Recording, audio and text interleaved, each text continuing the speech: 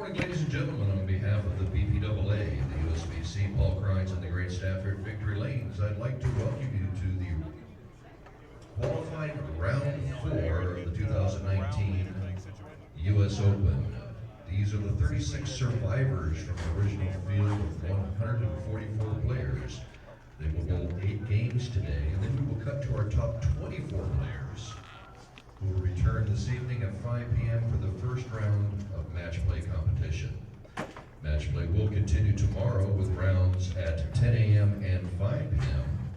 And then after our position round tomorrow night, we will cut to our top 5 players for our nationally televised championship round, live on CBS Sports Network. Please join us while we decide our 2019 US Open champion.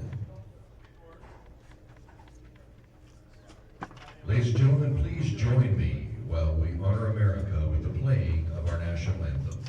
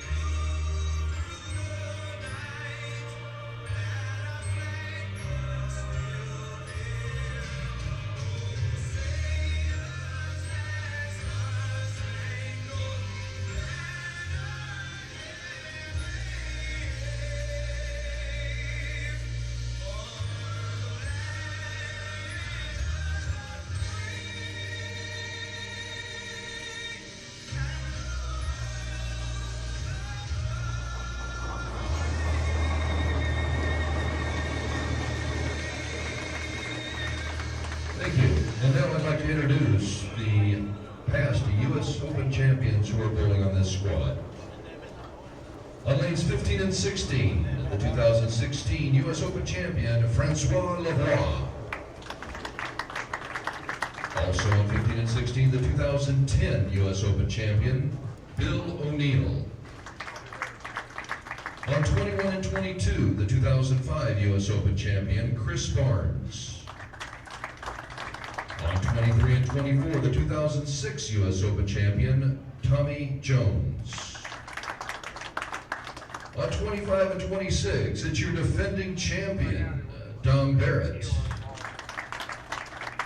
On 27 and 28, the 2008-2011 US Open champion, Norm Gunn. And on 35 and 36, the 2017 US Open champion, Rhino Page. Also on lanes 19-20 is our Block 3 high qualifier. He averaged better than 223 for his 8 games. Tom Dougherty.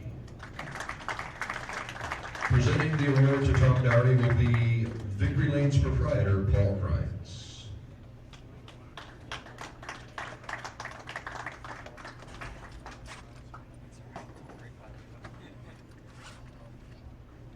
Thank you. All right, bowlers, your lanes are on. You may have 1 practice ball on each lane. Thank you. That's it! Oh my God, he almost missed it! Oh my God! He's got himself the 2018 US Open Championship!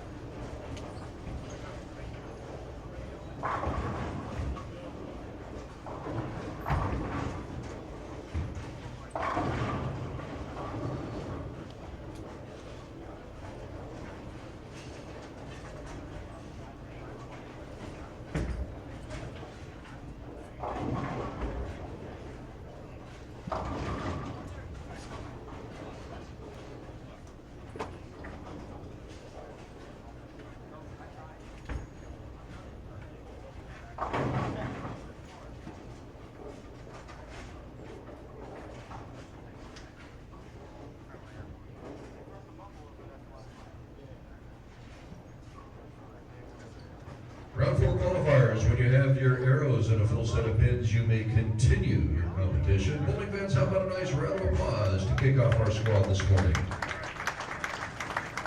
Thank you. Good luck, bowlers.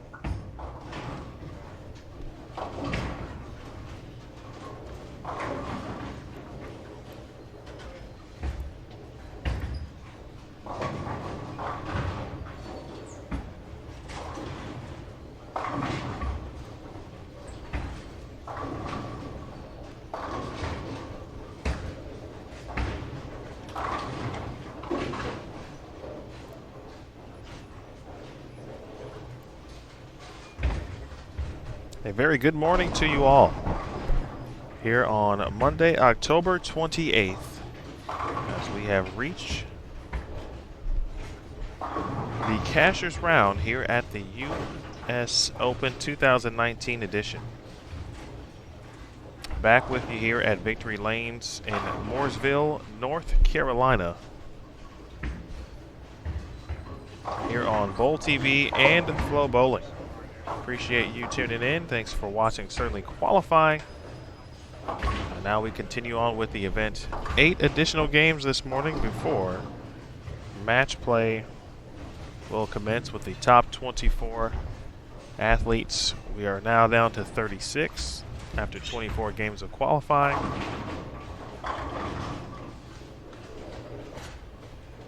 And again, after 8 games today, or this morning, 24 will advance to match play, which will begin tonight. The first round, the final 2 rounds will take place tomorrow at 10 a.m. and 5 p.m. Eastern. Of course, the 5 finalists after match play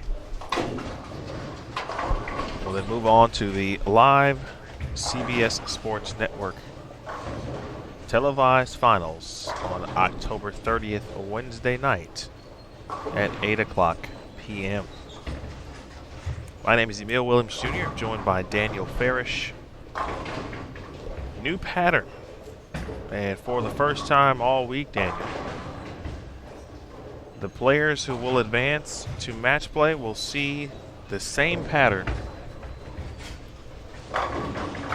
for consecutive times, which was not the case, of course, during qualifying. A different pattern each day during the 3 days of qualifying. Now, those who will advance will see pattern for today, tomorrow, today and tomorrow, and even Wednesday. And that includes the televised finals. What should one expect after watching a little bit of practice today from pattern 4?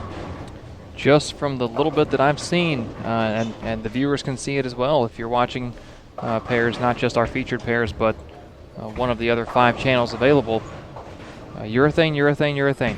A lot of people throwing urethane right out around 3, 4, 5. 4, 5, 6. Anything left of about 6, and it's going to kind of want to hook on you. Now, there are some outliers. Anthony Simonson's throwing resin. Martin Larson's throwing resin. Norm Duke. Francois Lavoie. Brad Miller. Tommy Jones right here in front of us. So a lot of different strategies employed. Tommy a little bit further left right there than we've seen some of the people that are out with urethane. Greg Ostrander throwing resin. So really this is just about get comfortable with whatever you want to do and go attack the lanes for 8 games and try to make top 24.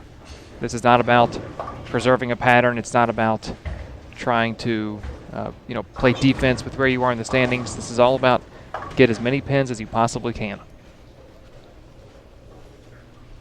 You mentioned Tommy Jones. He is on a pair with Oscar Palermo and Verity Crawley. And the defending champion. Not a warm welcome this morning. Stone 8 pin on 26. He is with David Samard.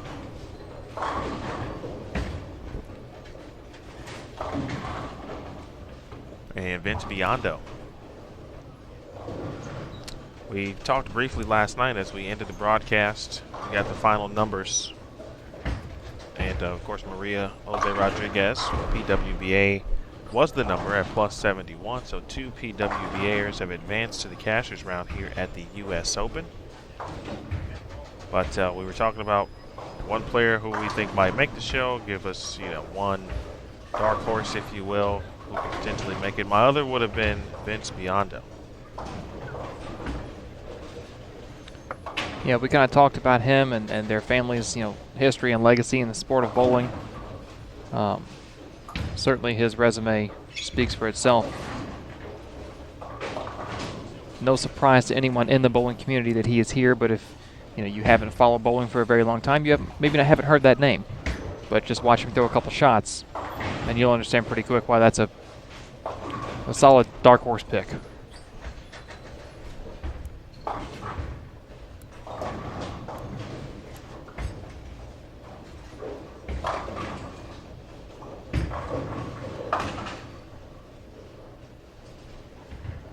Caught a little bit of practice, but certainly near the end, and you could still see kind of what you just talked about. I mean, just players. It looked like you could play a couple of areas on the lane. I didn't think you were locked into one item or one area.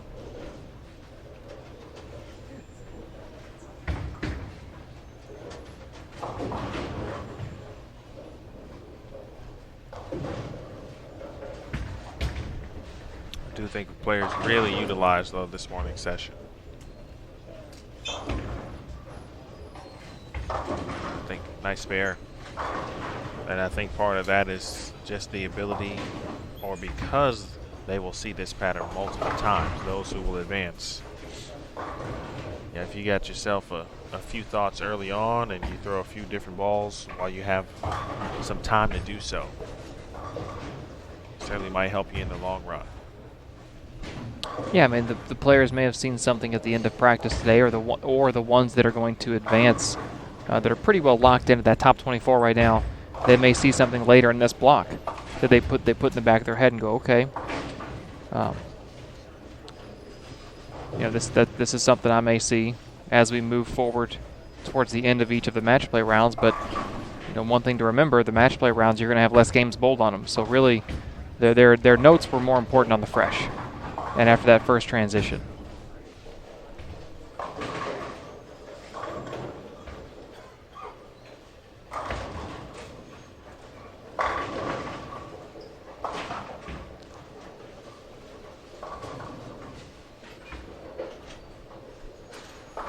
Hello to all again checking in, whether you are now watching from work, beginning of the work week, you managed to still be at home working, on the road, whatever it is you're doing, we appreciate you tuning in. As do the players. Nice job for Tommy Jones.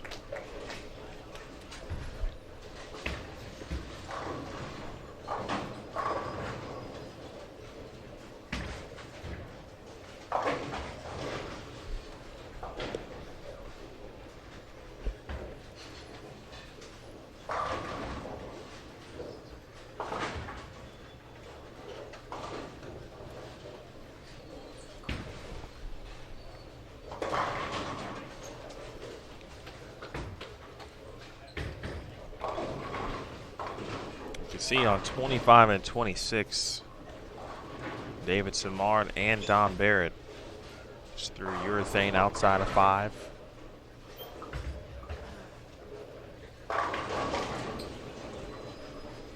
Chris Prather to our right, good start, double 9-spare, 9-spare strike.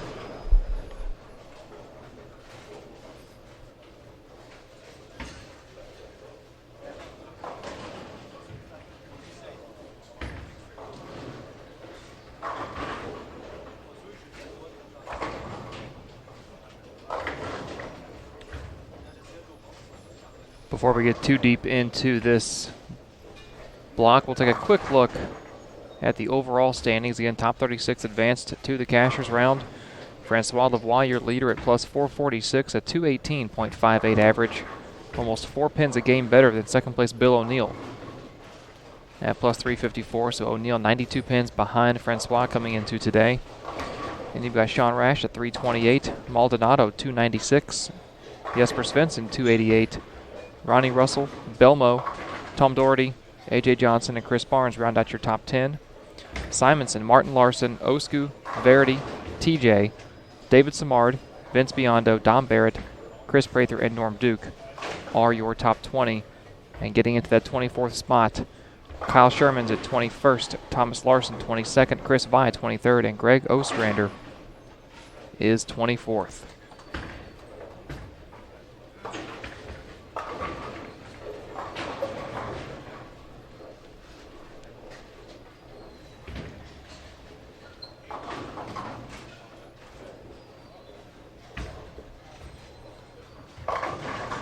And you all couldn't see it on the camera, but a few minutes ago, after Osku's shot in the 4th, he walked down and looked behind 27 and 28.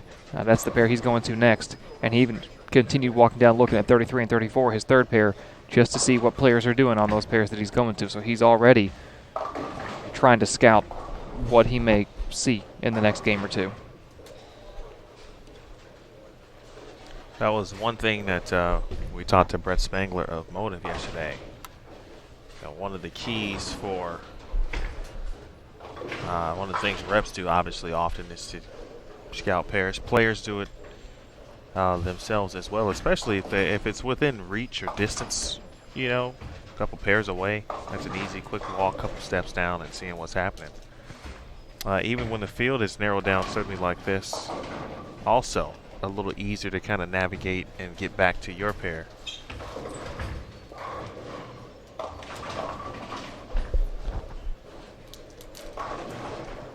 We know Verity has used, I would think, a good combo, but the majority overall, even going back to the PTQ, has been urethane. Yeah, she was urethane all throughout the PTQ all day, I believe all day yesterday. I know she said she used 2 balls, and I didn't think to ask her what her second ball was, but we knew she was throwing a purple hammer to start. We saw a little bit of it on day 2, and I don't remember day 1. Day 1 feels like a week and a half ago. Cannot argue with that. Just looking down the house, the way they have the pairings to start left to right is 1st to 36th. So as we look left of where we're sitting, we see the players at the top of the standings. Ronnie Russell has 1 strike through 5 frames. Maldonado and Russell has 3 opens to go with that 1 strike as well. Maldonado clean with 1 strike. Chris Barnes just to our left, back-to-back splits with no strikes. Larson just 1 strike in 4 frames. Same with Simonson. So these players are finding this pattern to be tricky, and it may just be the fresh. They'll give it a game or two. Certainly scores were low last night until about game 6 when everybody was thrown into the pressure cooker and we saw some massive numbers put up.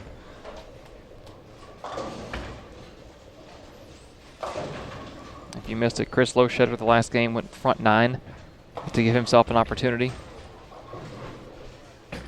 Brad Miller had 3 straight games under 190 before shooting 224 the last game to get in. Mike Machuga had a big finish the last couple of games. AJ Johnson shot 299 or 298 in game 7.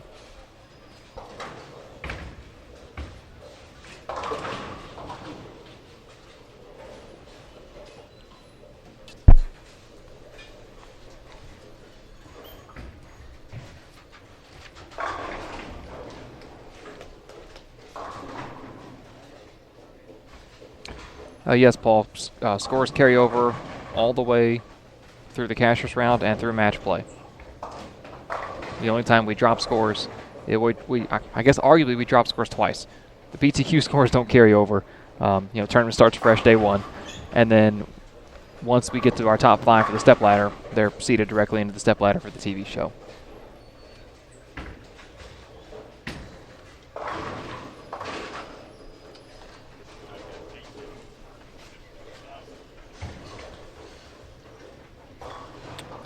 Prather, you mentioned, has been double spare 3-bagger. Thomas Larson opens with 2 spares and 5 strikes over on 29 and 30.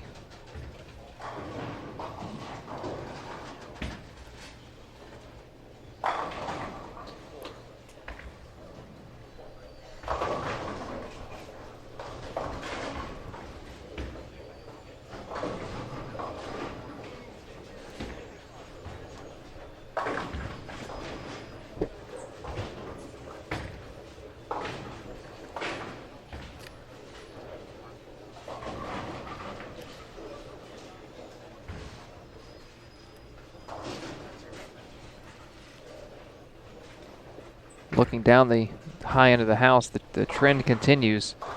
Maria Jose Rodriguez, no strikes through 6 frames. Brad Miller, 1 strike, 2 opens. Brandon Novak, 2 strikes, 2 opens. Rhino Page, 1 strike, 2 opens. So this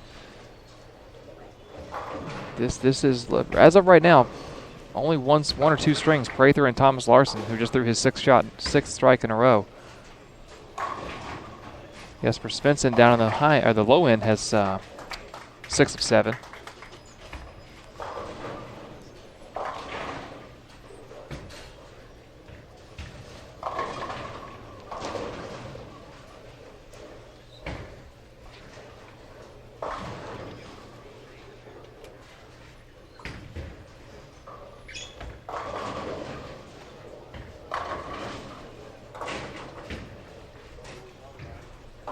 They already made a ball change to a different urethane ball. She came back 2 frames ago and picked it up out of the bag. I believe it's one of the asymmetrical urethane. The Black Widow urethane.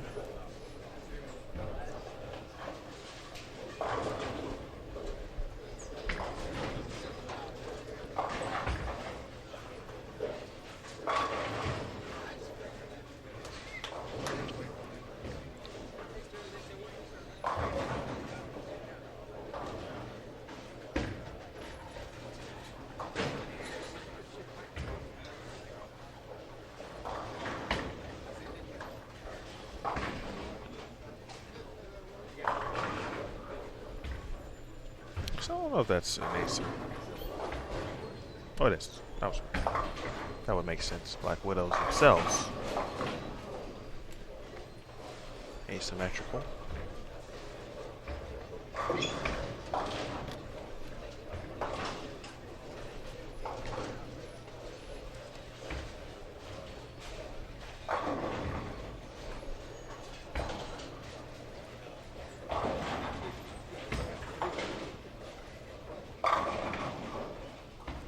Now 3 in a row for Dom. It's Biondo right now. 1 strike, but he is clean.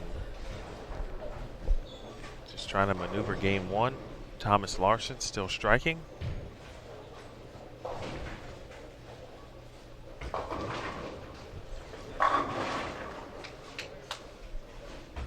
And now Tommy Jones. 4-bagger. He strikes here early.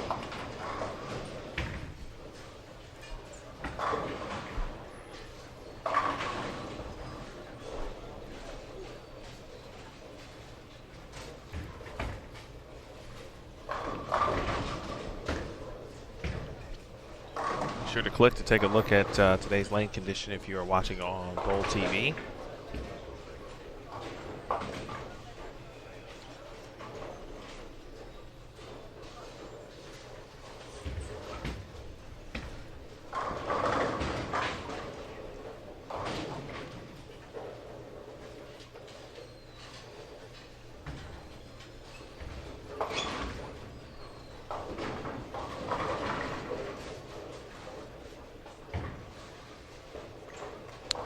Thomas Larson up in the 10th with a chance to shoot 279 down on lane 30. He's in his stance right now.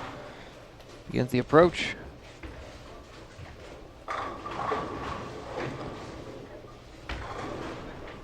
High flush carried it.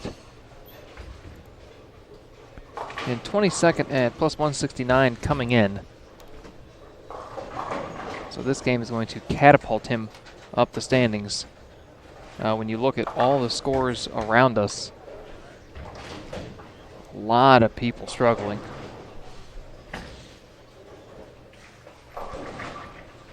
Seven frames in, Chris Barnes still looking for his first strike, right next door on 21 and 22.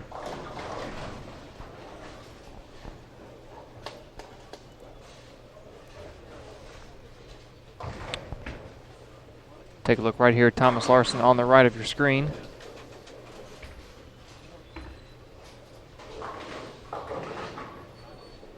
Gives away some count, but it's a good place for it. Better leave it there than in the 7th or 8th. solid 260 plus game for Thomas Larson.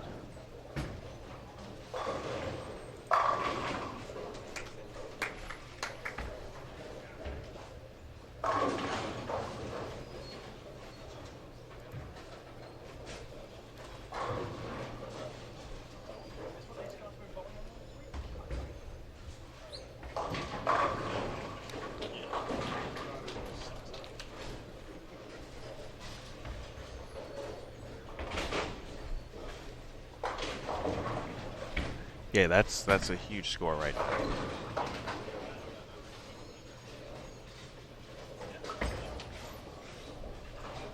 Someone looking to make a move early. I feel like you put 260 out there, and you know it gets to the wake-up call out.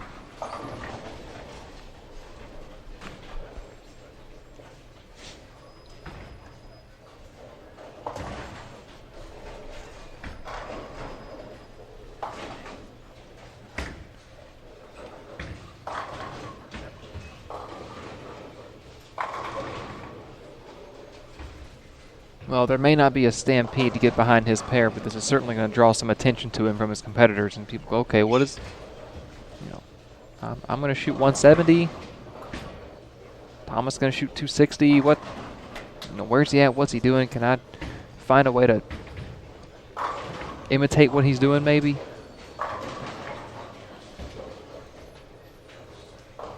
Everybody does have their own game plan, but sometimes it can be monkey see, monkey do out here.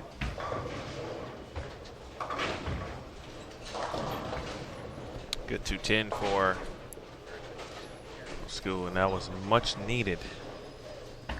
Double now gets him in the 170s. Tom Doherty, who the high block yesterday. Doubles, he can get into the 2 teens. Over on 19 and 20. Yeah, he shot 1797 yesterday, and it was quiet compared to the first 2 days. I mean, we, you know, day one, squad one, we watched O'Neal and Belmo trade the lead back and forth, and then nobody really got close to them all day. At day two, it was all about Francois just obliterating that 41-foot pattern. And then yesterday, there's so much attention being paid to the cut and who's doing what, you know, 10 spots above the cut, 10 spots below the cut, what's the number doing, and Tom Doherty's out there just 240, 230, 20, 240, 240, 230, 20. Just very quietly had the best number of the day on that 37-foot pattern. Jones back-to-back miscues after the 3-bagger. Still a chance to get into the 220s. Prather back-to-back splits for 200 even.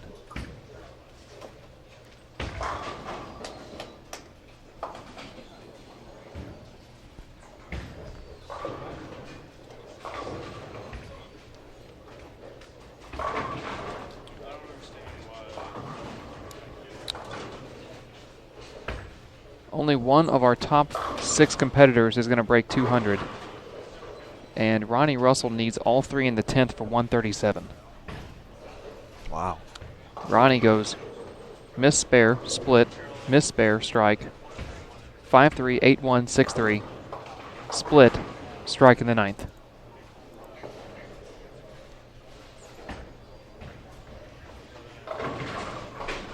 I feel even no pattern this week, even the 45-foot flat. Yeah, maybe there were some games like that throughout, and they probably were. We just didn't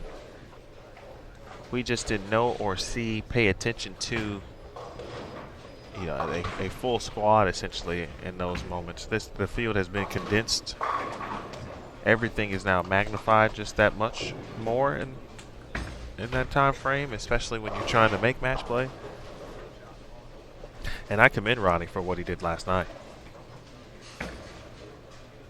Oh yeah, that fighting back and shooting 197 after the double gutter in the 4th. That, and then he had a similar game where he had to throw, you know, back 5-6 to get into the 202 teen range.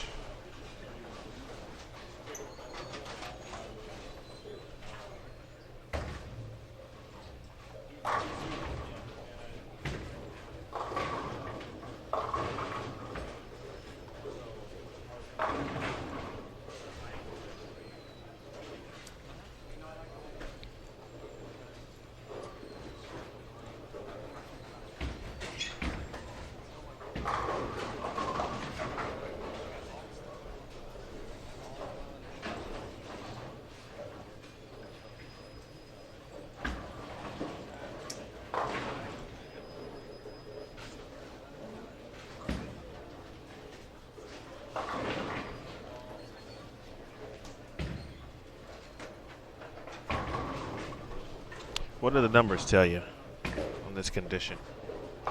And do they translate to what we're seeing? Essentially, why the early struggles for some? I almost kind of want to see where Ronnie's playing at. I'd be willing to bet where he's at now might not be where he's been the whole game. He's probably searching something fierce. And he just washed out in the 10th.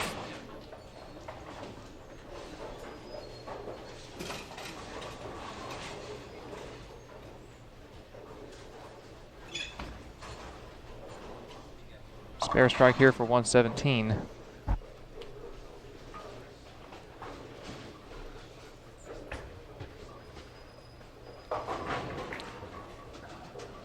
The one thing that jumps out to me is that there's no defined break point, and I don't mean more left or right, I mean more there, or not break point. There's no defined end of the pattern as Ronnie gets 3 and shoots 105. There's no defined end of the pattern. I mean, it's 41 feet, or excuse me, it's 40 feet long. But on the forward run, it stops laying down oil at 25. So there's 15 feet of buff, which I believe that will leave a lot of inconsistency at the end of the pattern. Some areas are going to get carried down. Some areas are going to have oil taken up. It all depends on what kind of balls are going down the lane. But it looks to be a healthy mixture of a 50-50 almost of urethane resin. Urethane out in your 3. You've got Tommy in with resin. You know, kind of a little bit left that. Kind of crossing between second and third arrow out to about 6. I shot a little bit tighter, but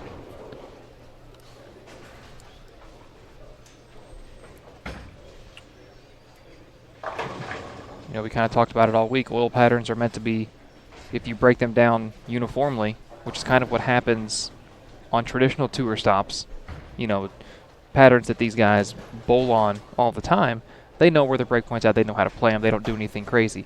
When you come out to a pattern you've never seen before, that's when everybody's the wild, wild west. And there's no uniform place to play on the lane. Things get messy.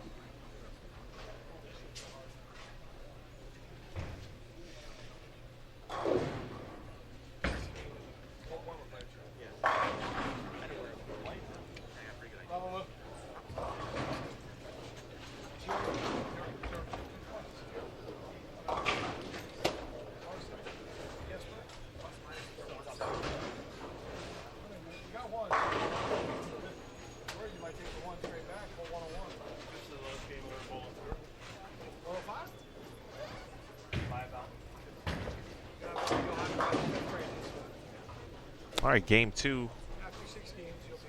It is underway, or almost underway. It's underway on the high end of the building.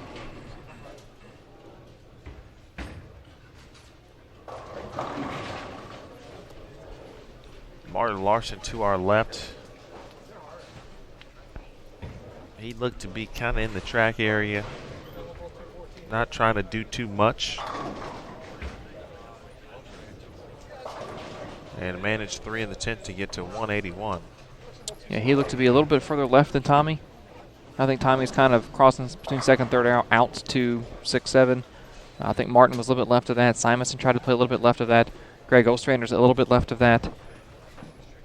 Ronnie's, at least his 10th frame, that was kind of the area of the lane he looked like he was trying to get to.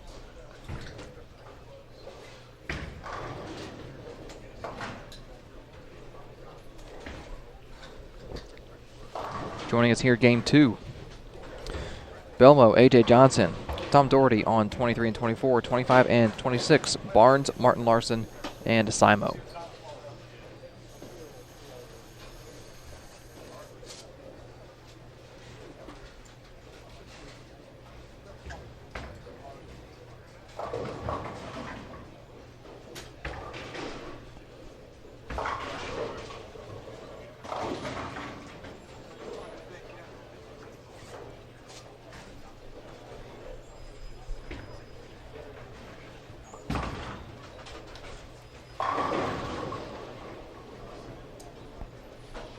All right, so we'll have Belmo. As you mentioned. Should be a good cross. These little rev rate on this pair now. And not that we didn't have it, but Tommy. The highest rev rate, I would think, with David Simard and... No, David Simard wasn't on that pair. Severity, Tommy. Osku. Oh, okay. Two out. And here you go. We talked about urethane out, resin track area, resin left the track area, and Belmo was in the track area with resin. Or with urethane, excuse me. So again, all kinds of game plans out there.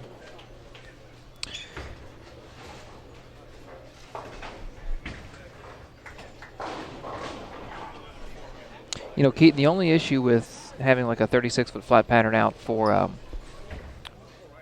pattern number 4 is that it would be a race to the gutter with urethane for 8 games today, and then for 24 games tomorrow.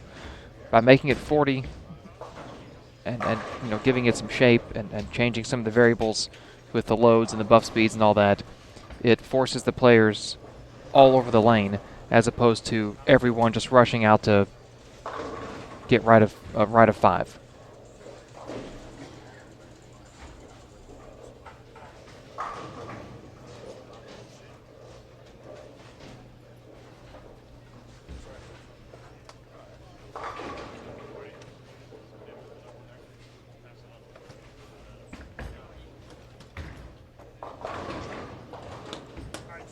Although I do want to, at some point, work an event. I wouldn't want to bowl it because I don't want to be, you know, stuck watching it in awe while I'm bowling.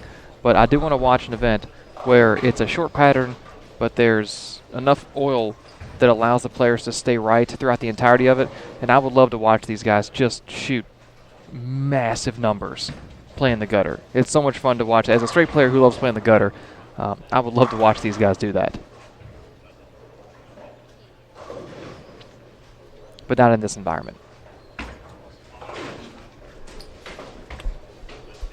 That's not something we see every day. Jason Belmonte misses a 10-pin.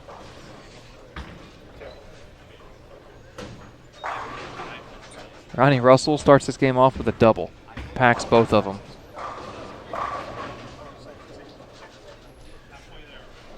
I mean, you almost knew he was going to do that, right? And in a sense, because there's no way he was shooting that again. Well, while I will agree, he wasn't going to do that, shoot that again. You've got better senses than I do, because that's, I mean, coming off a game like that, it's apparent he had no clue what was going on in that pair. Yeah, and I do understand that. I just think that it's a different. I think these guys are on a different level. Like, I think it's easier for players at this level, and I could be completely wrong, right? And it's certainly debatable.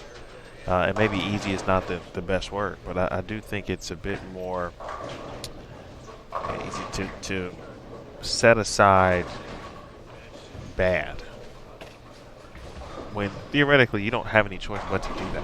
Yeah, I mean, and that's right. I mean, you want to make the top 24, then you got to move on. Period. I think talking to Jim Callahan of Storm, yeah, he thinks a part of it, just overall, game 1 was tough because of a lot of indecision. And it, you know, I think you mentioned it a little bit in regards to define place to play, define hook spots.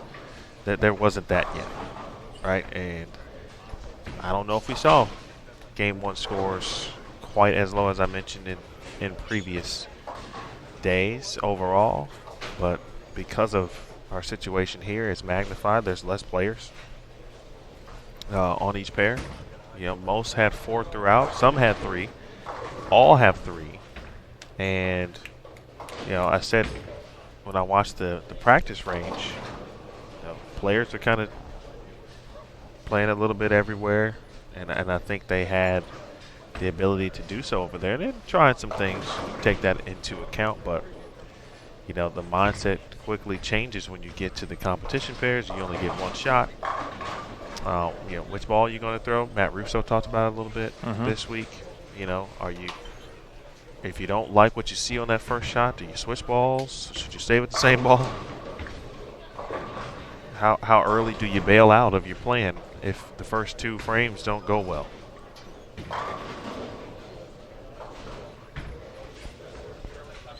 He also mentioned, Jimmy did, that he anticipates, he certainly would expect them to get better. He even thinks they're kind of better right now just because they might be slightly blended with a game's worth of bowling. And then again, also bowlers watching other bowlers. You know, what Tommy was doing on this particular pair seemed to be one of the best looks. Obviously, Thomas Larson with that type of game in game 1. You know, he basically had the beat on the rest of the field.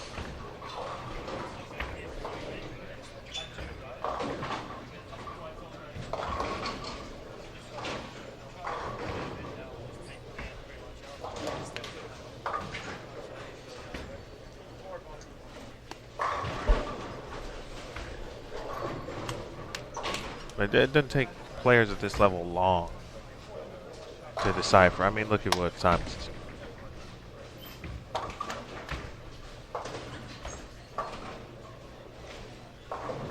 That's an area of the lane that I did see played this morning on the practice range, and then also saw players playing 5 on the practice range as well, in the track as well.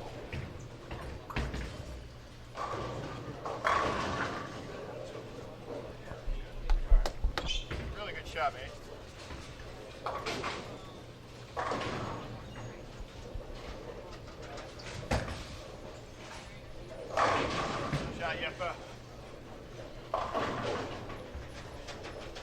Much better starts across the board. Just looking overall. There are a few players who struggle. I think today, maybe even more so than the rest of the week, because of the way certain players began and where they played in game 1. Pair-to-pair might be a bit more tricky today. Yeah. This morning. I don't think that would happen this evening when match play starts. And match play is a completely different beast as well. It's a whole new set of parameters with obviously less bowlers. Wow. Man. CB not having any kind of fun so far this morning.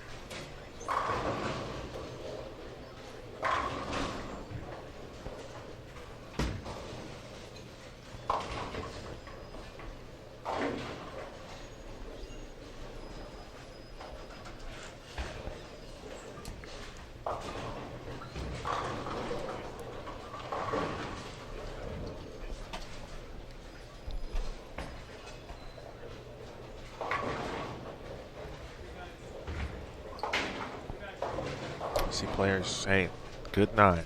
9 is good.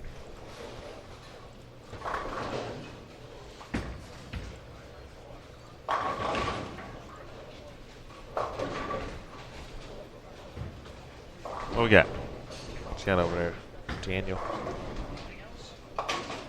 Nothing yet. Okay.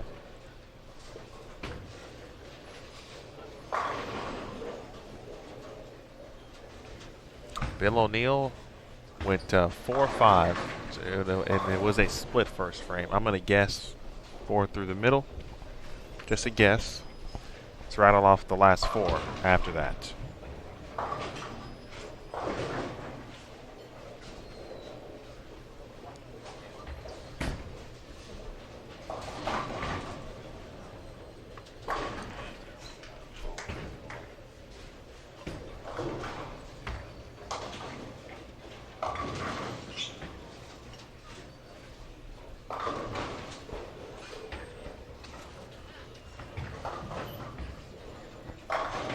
Boy, this morning it's going to be something else. I still think about game 4. I think we'll see some consistent numbers being put up. It's just going to be a grind to get there. Yeah, I agree. I mean, that's what we're seeing. you know, figuring out how to do it this morning, where to play, and whether or not their original ideas were correct. The adjustments, the plan, or their second plan in the arsenal. The backup plan.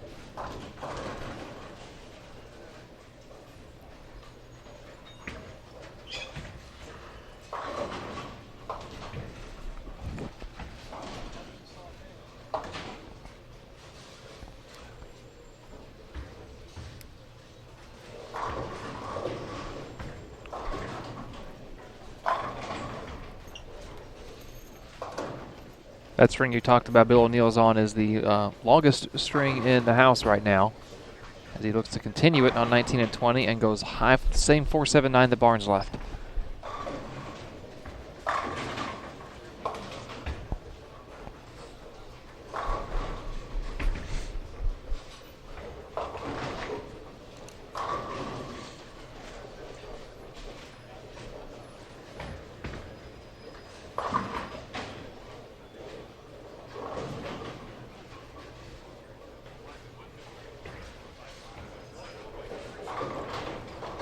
Some miscues here for Chris. Oh no, I didn't see that.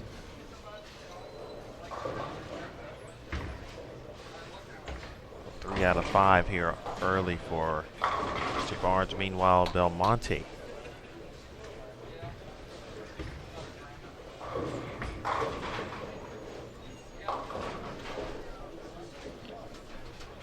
So Belmo strikes in the 5th.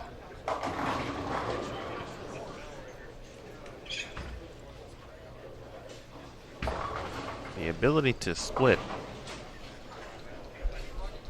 is definitely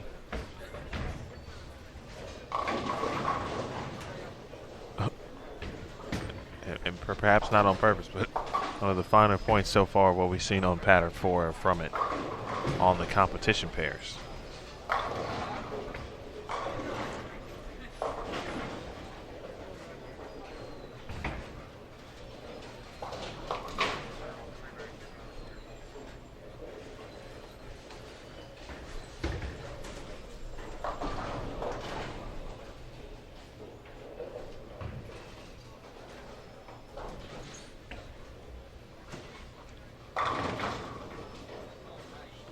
Nice shot there for A.J. Johnson. Nice spare for Simo. That was, yeah, you don't see it shot that often in that direction. No, you don't. You see it often going from left to right and trying to, clip the head pin on the left while the ball is going right toward the 6-10. He basically went at the 1-3 and got that 6 to wrap around the 10 and kick it out.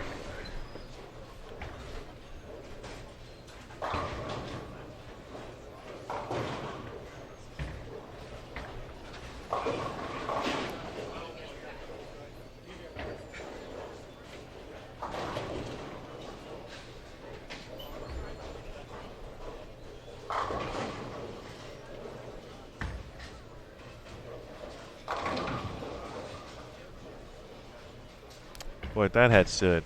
I was thinking the same thing. Penn should be happy that it did not. Belmo left lane.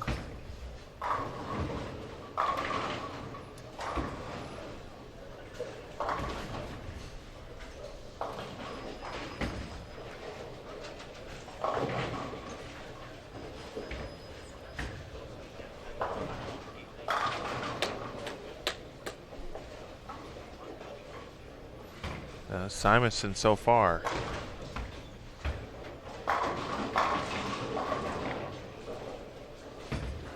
Looking excellent here in game number 2.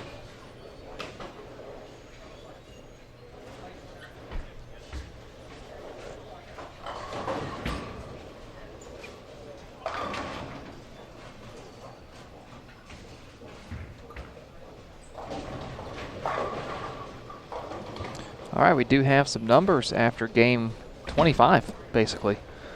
The top Well, the top 6 players, top 10 really haven't changed all that much. Francois at 441, O'Neill 349, so a 92-pin lead for Francois. Rash at 323, Maldonado at 318, Tom Doherty at 303, Ronnie Russell dropped to 273, Jesper Svensson at 266, Belmo 245, Barnes 244, and A.J. Johnson 228. The cut right now, Chris Vi plus 131. Players that are around the cut, 19th is Osku at 148, Marshall Kent in 20th at 145. Both Thomas Larson and Kyle Sherman tied at plus 140. Sterner at 133. Chris Vi is the cut at 131. 25th is Dick Allen at 107. Ostrander 102. Machuga 101. And then about a 18-pin drop to Dom Barrett in 28th at plus 83.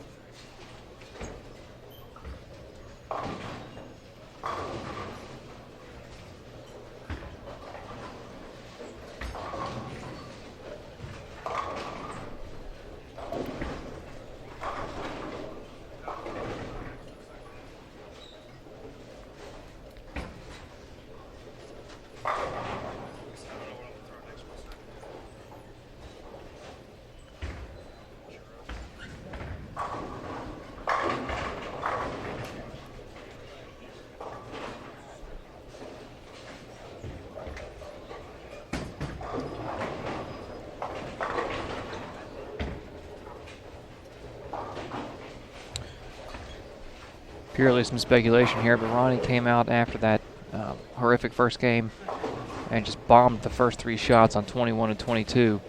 And I think part of that may have been simply bowling with emotion. You know, being angry, being mad after the 1-0 and just telling yourself, you know, I'm not going to do that again. And bowling with emotion, if done carefully, you can do it, but for very short stints, because at some point that emotion wears off. And the adrenaline of telling yourself you're going to bounce back from that terrible game wears off. And I think that's kind of what we're seeing. Front 3 just nailed them all. And then, I mean, he was hitting targets and peppering the pocket for those 3 shots. And all of a sudden in the 4th, leaks it out, washes out. In the 5th, goes runaway Brooklyn. And I think the emotion at that point kind of had worn off. Excuse me, and now he's not quite back where he was, because he is filling frames on his makeables, but he got past that moment. Now he's got to figure out how to finish this game. 3 in a row from Barnes now. 5 strikes and 3 opens this game.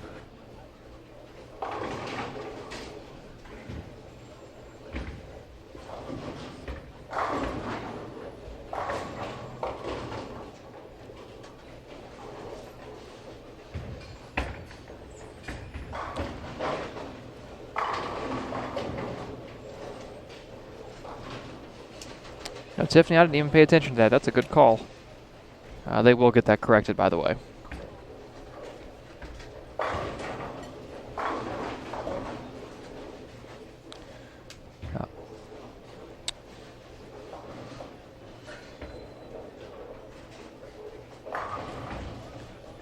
Disregard the standings I gave you, because they've also got Tom Doherty shooting 263, and that was Thomas Larson. So give them a game, and it'll all correct itself out. If that's the worst thing that happens today, it's going to be a good day. Well, for us. The bowlers may not.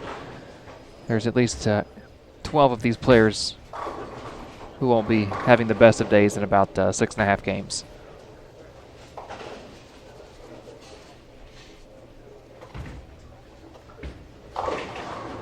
Nice conversion on the washout from Tom Doherty.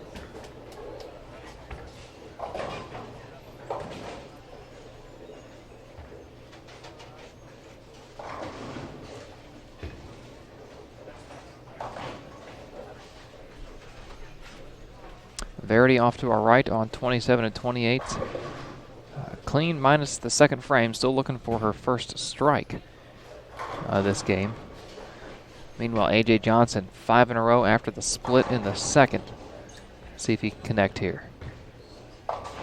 He cannot.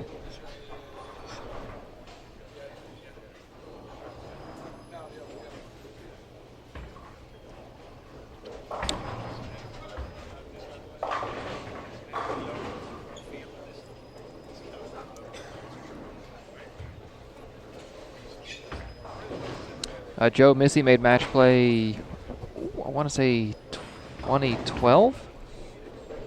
Correct.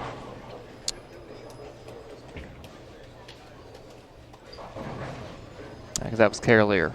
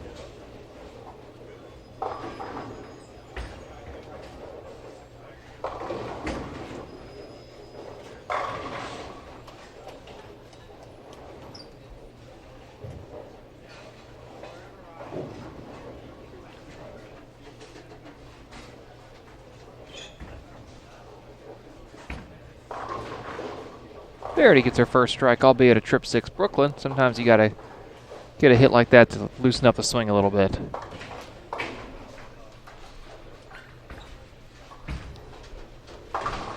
Verity said last night, you know, it's important for her to just continue to literally just keep doing what she has done during the first 3 days. You know, similar because different pattern, right? New day, different pattern. That part essentially is the same. You got to work to figure some things out. Hopefully the game plan that you came up with worked. And if you need to make adjustments that she's done, you know, essentially throughout this entire week, the only real difference is right now for her is obviously, and everyone else, that you're trying to make match. And so for mentally, you're just trying to keep that away from you.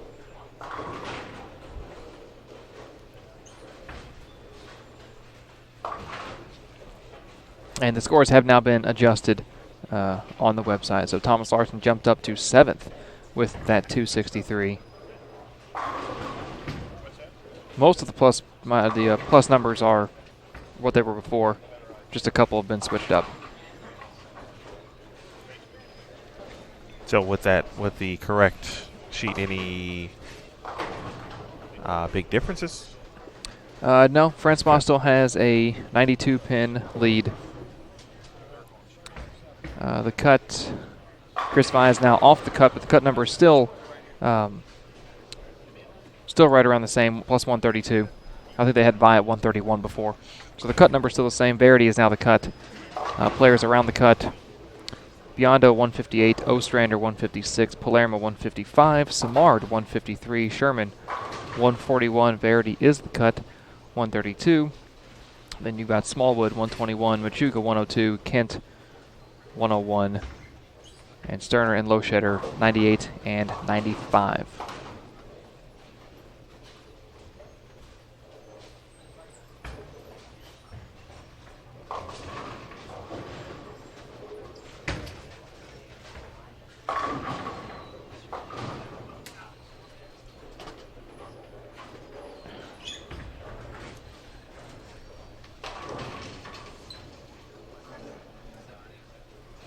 Verity just tripped 410, just carried that, and that's a double. So trip 6-pin Brooklyn, trip 410. Sometimes the pins are going to give you breaks, and they haven't really given anyone breaks this week. So I was going to say, listen, from what we're seeing right now, I mean, it could be the best double in the house this game.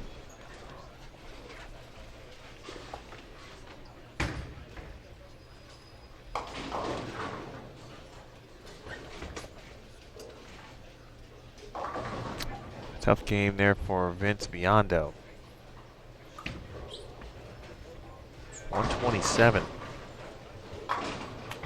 So scores that we know, at least that we've seen, there has been a 105 and a 127 within the first couple of games.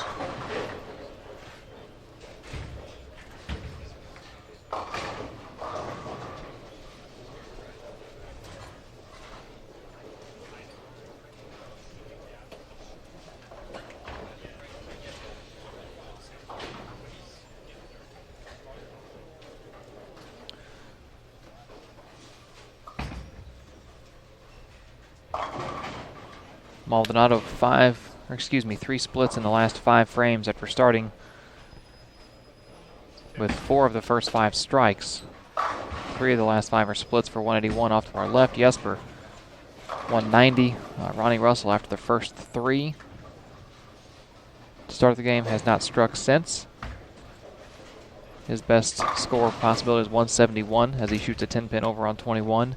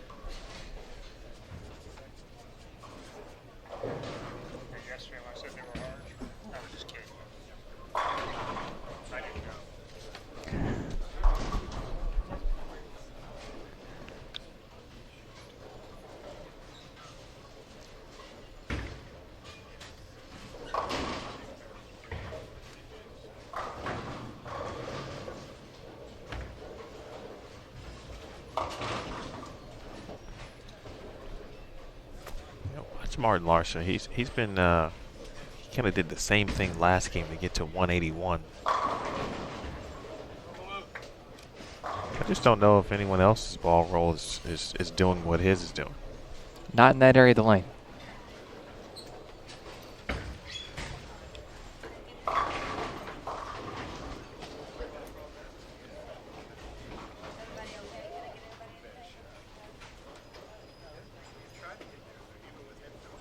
That ball looks like it's 3,000, 4,000 wet sand, which is a pretty smooth surface. There may even be some rubbing compound on that ball, which rubbing compound gives it a sheen, but not the shine that you get from polish. And if you've ever felt rubbing compound they use on bowling balls, it's kind of a gritty type feeling. So while it does put a sheen on the cover, it still has a little bite in it. So it gives you, theoretically, it gives you the best of both worlds. It gives you a little grip in the mid lane where the ball's not going to completely skate down the lane like polish, but it still is going to give you a little bit more length than you might get if the ball was just wet sanded or dry sanded. I feel that, as you mentioned, Martin Larson in that part of the lane. I mean, AJ's it looks really good. AJ looks really good. It's just, if he misses, like he missed right, and washed out, and then one that really didn't look too bad. He got 5 in the 8th frame.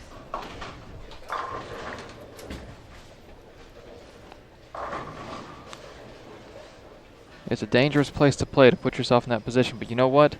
If 2 of those 3 opens he had were just 9 spares, he's got one of the better games in the building.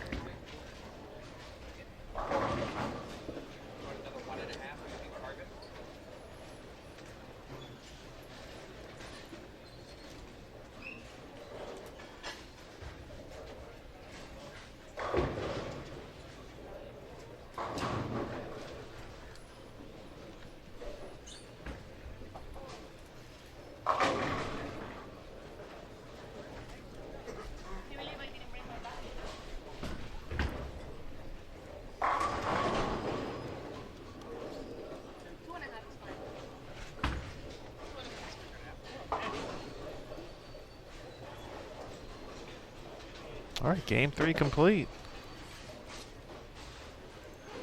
Already?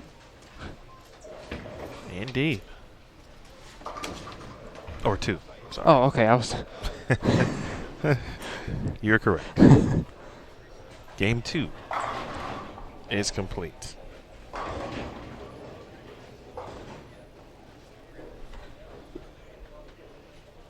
And for some, it couldn't have come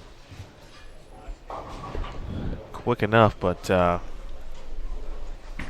folks, Christmas time is coming up, and new bowling gear is always welcomed.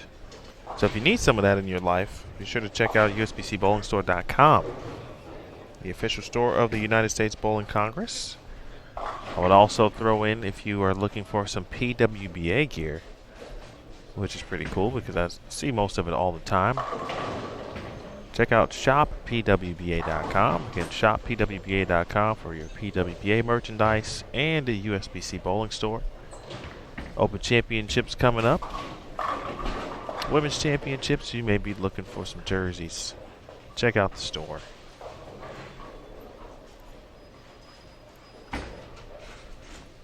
So Francois, Bill O'Neill, Sean Rash here on 25 and 26. I think at this point, game 3. Francois out. We saw Anthony Simon in on that same pair. Chris Loshetter, as Daniel mentioned top of the broadcast, Osh went front 9. He washed out, unfortunately, in the 10th frame, but his 2 on the count was enough. Just. He got 3. I thought he got 3. He did. He was shooting the washout Yeah. and picked off the 2-4-10 and Pretty left sure the he got headpin. 3. Yeah. Yeah.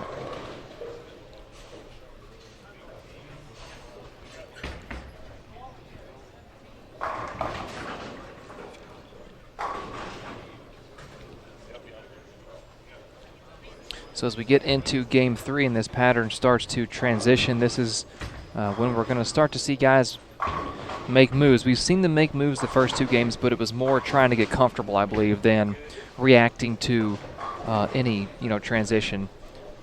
It may have been a small gradual transition as the pattern tightened up or made its first move, but I think right here in game 3 it was when we're going to start to see the first major changes in this pattern.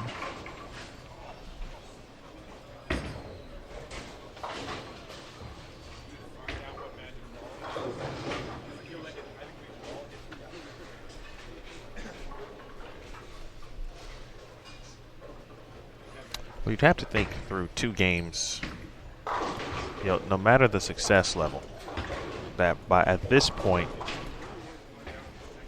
the majority of the field is saying, okay, here's what I have, perhaps here's what I don't have, and here's what I'm going to probably need to do throughout the day to get through this thing and get to the top 24.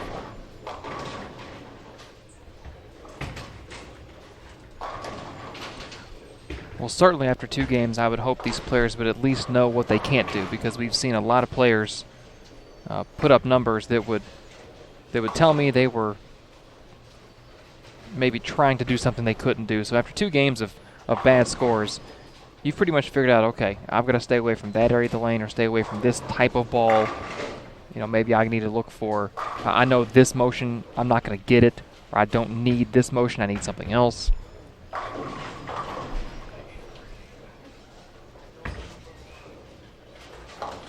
It's just part of it. The minute you figure out a pair and you strike out in the 10th and shoot 180, you switch pairs. I mean, it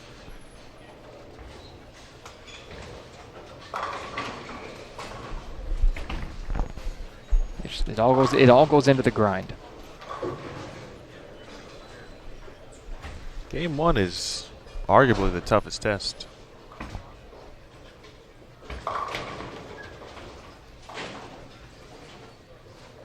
Which is weird because normally game 1 is the game you would think would be the best because you get 10-15 minutes of practice. We don't get that out here. And that's where it's very unique to that sense. And for pattern integrity.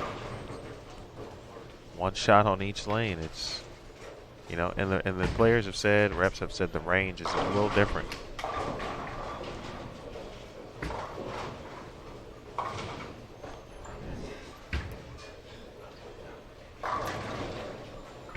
If I had to guess, the range probably plays a little bit, and this is based on no information from talking to anybody, but I would guess it's probably a little bit tighter. You look at, the front desk is down here on the high end. We're situated behind 24 and 25. The front desk is right behind 34 and 35. So typically they'll put open bowlers in leagues near the front desk. So over the course of a bowling center's lifespan, it would make sense that the lanes further away from the front desk don't get used as much, not as much wear, don't see as much friction down there.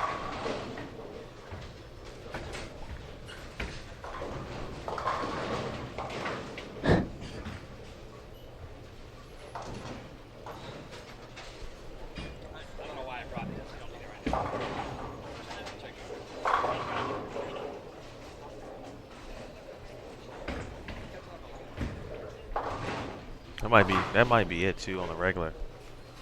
I know I did hear some folks say they thought it might have been hooking. Whatever the characteristics might be today, if there are any differences, the ability to kind of play everywhere and have something decent on the range may have given some false looks today. Or you could do what Chris Loschetter is doing and really kind of taking the lane out of play.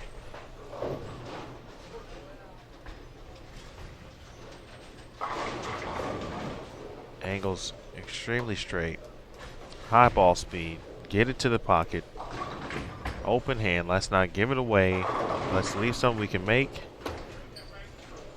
Well, let's see what kind of run we can do.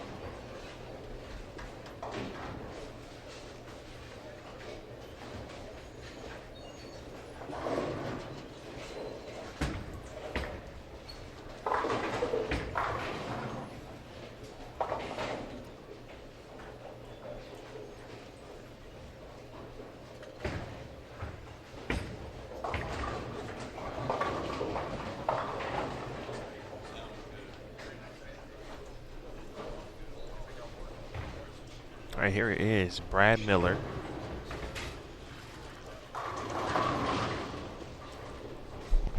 Brad in a similar area. We saw Belmo in this area, but Belmo was using urethane. Like Martin Larson was in that area of the lane early in game one on this pair.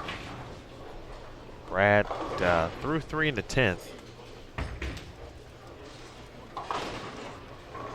to earn his spot last night.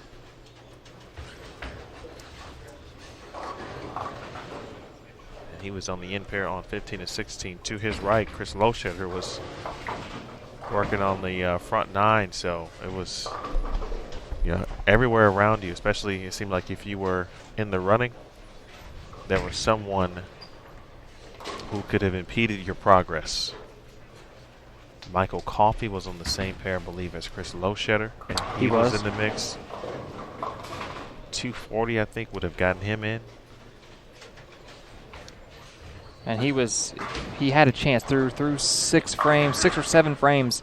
Coffey could lose a hit and still get there, but then he opened the 7th, 8th, or the 8th, 9th. I forget which two, but he opened back-to-back both splits, and that pretty much sealed his fate.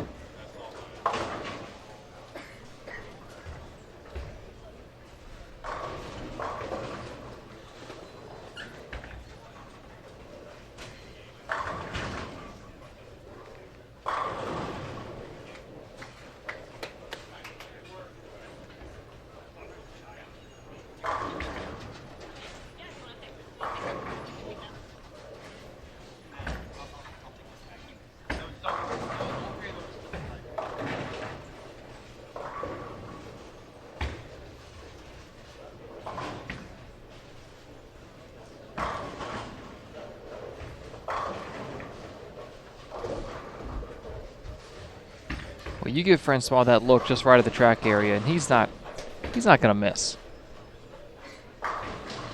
When he gets the ball to the pocket, he's going to strike. No, and I think his track record speaks for itself in that regard.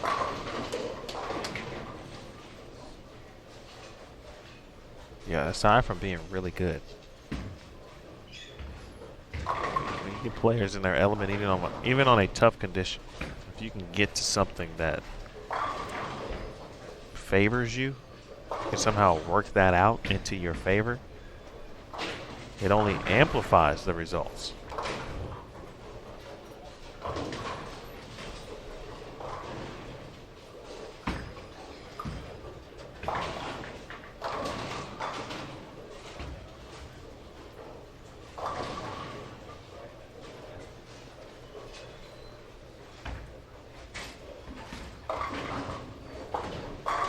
Loesch is not playing.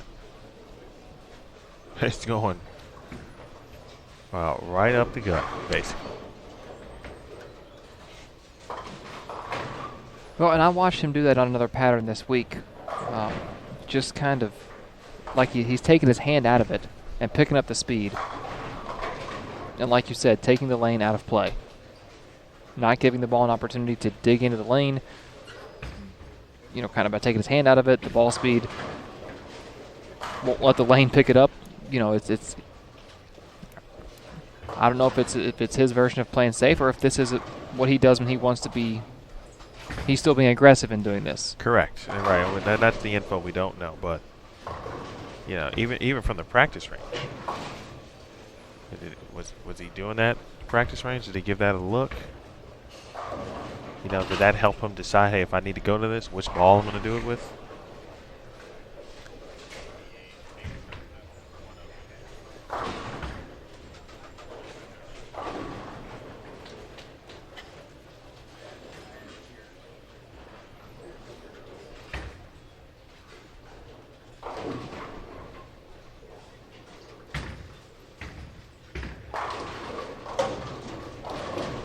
Jesper double, 8-spare double on 27 and 28. His last shot looked to be a non-urethane ball. It's hard to tell, but the label suggested so. O'Neal, bang. And Bill with a big double. Brings 5 and 6. Brad looks like he's made not too much, but that may have been a subtle move left. We do have some scores after game 2. Chris Prather leads the block at 479. That was a combination of 200 and 279. Thomas Larson 468, Norm Duke 442, Ostrander 426, and Svensson and Page tied for 5th on the block at 412. Now overall plus-minus scores through 26 games. Francois 437, O'Neal 362, Sean Rash 311, Jesper 300, Maldonado 255, Prather 253, Belmo 249, Larson 237, Thomas Larson 237, Tom Doherty 220, and Norm Duke in 10th at 216. Getting down to our 24th place cut for match play. Verity still the cut at plus 120. Smallwood at 127. Osku 133. Ronnie Russell 135. And then it's a bit of a jump up to Samard in 20th at 154. And then Chris Vine, Chris Barnes at 164. Just below Verity, she is at 120. Marshall Kent, 113. Rhino, 104. Vince Biondo, 85.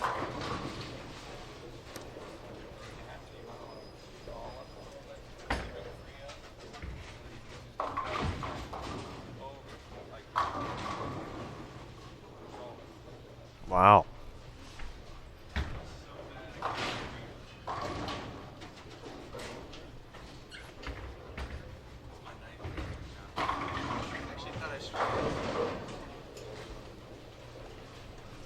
Can't say I saw that one coming from Sean Rash. Felt like a really good shot. He kind of stepped it out. I mean, I think he liked it. I think he did.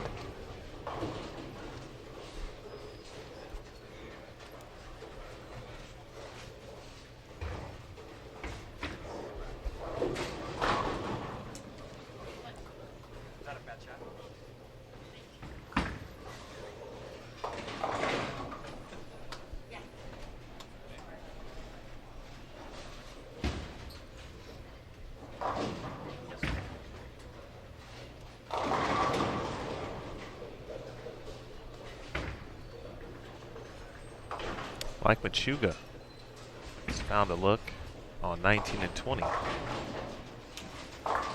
He's got a single pin to work with in the 10th frame, strike getting him to 227.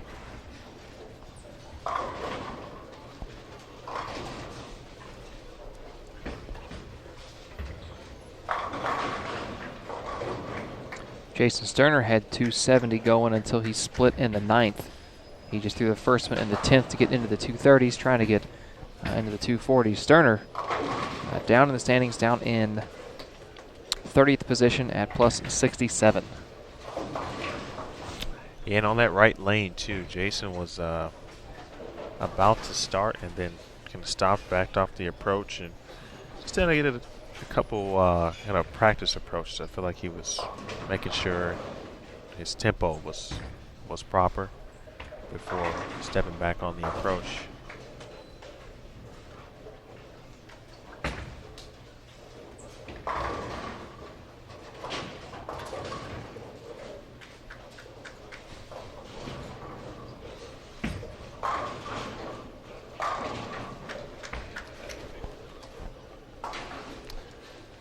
Well, Daniel, they're showing us that you can play right of the track. Bill's aced a couple shots in this left lane. Francois continues to ace shots. Sean Rash is even in there. I wonder just this group looking at what one another is doing and saying, okay, they're all in that same area. And I'm speaking of specifically the cross on 25 and 26.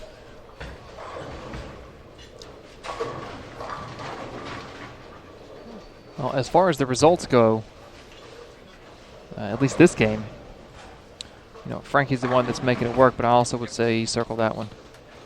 Whew, that ball drove through.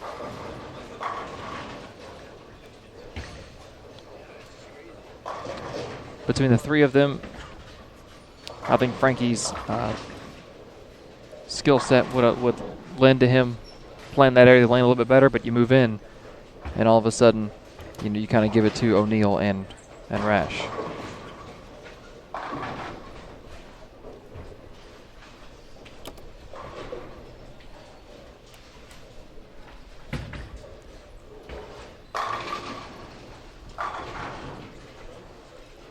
If the leader of the tournament is doing something, would you check out what that person is doing? Not a doubt in my mind. The only way I wouldn't is if they were left-handed. Even if I'm bowling a tournament and Belmo's leading, I'm going to go see what breakpoint he's using. Because let's say he's using a breakpoint of, 7, and he's crossing 27 at the arrows. Am I going to go 27-7? Absolutely not. I can go 15-7. I can still get on top of that breakpoint.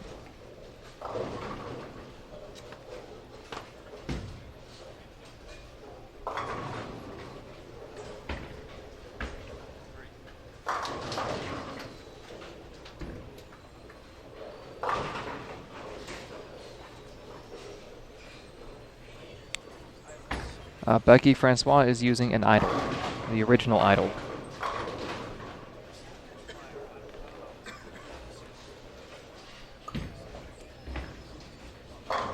Oh man.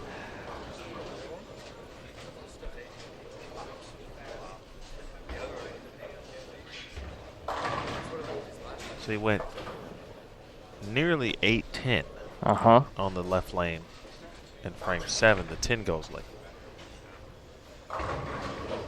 Then he just obliterates an 8-pin.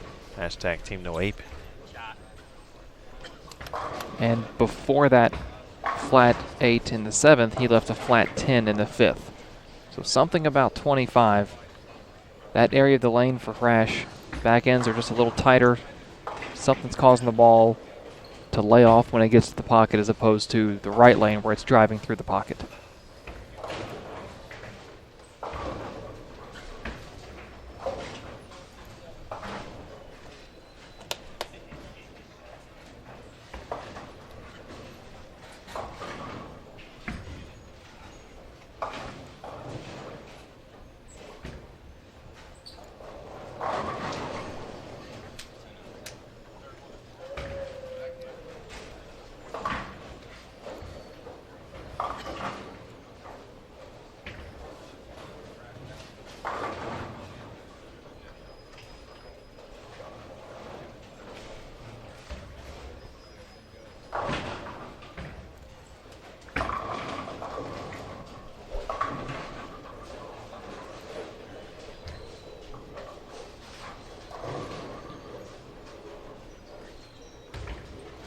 It's not going to get there. Yeah, Loesch is very, as I kind of watch him at the bottom, he's very open with his hand at the bottom instead of grabbing it or getting around it or hitting it. He's open, he's up the back of it. So he's trying to kill that ball, combine that with the ball speed as much as possible.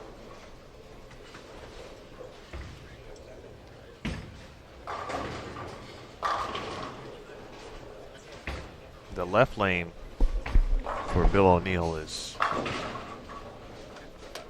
I won't say obviously the best one, because I think if you've been watching the left lane and what he's done on the right lane, that's pretty clear. But how many boards or some additional little hook spot on the right lane has been the difference.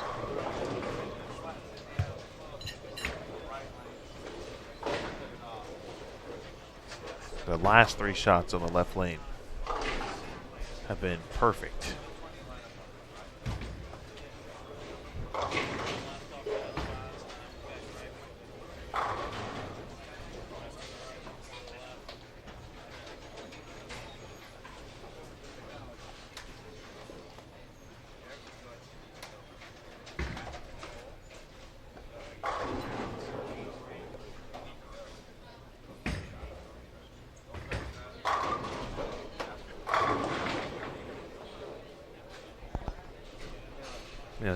You got everything you need right now in the left lane for Bill. Obviously, he's only got a shot left. And then see frames 2 and 4. Shot there from Maria. Frame 2, he left a 6-9-10 and took the 6-9 straight back.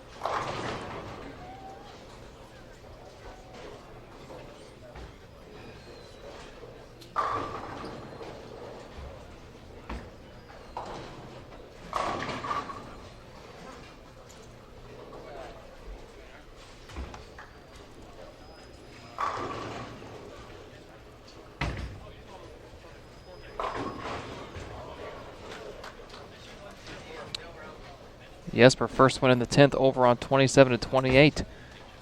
He can get one more, he'll be in the 270s. Strike, strike, 8 spare. Split to be converted in the 3rd. And 7 strikes on the back end of that.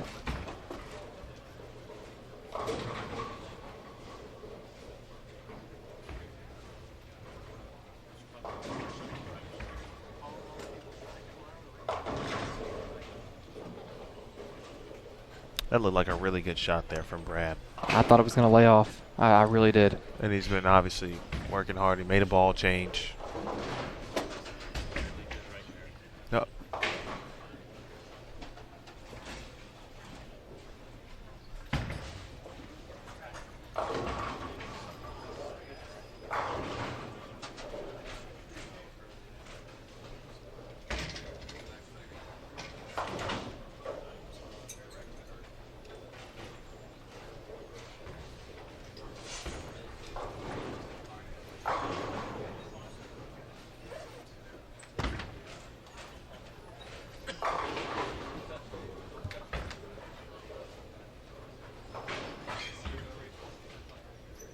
Jesper 7 pin in the 11th. He will shoot 267 pending the spare attempt.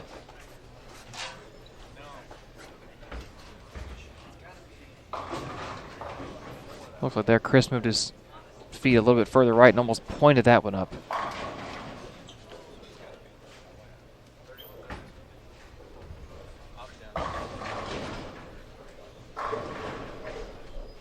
What a cross. 257 for Lavoie. You know, Rash is a few frames away on the left lane from getting to, you know, at least 220. Same thing for Bill, except on the right lane.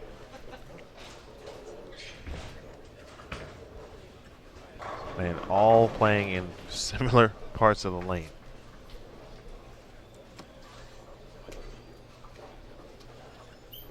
If you are just joining us, this is the end of game number 3. We've got 8 to play here in the Cash's round of the 2019 US Open.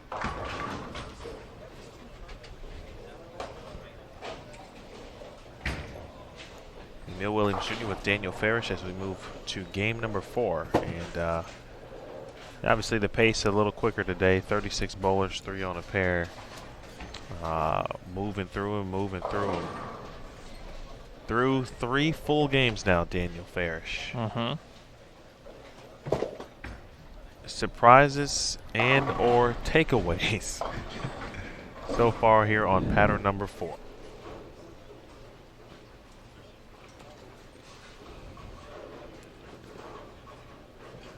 It's kind of what I thought when I saw that it was a 40-foot pattern, because 40-foot patterns really, unless you have an extreme volume, they lend themselves to players playing all over the place. What I like about what I'm seeing out here is that rather than everybody just jump right with urethane like you would see at a typical amateur tournament, these players aren't. They're not taking the, I guess I would call the safe out, the easy out. They're staying aggressive with resin because they know that in the long run, resin is going to give them the look they need. Also, the volume, with as high as it is, from my experience, I mean, no matter your rev rate, no matter your style, 30 on the unit, on the milliliters, seems to kind of be a cutoff for where you do and don't use urethane. Now, there are, of course, there's exceptions here and there, but for the most part, 30 is a number where, okay, if it's north of 30, urethane's not really in play. And I believe for the most part, I mean, people have gotten away from it. They've went to resin. So I'm glad to see that. A good point you made. All 3 of our leaders last game in the same general area of the lane. And I think as we move on, we're going to start to see more and more of our crossing pairs playing a similar breakpoint. Now, styles may lend players to being a little deeper. But I think they've all kind of settled into a uniform breakpoint at this point in the day.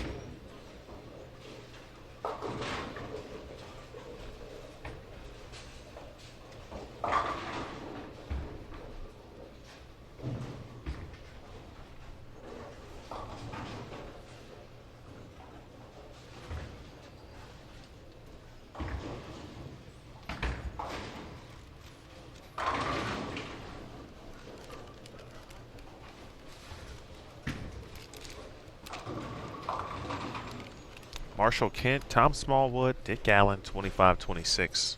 Again, Thomas Larson, Chris Vi, Greg Ostrander on 23 and 24. If we keep going, 21 and 22, we've got Kyle Sherman, Norm Duke, and Chris Prater. 19 and 20 sees defending champion Don Baird, David Samard, and Vince Biondo, the third.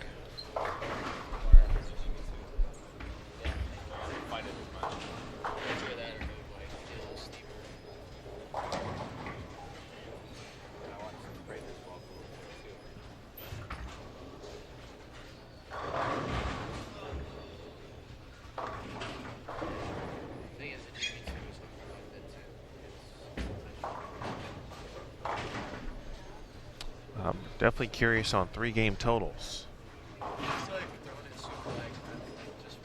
After the first 3, and we should see scores here momentarily.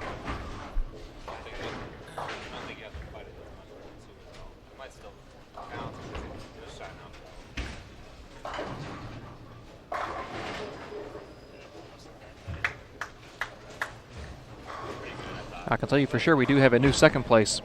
Okay. That's going to be Jesper. Jesper was at 300, shot 267 that game. Yeah. O'Neill was at 362 and shot 180.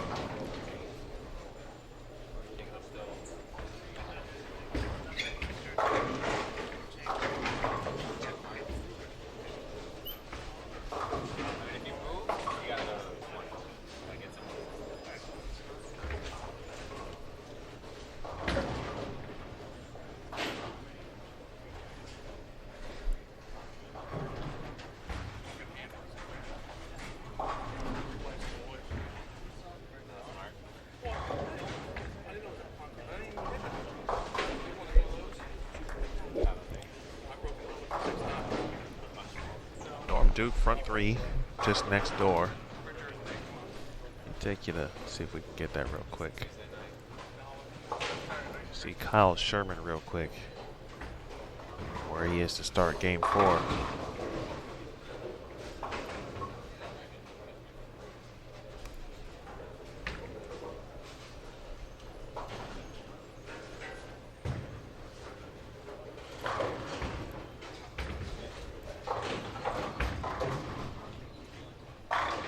Oh.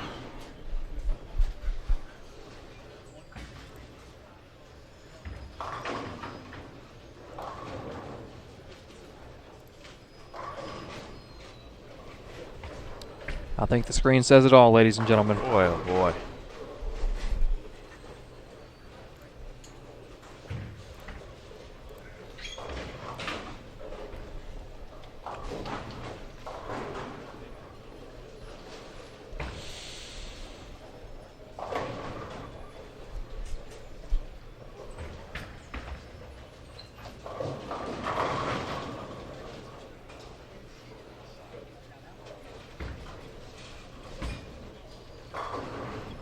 One of the more interesting things I've seen so far is just the way the crosses are playing pairs, at least when they get to us.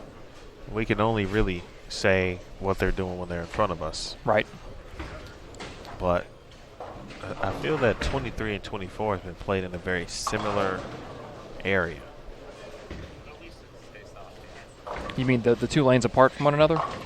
Or... I'm saying, so 23 and 24. The majority of the players seem to play in the same general vicinity when they get to this pair. And as we moved on, it's getting closer to 4th arrow, somewhere certainly around 3rd arrow. Verity was a little further right when we started. So was Tommy, but he was still kind of in the track, but keeping his angles relatively straight. Wasn't really feeding it away from the pocket. And then, of course, Loesch was, straight up and down. But everyone else has kind of been somewhere between 3rd and 4th. Now we're moving closer, even sometimes left of 4th arrow, still in the track area. It looked like they're trying to be relatively soft, like Thomas Larson.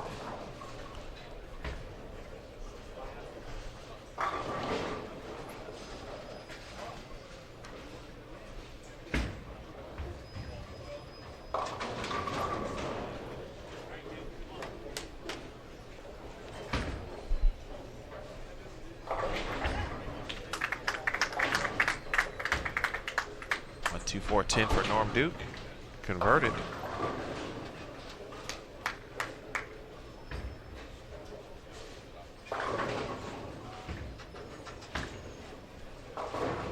Of course, tonight match play begins at 5 p.m. Eastern Time. By the way, we are giving away something today too, or this morning. Just want to make sure you all know that. I don't think we've said it. We have not. But don't want you to think that the giveaways are over, because they are not.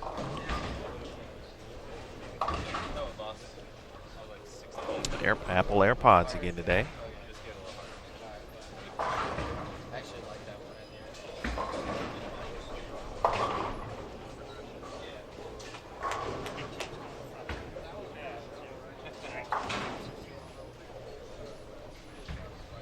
AirPods and an Apple device known as an iPad are today's gifts. This morning, this round, man, don't be that mean to Chris Vi. He's a nice young man. Apple AirPods, and then tonight an iPad.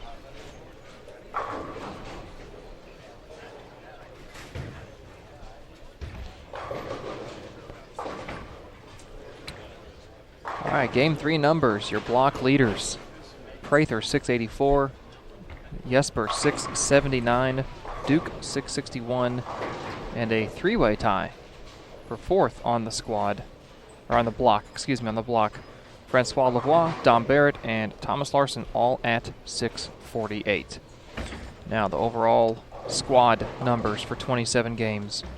Francois 494, Jesper 367, O'Neill 343, Rash 291, Prather 258, Maldonado 258, Duke 235, Dom 226, Tom Doherty 224, and 10th place is Belmo at 218. So 40 pins separate 5th place from 10th. Meanwhile, right behind Belmo, Larson 1 pin behind in 11th. Guess I should clarify. Thomas Larson is 1 pin behind. Martin Larson is 2 pins behind. So the Larsons are separated by 1 pin, and both are 1 and 2 pins respectively behind Jason Belmonte. Go down to the cut. 24th place now is Ronnie Russell, plus 122. Above him in the standings, Smallwood at 142. Chris Vi, 146. Osku, 147. Verity, 148. Samard, 149. Just below the cut, again, Ronnie Russell, 122. 25th place, Jason Sterner, 108. Rhino, 102. Machuga, 93. Kent, 93. Dick Allen, 88. And Brandon Novak in 30th at 71.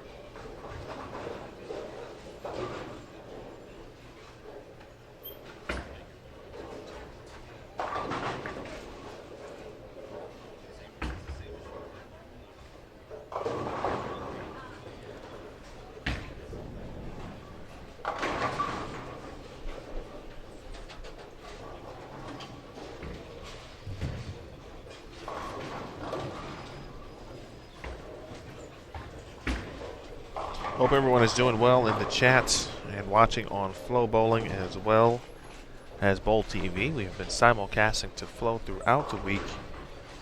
Appreciate your viewership. If you have any questions, thoughts, or concerns, or just general curiosity about Bowl TV, be sure to check things out. Content channels available for you.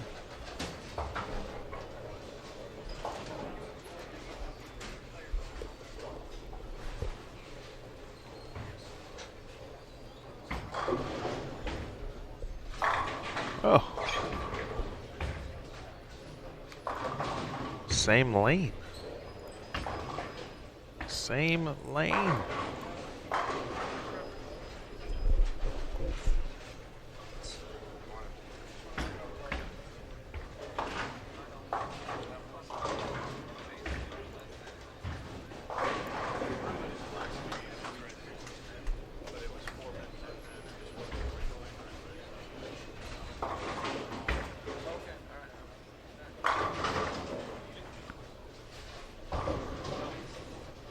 So far, it's been carry for Chris Vi. 8-pin, 7-pin, 10-pin.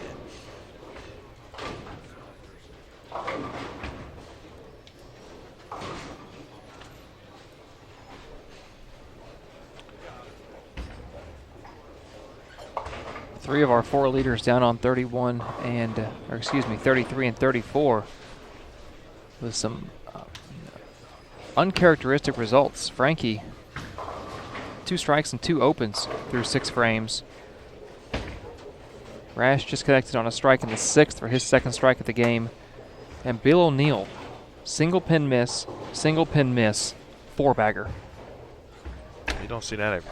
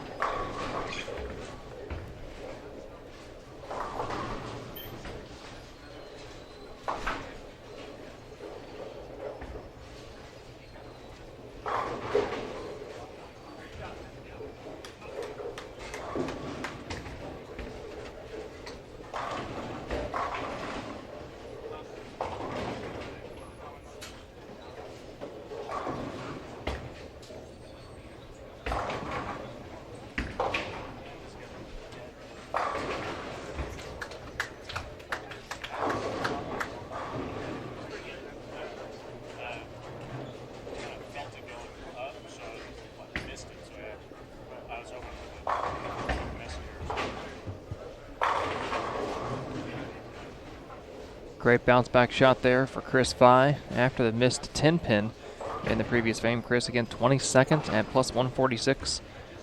He is 38 pins ahead of 25th.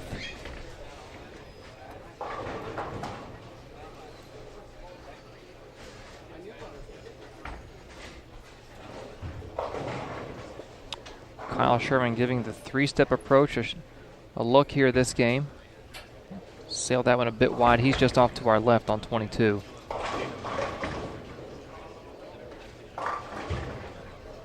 Between the 6 players in front of us, just 2 doubles. One by Ostrander to open his game and one by Chris Vi to open his game.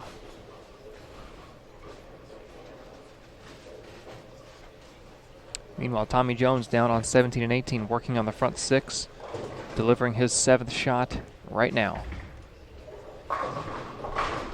Make that 7 in a row for Tommy Jones.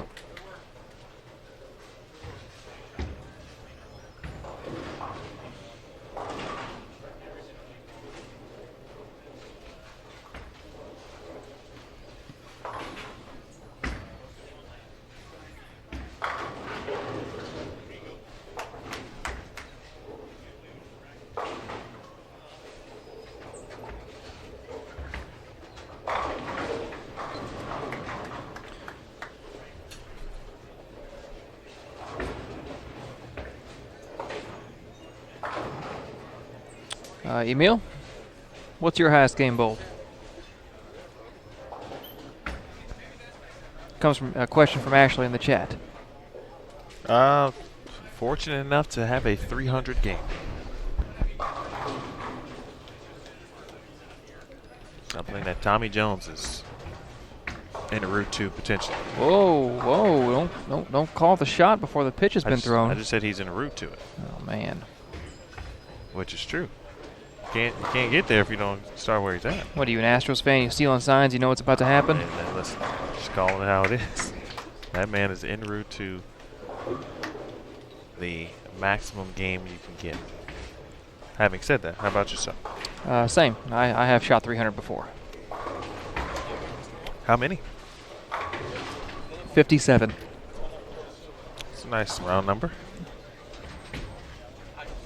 I had one. It was actually one of my most fun ones. Was a couple weeks ago. Struck the 10th, obviously. 11th hooked up, kind of tripped out of 479. So I made an adjustment in the fill ball, and I still haven't let go of the ball. Grabbed it, never got right of 15. Went Brooklyn and tripped a 6-pin. It was on Facebook Live. And my team, I was subbing with the team that night. My teammate also shot 300 right before me. Yeah, I went Brooklyn on the on the 12th shot. Nice question. Thanks for that question, Ashley. Quick look. Chris Prather. Oh. He paralyzed it. Pin couldn't fall down.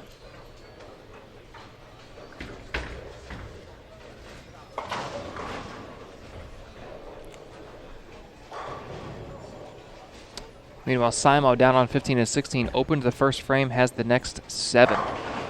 So he's working on a potential 270. O'Neal came off his string down on the high end. Tommy in the 8th. Fist pump tells me all I need to know. That one was just... That's the best way to describe that shot. I would steal a line from Randy Moss. Straight cash home. That's what that was.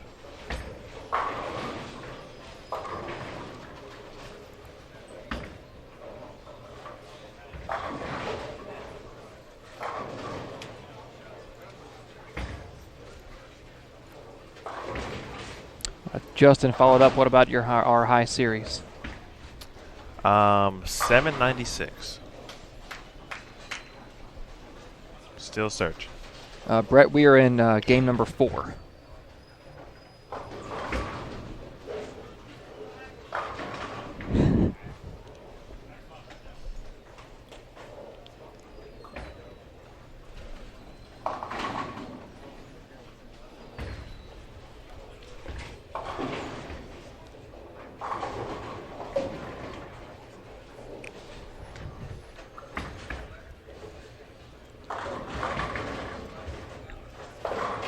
And my high series came back in college, 878.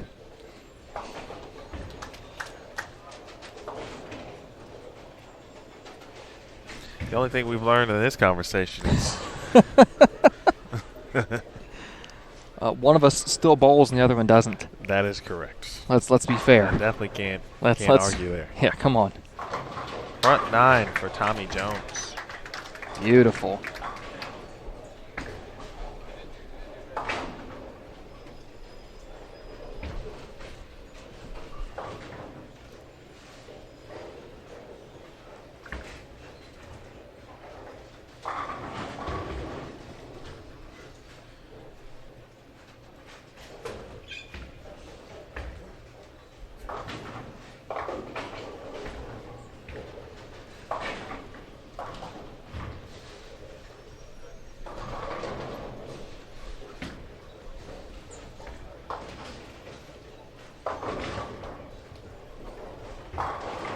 Simo missed in the 9th, so he's now potential in the 250s. Oh, Marshall Kent. Wait for it. There it is. Yeah, I would sit down too, buddy.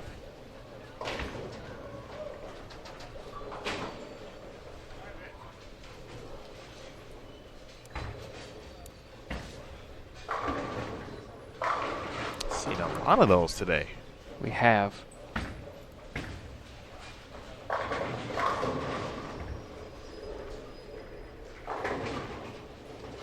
Tommy is on 17 and 18. He's following Osku, and Osku just struck his first shot in the 10th, so Osku with 2 more shots. Verity also on that pair, and she's having one of those games.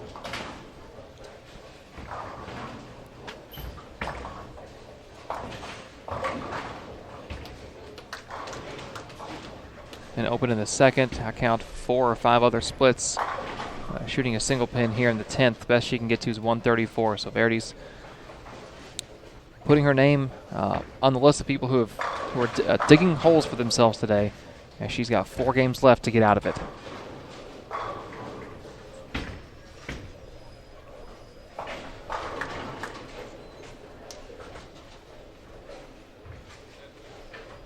Yeah, Joe, it's either got to be the rack or maybe just the back ends are tighter, but certainly you are right. I would lean towards more so the rack, with us having seen, 2 stuff 8s that I know I remember, one from Rash, one from Kent. Rash had that 8-10 that turned into a really flat 8.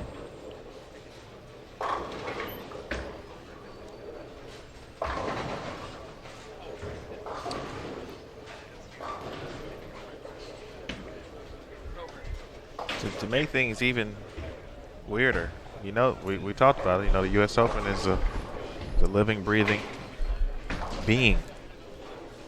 Don Bear kind of left a light 4-pin, but there was a pin that just came swirling off the left sidewall and in front of the 4-pin. Didn't take it up. I saw it.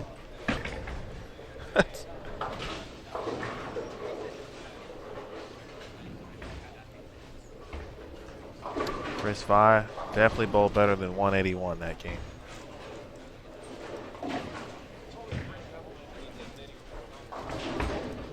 Tommy Jones, again on 17 and 18. You can check out that channel on both Bowl TV and Flow Bowling.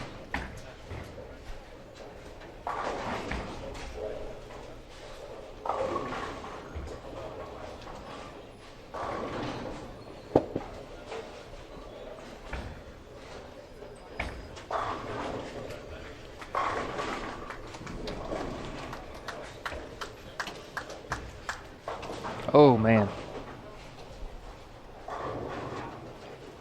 6 count through the middle. Looks like 3, 4, 6, 7. So makeable. It's not a big 4. But it's also not a single pin.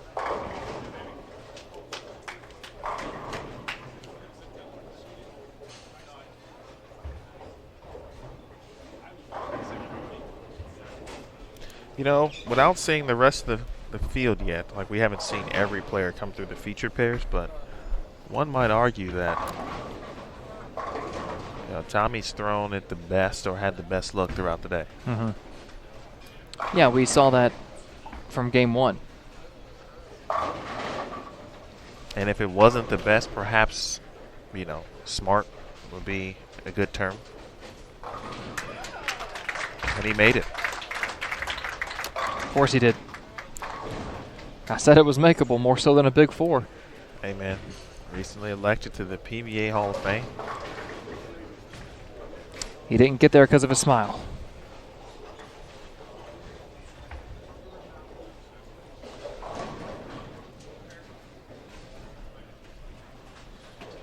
Got there because he can throw a bowling ball. You can't leave folks hanging.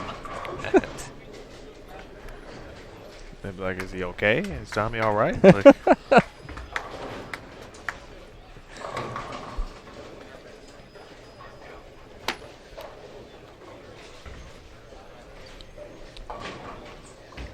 short of looking it up, I don't know if do you remember, Tommy started his career, consecutive matches won on TV. I forget what the number was. I don't know if you remember that or not.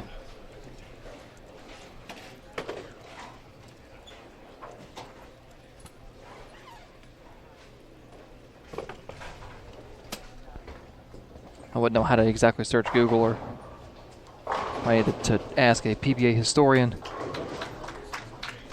But I remember he started his career off with, he was undefeated on TV for a long period of time. If anybody in the chat remembers or knows, feel free to chime in.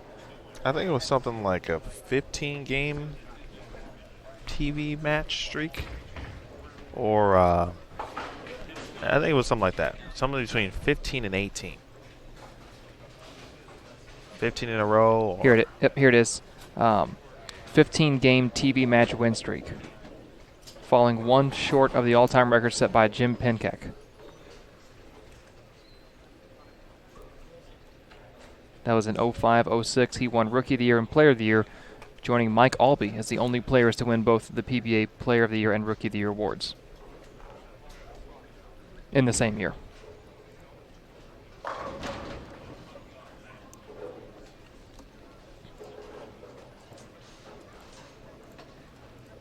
It's been a heck of a career, and it's still going. And still going strong, because he's looked really good today. Who else can look really good? Coach Lou Marquez can get you to look really good on the lanes. And specifically today, because later today we'll be dropping the latest installment in Hot Off the Press with Lou Marquez, USBC Gold Coach and ITRC Pro Shop Manager. Lou will be dropping some knowledge about footwork today later on Bowl TV, so be on the lookout for that. As a small or quick social trailer about what that today's segment will be about on the Sport of Bowling USBC Facebook page. So check out Hot Off the Press. That is located inside the lab, one of our channel offerings and content offerings on Bowl TV. And just like that, we are off and going for Game 5, halfway through this Cashers Round block already. Joining us on our featured pairs, Norm Duke, Kyle Sherman, Christopher Prather on 23 and 24, 25 and 26. The players we just saw next door, Thomas Larson, Greg Ostrander, and Chris Vi.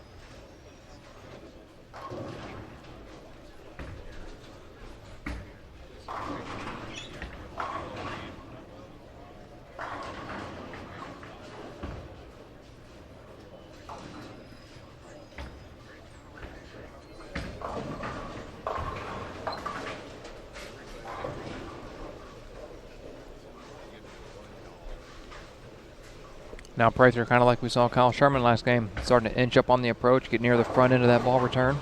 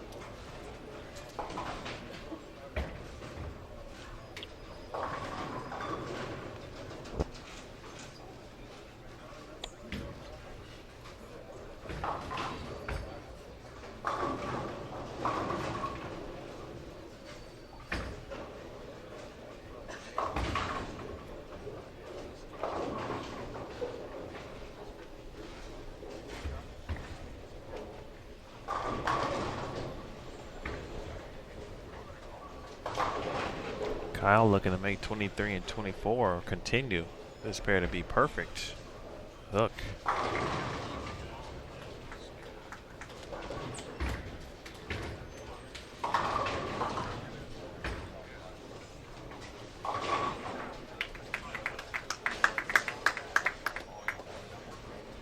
Three, 6, 7, 10. Conversion for Don. We've seen a couple of those made today. Of course, all of those things aren't uncommon at this level. No, it's like Wesley Lowe was talking with us yesterday. He said at this level, guys expect to make 2 10s. 3, 6, 7, 10, stuff like that, even 4 9s.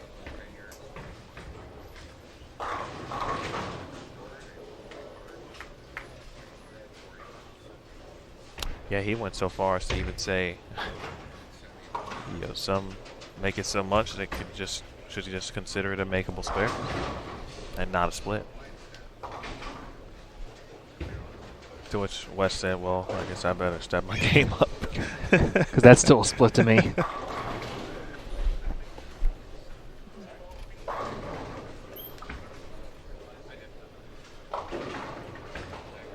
Boy, another 210, this time by Prather on this pair.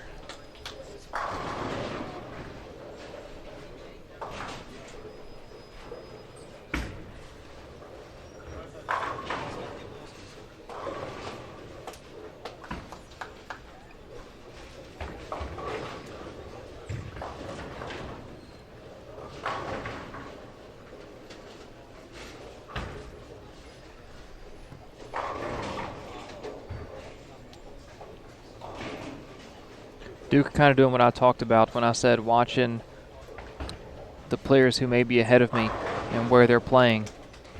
Is it necessary for Norm Duke to get in front of the ball return or move as far left as Sherman or Prather right now? Absolutely not. But he's kind of gotten on top of where they are as far as break point.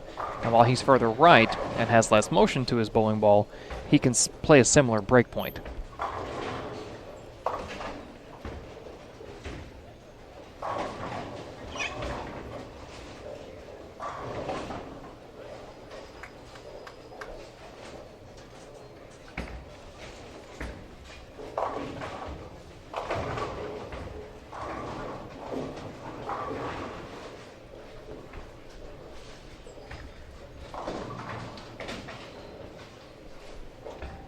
TJ back on it this game, front 3, over on 19 and 20.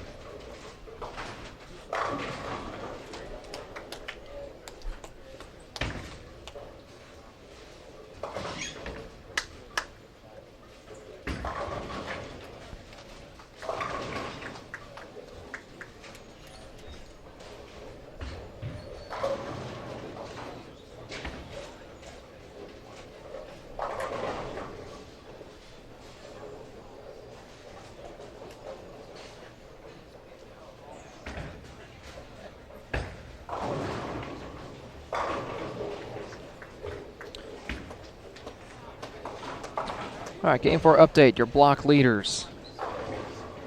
Jesper Svensson plus 110, Prather 87, Duke 82, Page 82, Tommy Jones 80. That's top 5 on the block. Your totals on the squad. Francois plus 486, Jesper 398. So within 88 pins of the lead is Jesper Svensson. Bill O'Neill in third at 345, Rash 302. Maldonado, 270. Tommy Jones, 262. Prather, 261. Duke, 256. Doherty, 249. 10th place, A.J. Johnson at 245.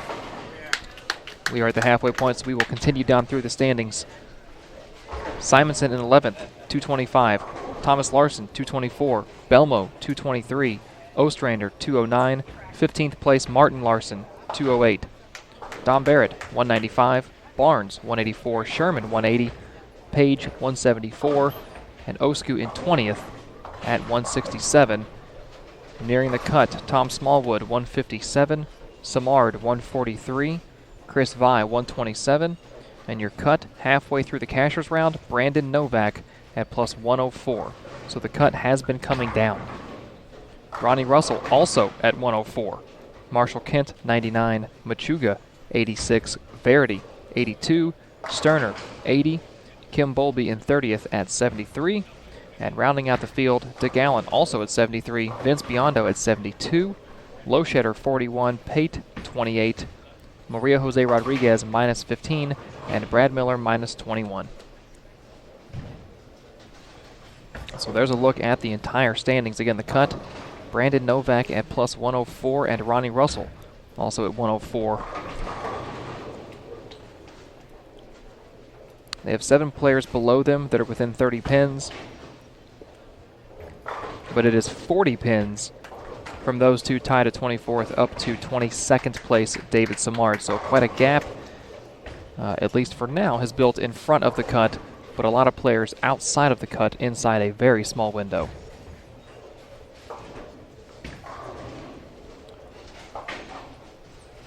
Those of you that have been with us on Bowl TV for a while that watched any or all of the PWBA stops, you know how quickly, and anyone viewing that has watched bowling tournaments knows just how quickly those gaps can close or widen. As soon as we say there's 7 players below the cut within 30 pins and 1 person above the cut within 20, you know, that could flip. All of a sudden, you could have 8 players all around the cut within 20 pins above and below. So it's on this oil pattern and this scoring pace, while you won't typically see a lot of big games change the cut number, you will see games in the 150s and 160s affect the cut number. Verity bouncing back from the 130 she shot last game. Double, spare, double. Chris Barnes on the front 4. Simo, spare 3-bagger. All this over on 17 and 18. Some strikes here in front of us. Thomas Larson catches the Brooklyn for a 3-bagger. Chris Vi on the front 5. And nothing going on the high end of the house.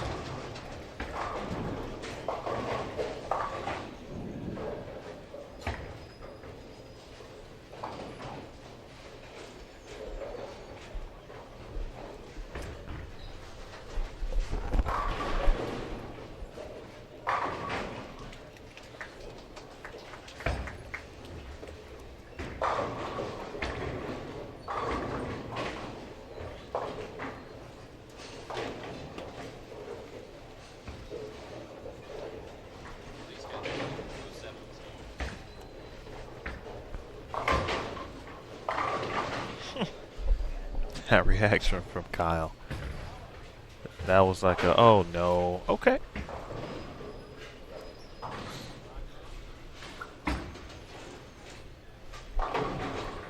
Talk about settling down. You know, we knew at some point it would indeed settle down. And, you know, watching Chris Vi the last 2 games, again, he bowled much better than 181 on 23 and 24. And now getting rewarded for some of those breaks that did not go his way.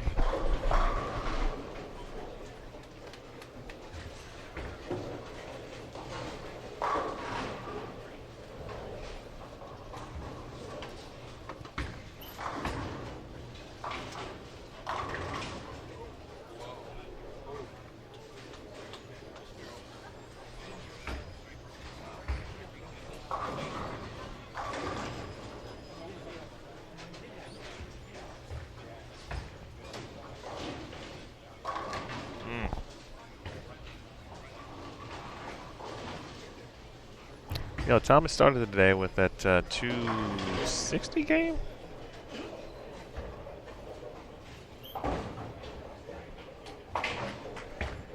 And I feel, again, along with Tommy, they've been able to, for the most part, kind of ride this roller coaster that has been pattern 4 and be in great position. Chris Vi, meanwhile, continues It's a toss 10 back, 7 in a row now for Vi.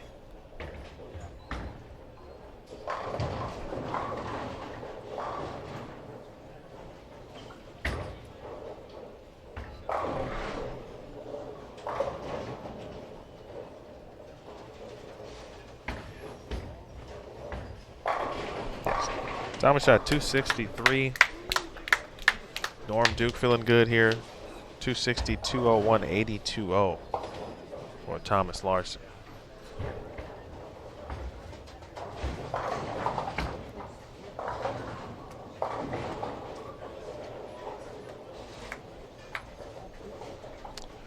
As Daniel ran down the standings, I mean, if you just take a look at the top 5, get Francois, who separated himself early in the tournament with his huge day 2. Jesper has been creeping on the come up the last couple of days.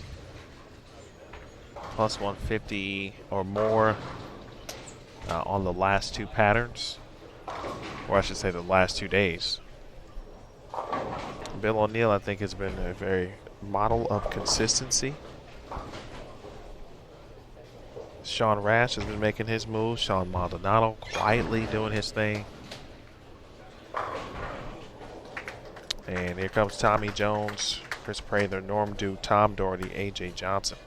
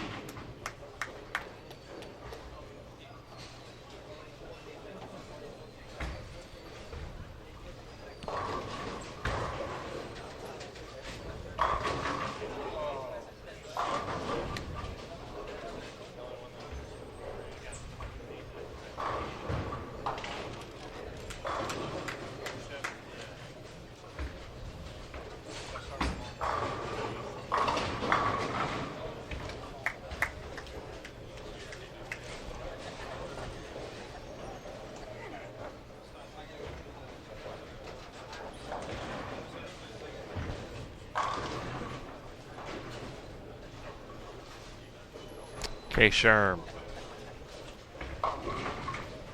That's been Kyle's miss on this pair. This is right. Missed left 210 and a washout here. Tommy clean.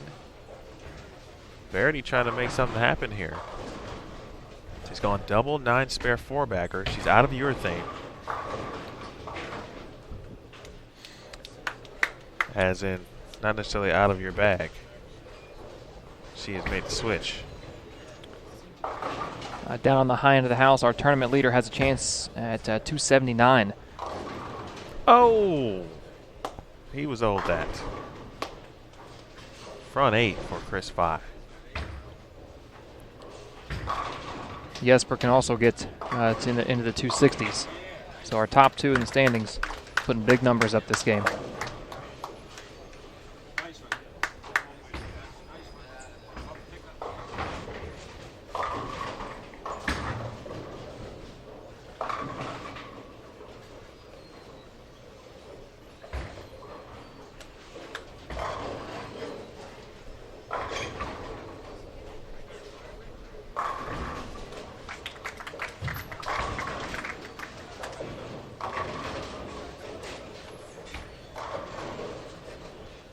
Prather, like now living in Plainfield, Illinois.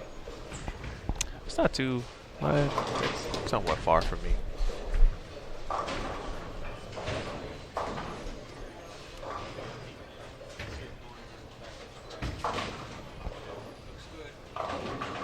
Oh.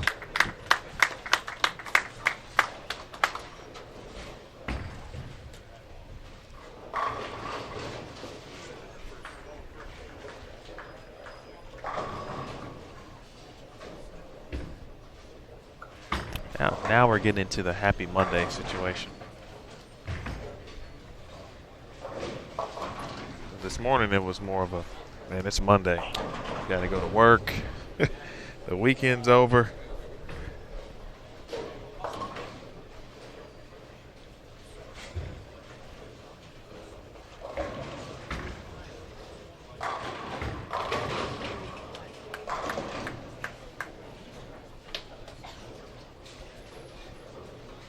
Five for the front nine on lane 26.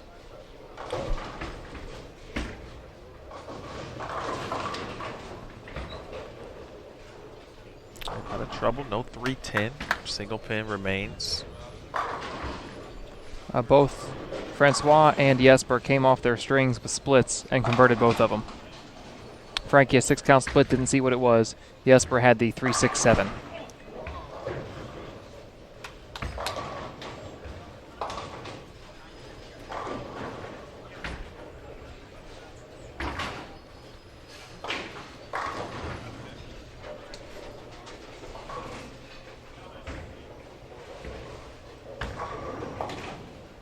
He's asking for it to hook.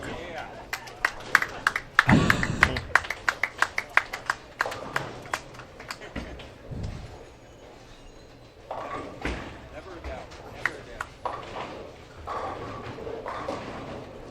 think that's kind of one of those celebrations that just Norm Duke can do that nobody else can really get away with.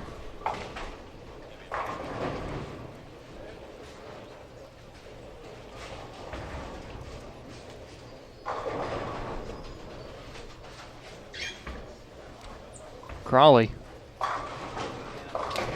splits the 8-9 in the 9th. That's how you make up for shooting 130. You put yourself in a situation, in a position to possibly follow it up with 270. Chris Barnes also. I don't think he shot 130 last game, but he's up in the 9th on 17 and 18. A strike here will give him a chance at 279 in the 10th, but he needs this one here in the 9th. Strike, got it.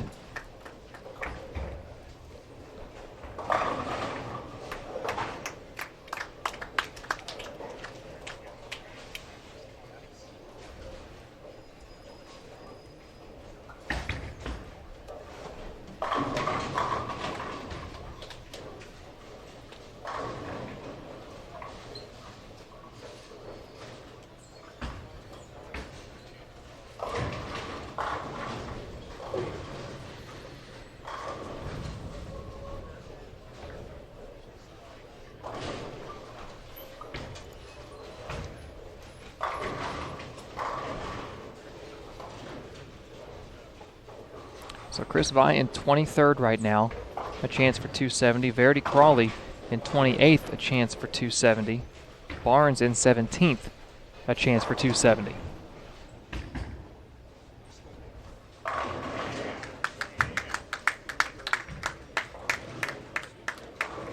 Duke in 8th plus 82 on the day. Continues to add to that total. Strike there in the 10th puts him in the 240s.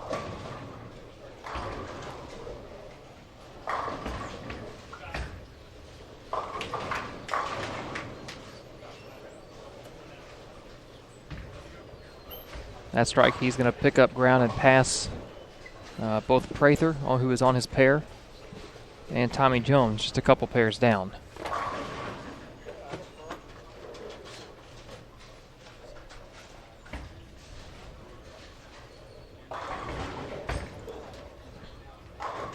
Oh, Chris got it out, got it back.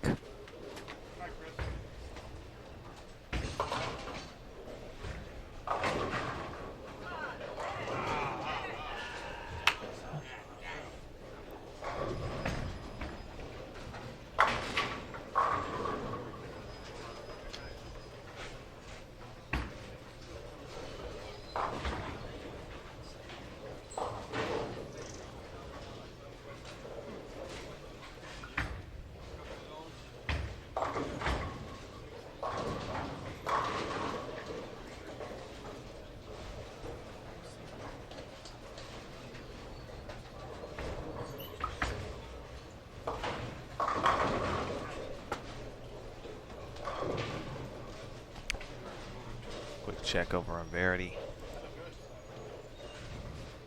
Back to bye here 1 second.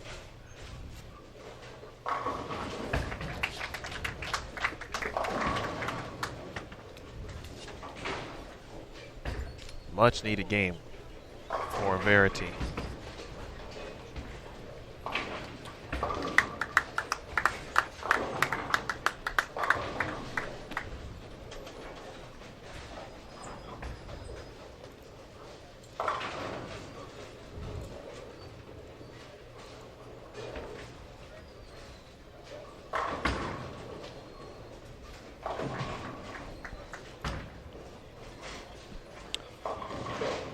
Tom had a chance at 260 even when he got up in the 9th, but he split the 9th, and now he has split the 10th as well.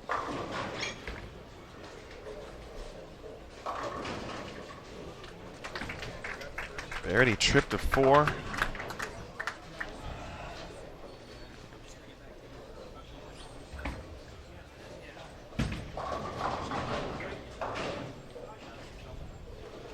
Kyle goes Greek Church. 247 for Duke.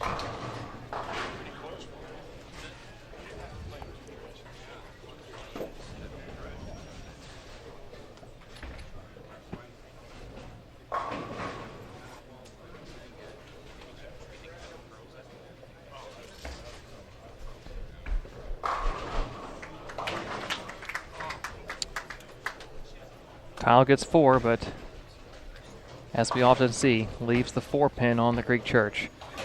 207. Sherman was in 18th at plus 180. So about 80 pins up on the cut, but still you don't want to give too many pins away to the guys in front of you. There is a lot of time starting tonight with the bonus pins and the 24 more games. But if you can throw a strike there in a lower pressure situation and save yourself from having to throw a strike later in a much higher pressure situation, you'd rather do it.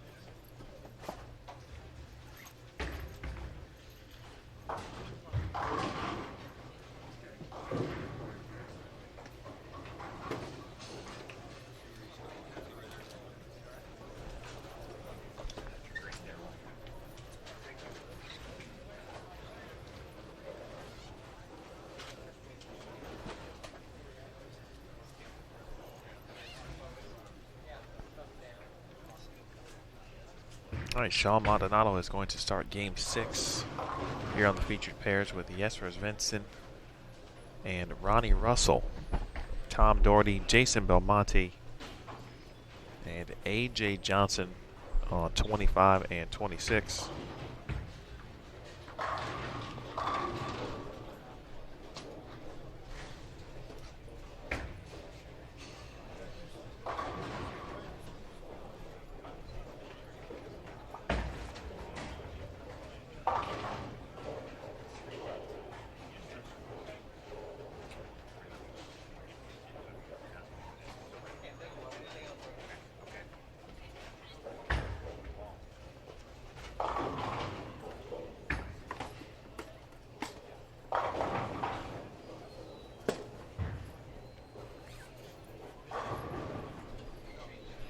Again, big thanks to all checking in via Bowl TV simulcast to Flow Bowling this week. My name is Emil Williams Jr. with Daniel Farish, Aaron Smith, Matt Canizaro.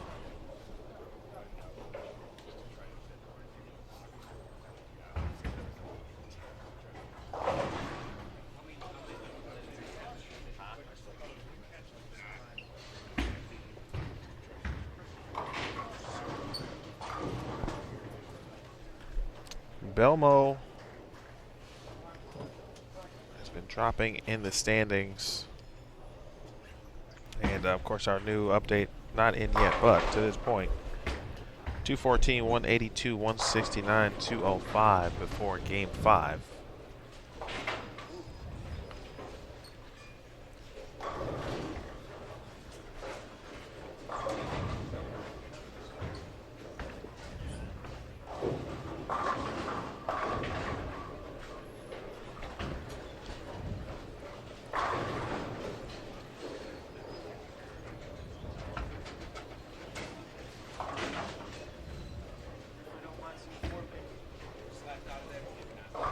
So I went to ask Rob Gottschall a question, one of the EBI ball reps here, and we've had him on a couple times throughout the broadcast this week. Something I was wondering, I asked him, I said, Rob, a lot of players started with urethane. Was that because they honestly thought it was the best thing to start with, or was it because they were trying to help transition the pattern quicker so they could get, make it less flat?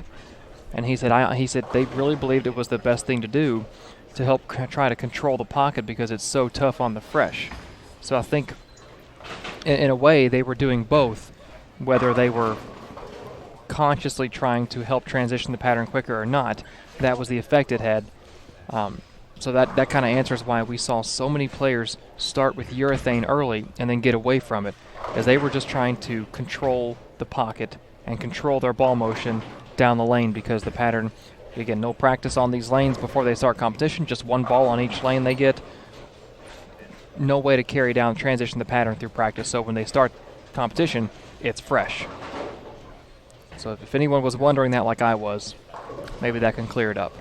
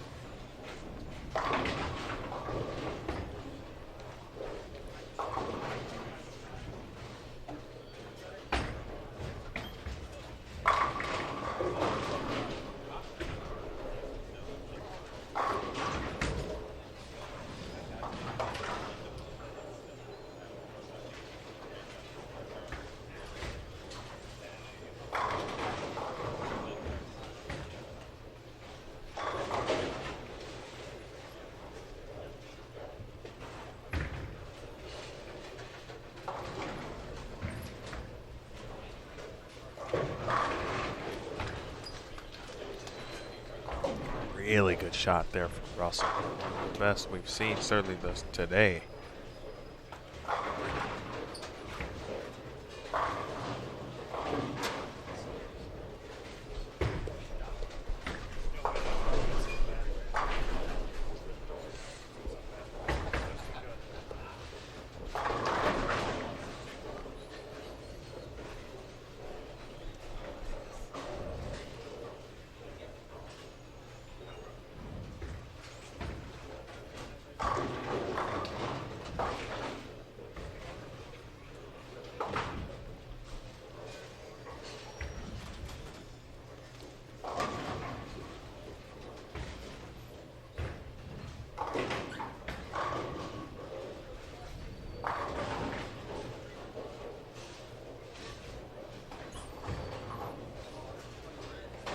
Nicely done.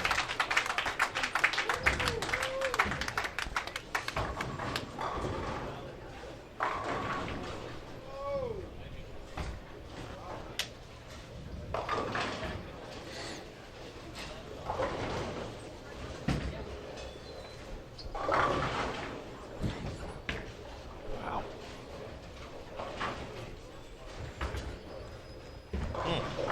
Good shot.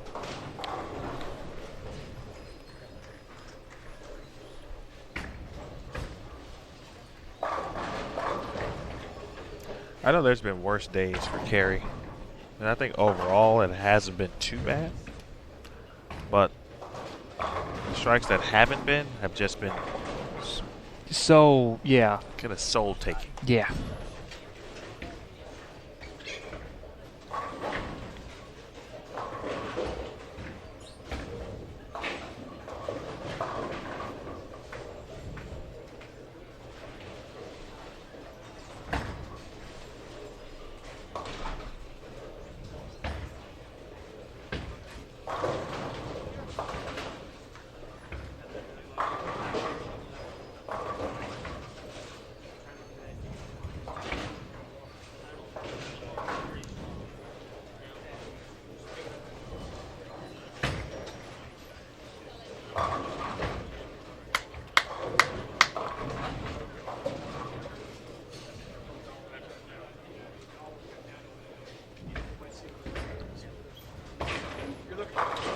Typically, I would say a pattern like this is one where we would start to see Belmo make some moves, 40 feet, higher volume. So once they kind of burn up a spot and get in, he's got room to just send it right.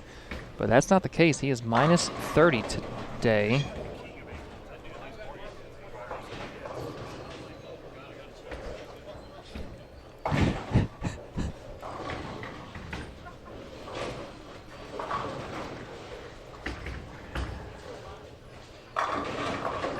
It gets comical at a point. But Belmo minus 30 today. 214, 182, 169, 205. Now the lane's made just now, finally getting to a point where he can really open up the angles and do what he does best. Or do what I think he does the best. He does a lot of things on tour best. Which is what?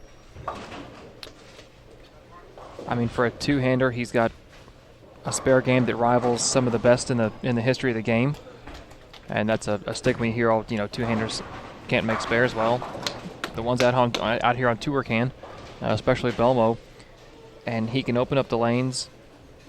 He can project the ball through the heads. He can get over that left gutter. Was that one of those 8 pins over on 22? 8-pin for Bill O'Neill.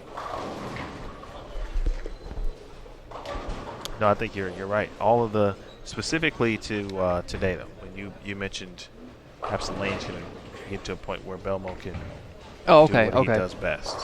Just what I kind of said there at the end is get left, kind of get over that left gutter, maybe not lofting it, but just setting it down right there and just sending it out right, using the middle of the lane to help the ball get, carry down the lane and find a spot he can throw the ball to.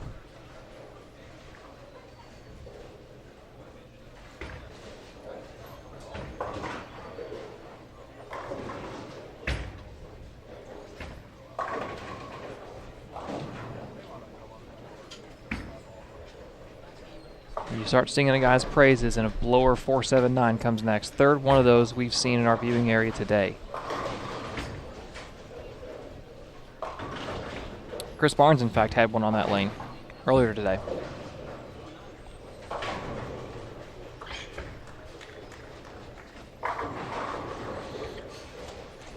All right, Game 5 update for the block. Your block leader, Jesper Svensson, 142, Norm Duke, 129. Rhino Page, 106, Tommy Jones, 103, Francois, 91. Your squad totals, Francois, a 107-pin lead over Jesper Svensson. Francois, 537 over Jesper at 430. Another 100 down to Sean Rash at 328. Bill O'Neill, 327. Norm Duke, 303. A.J. Johnson, 291. Tommy Jones, 285. Simo, 273. Prather and Barnes tied in 9th at 263. Speaking about Belmo, he is in 11th at 255. Tom Doherty on our pair right here in 12th at 240. Moving down to the cut. 24th place, Tom Smallwood, plus 120, so the cut comes up 16 pins. It's quite a gap between Smallwood and the players ahead of him. Osku in 23rd at 148, so he's 28 pins ahead of Smallwood. Verity at 161, Samard at 171, Sherman 187, Chris Vi 196, Rhino Page in 18th at 198. Just below Smallwood in the standings, Kent is at 104. Novak, 99. Bowlby, 93. Russell, 91. Sterner, 80. And Machuga at 74.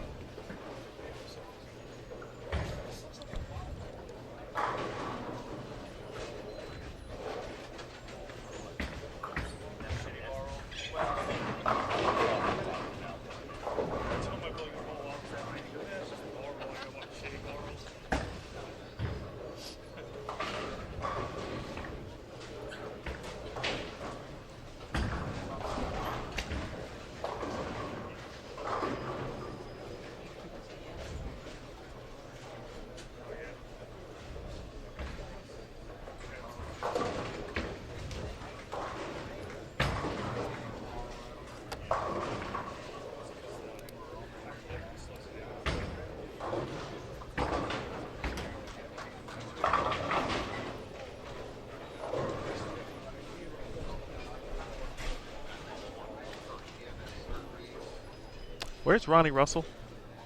He is just outside the cut. The cut is 120. Ronnie is at 91. He is in 28th.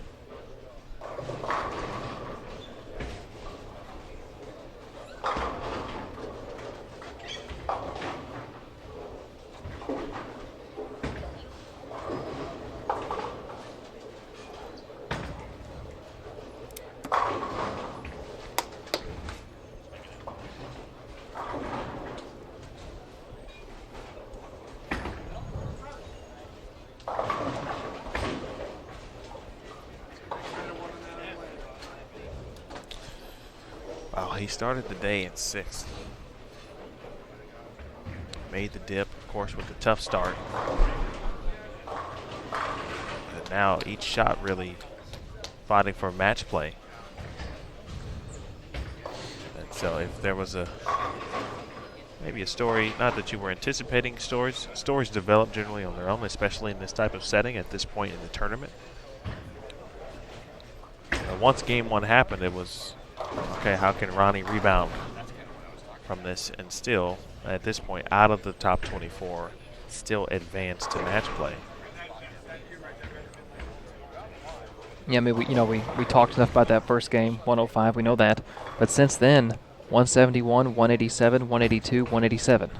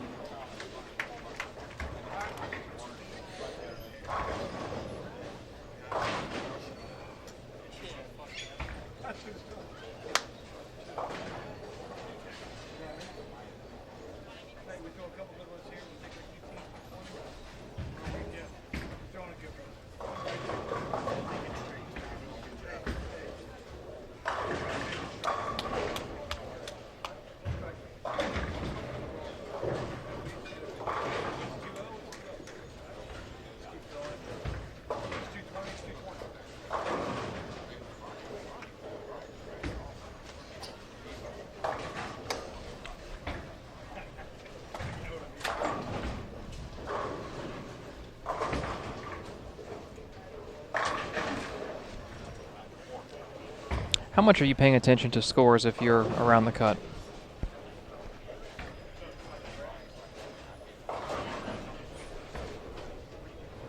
I think I'd probably take a look every now and then.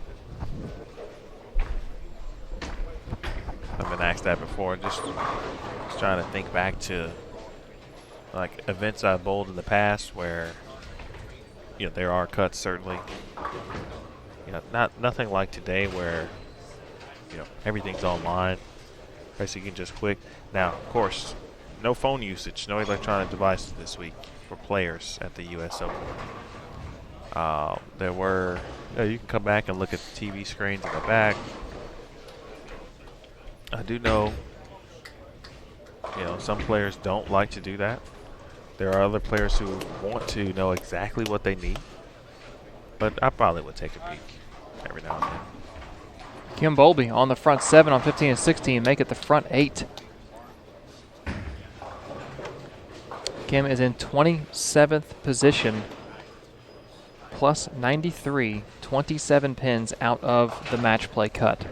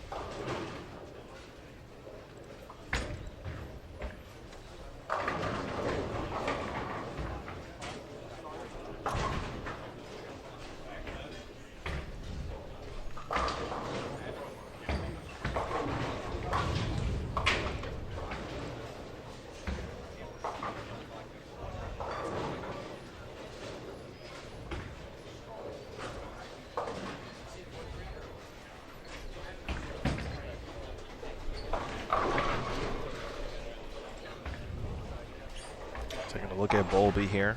Keep you updated. Uh-oh.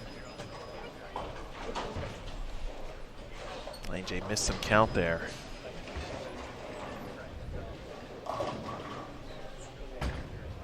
Looked like a bucket for Bowlby. Meanwhile, Simonson, 4-bagger, 9-spare, double. I really like Anthony Simonson's chances. Not only obviously to make or to advance to match play, but just look ahead to the show. I mean, when you put something out in front of him, whatever it's been, he's found a way to strike on. And that's obviously a very telling sign of someone who is confident, very sure of their game. I think also sure of their equipment as well. Hey, you don't make it this far in this tournament, you're not even relevant in this tournament if you don't know your equipment and have confidence in it. And I really noticed it at the Masters this year. He made a nice run through the contenders bracket, but just watching him how he worked and really getting an understanding of just how good he is. I mean, you can watch someone for an entire event.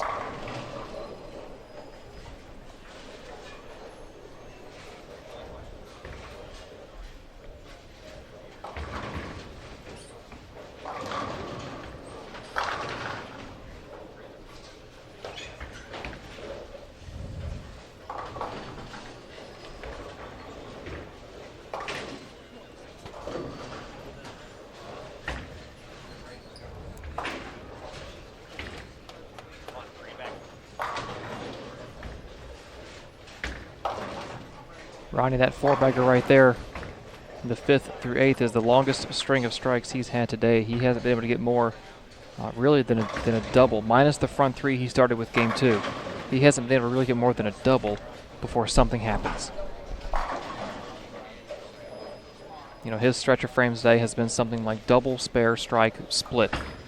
I mean, he can't get comfortable for longer than 5 or 6 frames before either the lane misbehaves, the ball misbehaves, or he makes a bad shot. This game, however, for the first time in a while, he has a chance to get plus on a game.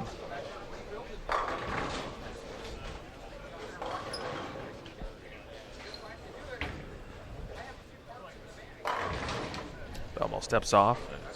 Something out of his eye that allows Svensson to go clean through 9. Jesper.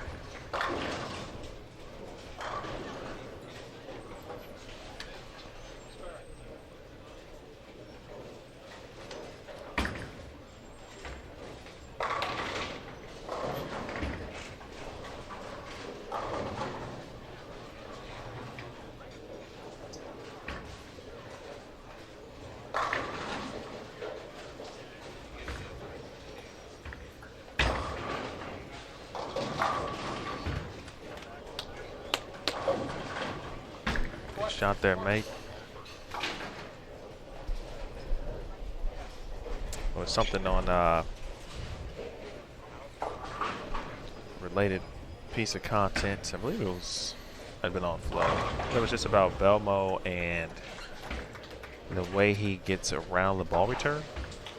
Like he takes a step left, and if you watch him, and you can see it really on the left lane, he's kind of takes that same step even when he's not the ball return, but if he has to get left.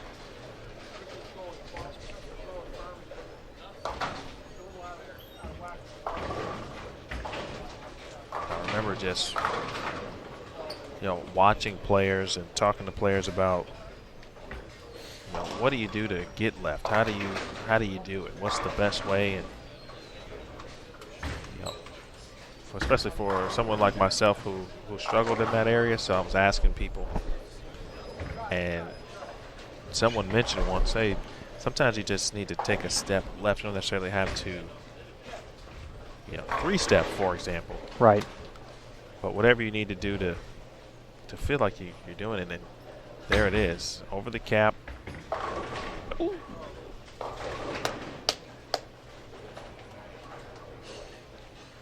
Let's say over the gutter on that left lane. From this direction, almost looks like over the carpet. I mean, you're right.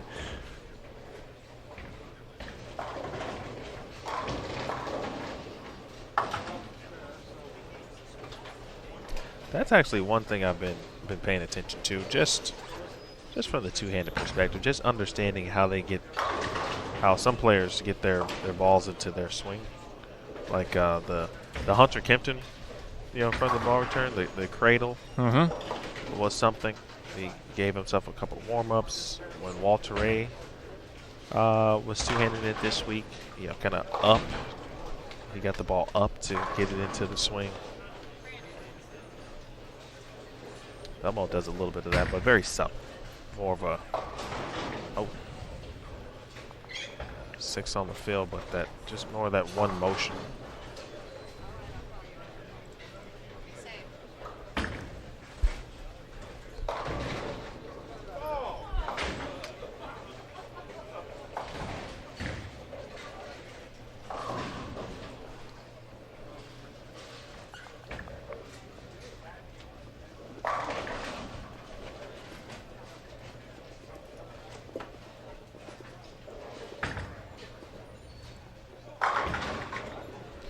Almost even more impressive how Tom Doherty, because he's really doing it with one arm.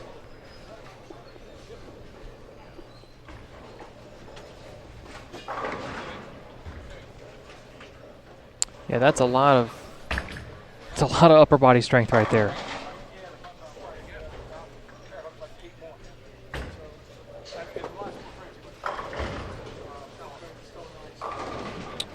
One player who went from, two players who went from just outside the cut to in the cut, Brandon Novak, shot 262 last game to get to 161 over, and I did not see what Bowlby finished with, but I know the number was high enough to jump in the cut. Bowlby was at 93, had the front 8, and left a bucket in the 9th. So even if that bid open, you're still in the 240s.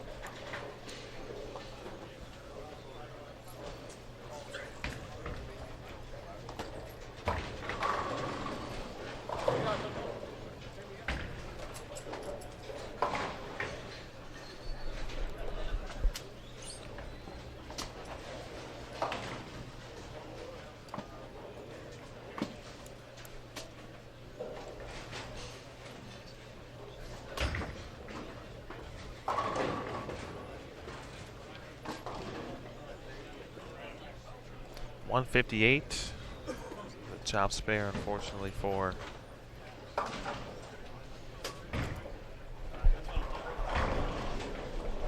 A.J. Johnson. We are on to game number 7.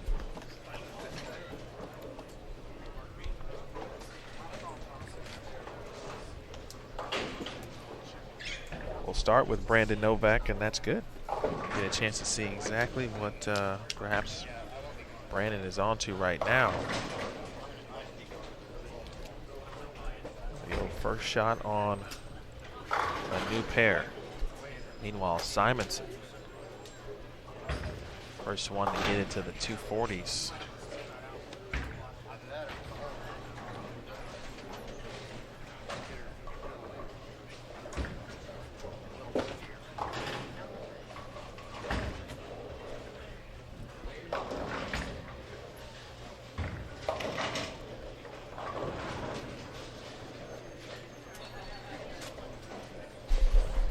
First time we have seen this cross today.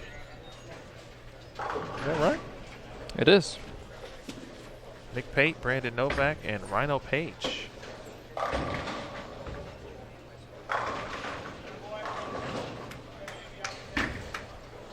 Joining them will be Loschetter, Brad Miller, and Maria Jose Rodriguez.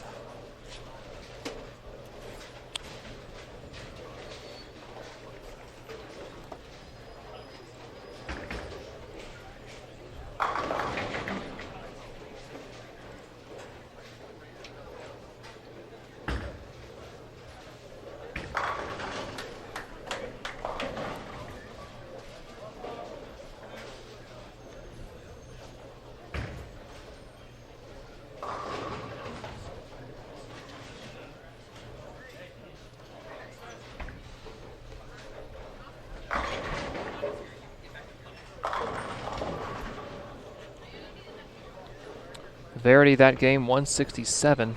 3 splits in the 5th, 7th, and 8th. But she doubled the 10th to try and save a little bit. She falls to plus 128.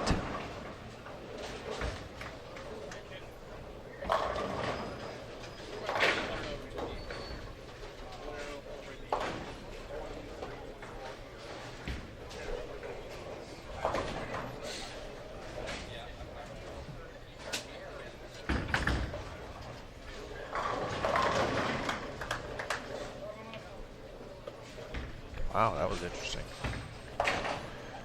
Of course, that one last night was money. Yes, it was. For Nick Pate. That ball from where he was just projecting, that combination got him to this day here.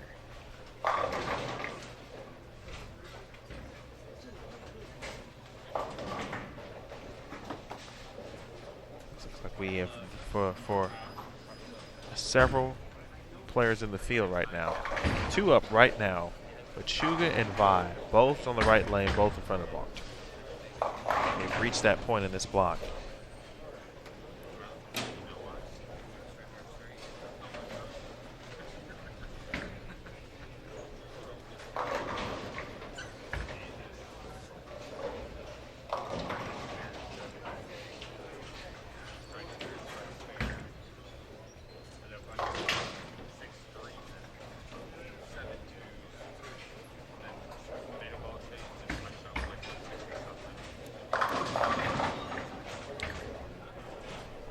We had players like Prather and Sherman kind of get crouched up against, almost up in front of the ball return back near late game 3, but those are two guys that generate a lot of power. When Machuga's up there, he's more of a he's not quite the power player that we see out on tour now. So when he's up there, they're probably getting a little toasty, whether it's in the heads or in the track area.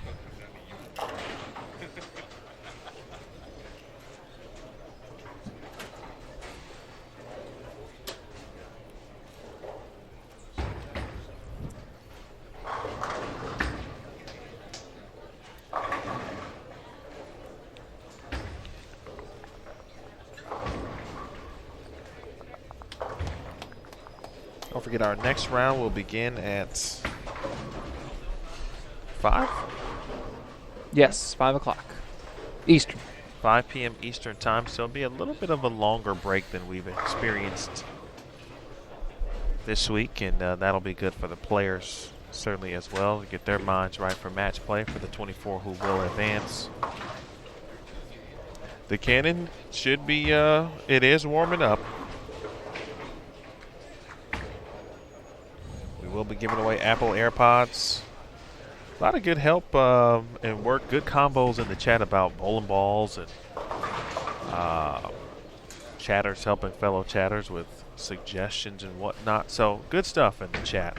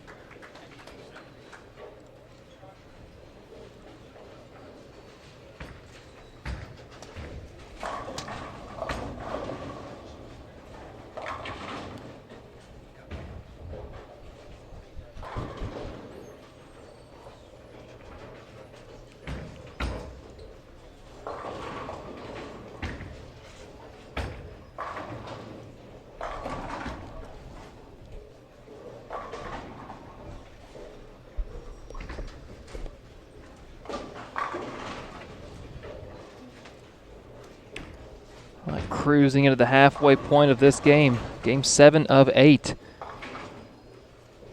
And if you want a pair of Apple AirPods, well, I suggest you start paying attention because they're coming up in about a minute and a half. That's fair to say. Frame 5. On the end of it.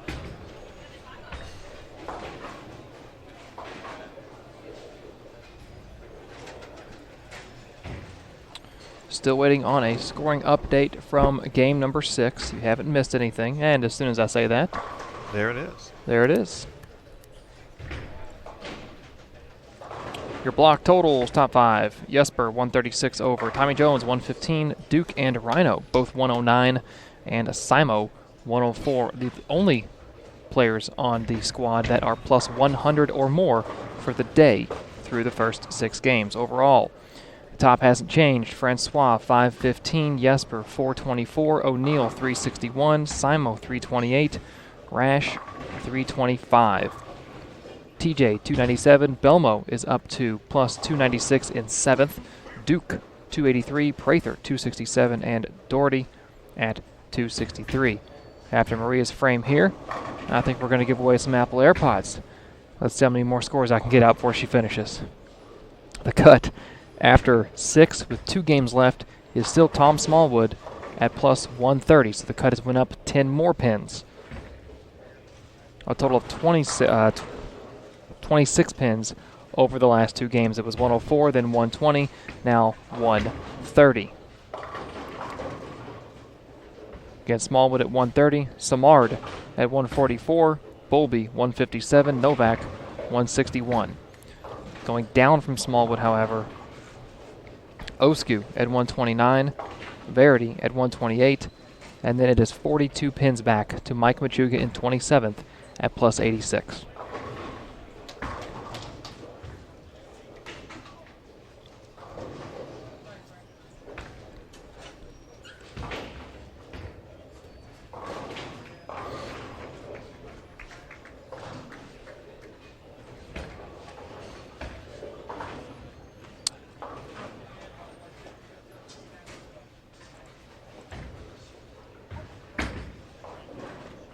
All right, it's time to give away some Apple AirPods here on Bowl TV. Midway game number 7, you know the deal, and if you don't, well, we'll explain it to you. Real simple. A prompt will pop up on the screen, says a giveaway starts soon.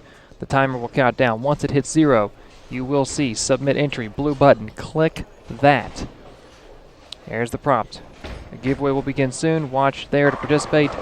Click the blue submit entry button, and you will be entered to win a pair of Apple AirPods, the 7th pair of Apple AirPods we've given away at this week's tournament. Also gave away 3 50-inch TVs later tonight in the match play round number 1. We're giving away an iPad. And then tomorrow, round 2 of match play and round 3 of match play. Each round, we're giving away an Xbox One. How about that? That's a great stocking stuffer. It's one big stocking. Or for all you gamers out there, or if you just like, you know, there's so much you can do now with game systems that go obviously beyond gaming. You can watch, you can stream stuff, you can stream movies, shows, Netflix, yada yada. As an example, Blu-ray, the whole 9. Submit entry.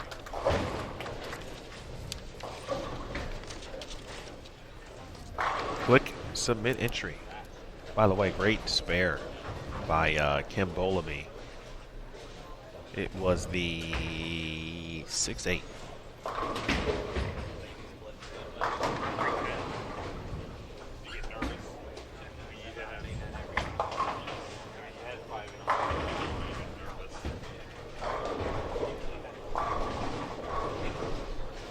I agree, Justin. It would be a great console to play the new PBA bowling game.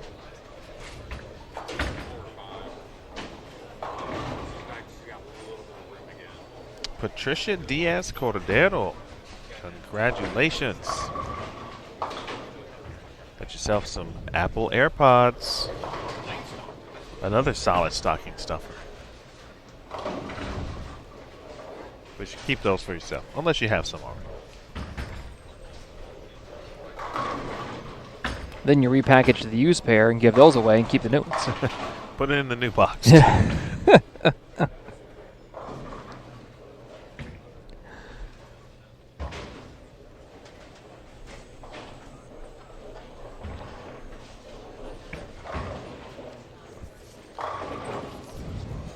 Let's just take a look and see how some of the players around the cut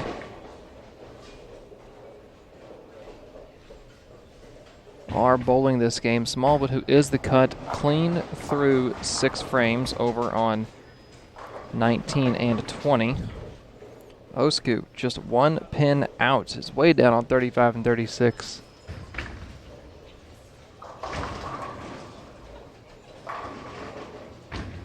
I think he just took 3 off the left. Let's go to that channel. He does look clean through the first 5 or 6 with a split converted. Yeah, he was clean through the first 5.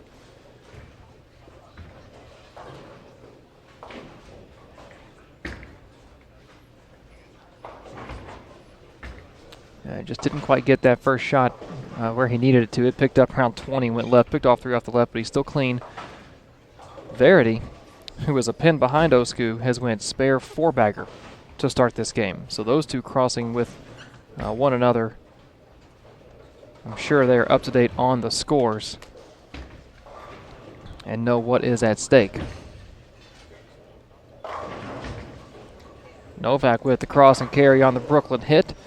Keeps his hopes alive for a 250 this game. Verity did not get the strike in the 6th, but she still maintains a lead over Osku this game. 1 pin behind him in the standings. She's also pacing to be ahead of Smallwood this game. She's 2 pins behind him in the standings. Tom Smallwood at plus 130 is the cut.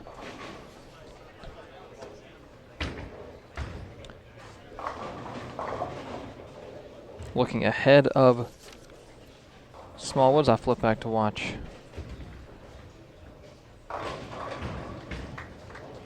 Osku's spare attempts on the 1, 2, 3, 5, 6, 9, 10. Gets 6 of them.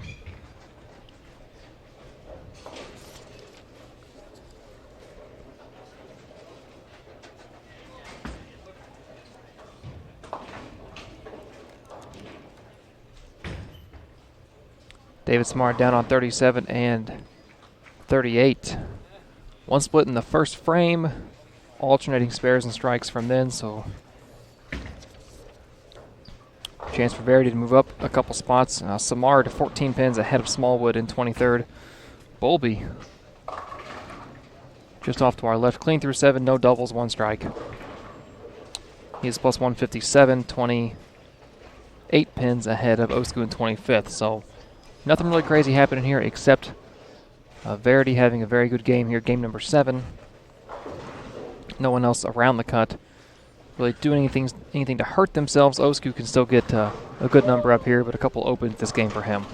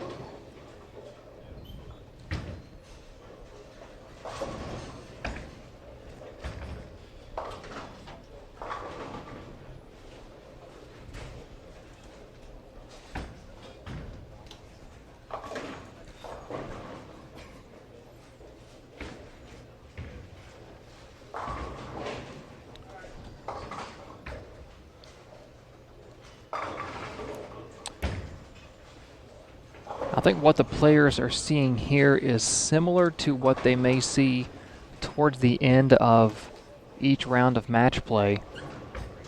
These lanes at the end of this game will have had 21 games bowled on them. 3 players, each bowling 7 games on them, so 21 games total.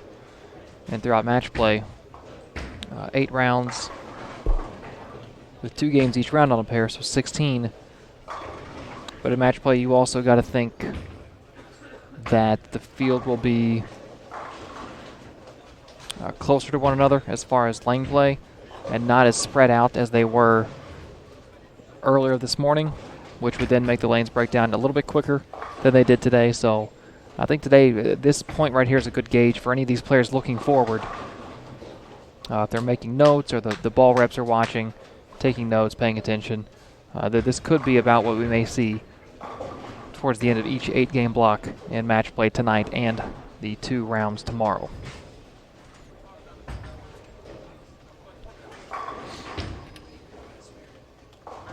Bill O'Neill just to our right, spare 3-bagger, spare 3-bagger.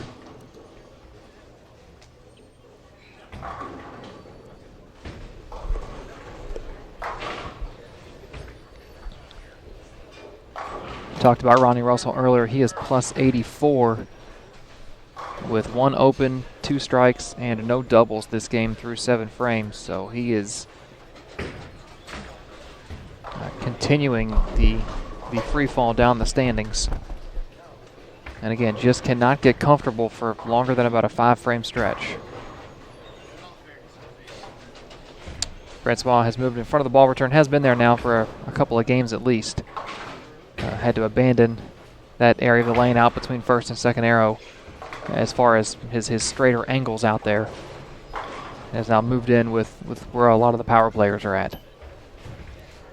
246 for Brandon Novak. He was at 161. I'm going to put him at 207. And pretty comfortably inside that match play cut with 1 game to go.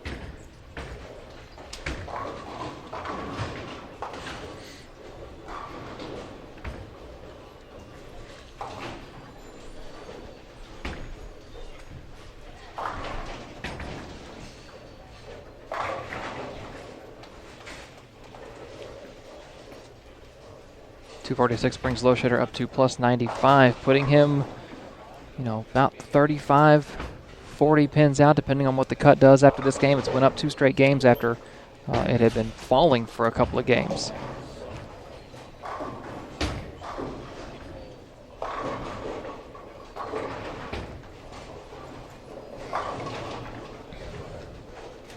Now I wonder who's going to be the big player next game, who's going to be the player that shoots that big game next game to catapult them into the cut. Last night it was Chris Lowshader, the front 9. Edged him into the top 36 to make it this far. Can he do it one more time?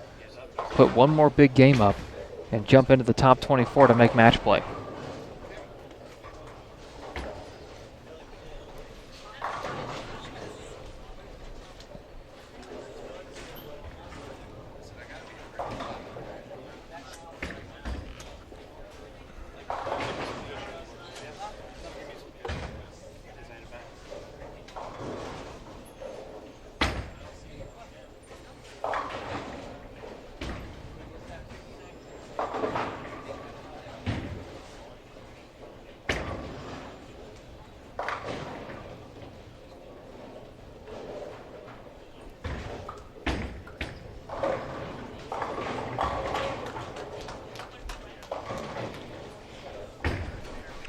You know who I wouldn't rule out? No, you don't rule out anybody. That's not the correct way to phrase this. No, I wouldn't count out. What's that? Marshall Kent.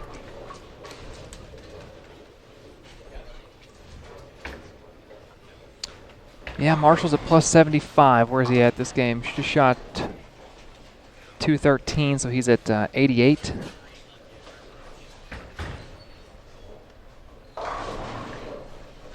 My only concern is we get you to some bowling here. 1 second. 27 and 30, lots of strikes over there. My only concern by watching Marshall is his carry just hasn't been good today. And remember last night we watched him trying to get in front of the ball return, and his ball would just never get right of the head pin when he was on 23 and 24, and that was our best example. We could really see what was happening. And even one shot in that 10th frame went Brooklyn on the right lane. It might have been the left lane, but still lofting it. And but with his history here at this event,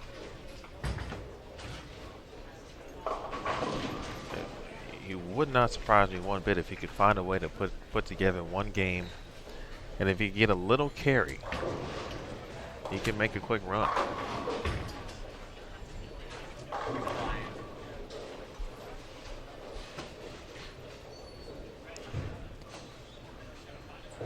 It was done. I mean, Lowshitter did it yesterday. It's the precedent has been set. Granted, it was a different pattern, but same situation, trying to make a cut for bonus bowling.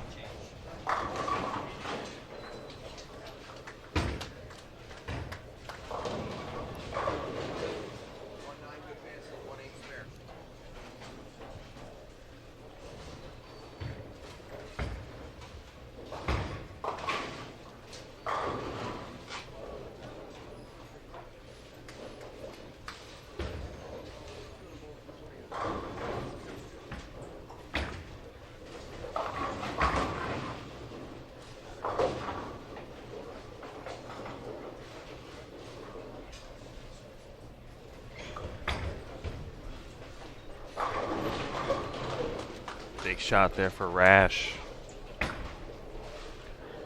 Someone who was bitten by the carry bug earlier too.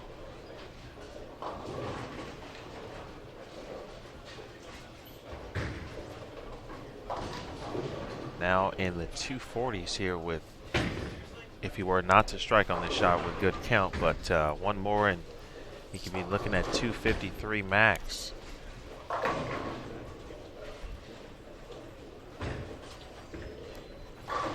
Greg Ostrander just shot 245.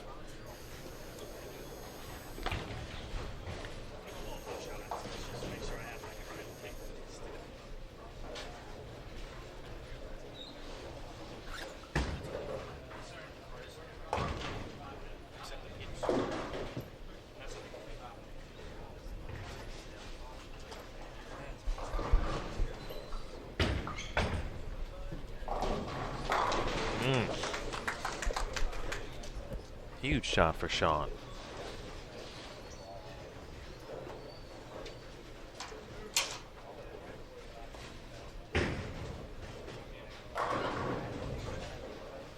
AJ Johnson. First shot in the 10th. Now he's on a 4-bagger. Max at 222.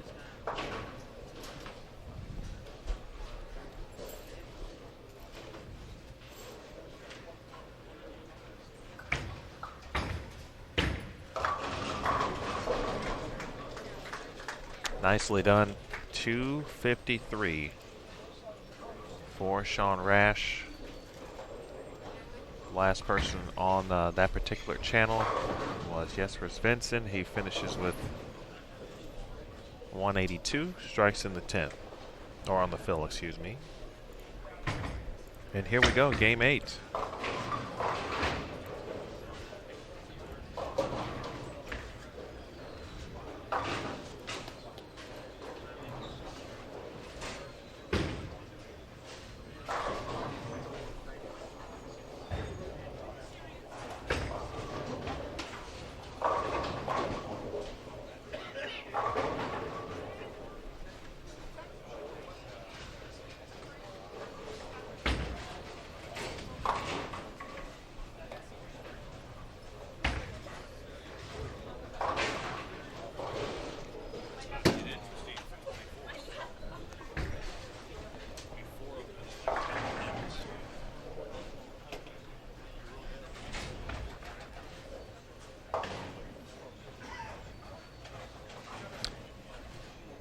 3 of the last 4 U.S. Opens, the difference between making match play and being 1 spot out has been 6 pins or less. The only anomaly was New York 2 years ago when it was 31 pins from 24th to 25th. This is certainly the lowest scoring U.S. Open of the last 4 years, or 5 years. But with the way that the cut and the bowlers around the cut right now seem to be closing in on one another, I think we're going to have another one of those. It's going to be within a mark or less than a mark type of deficits.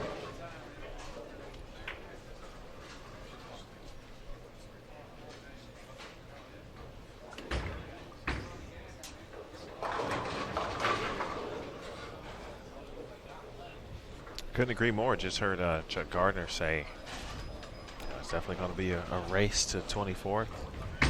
He believes there'll be at least 4 players with about within 10 pins of one another. And obviously we'll see what the standings say. Final pair down on 15 and 16 just got done with game 7.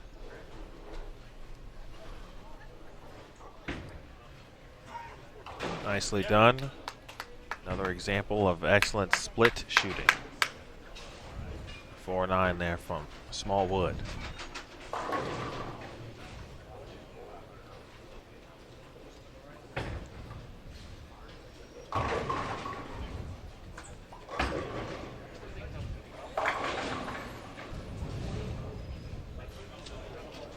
Shot from Sterner. 9 spare strike to start. Shugan looking at a 9-pin. Spare made from Dick Allen.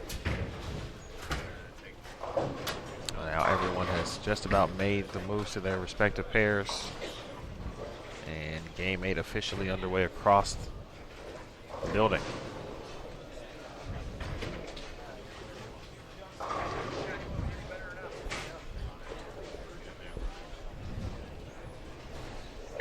I know there was a question very, very early on about how many lefties had made match, or excuse me, catchers round.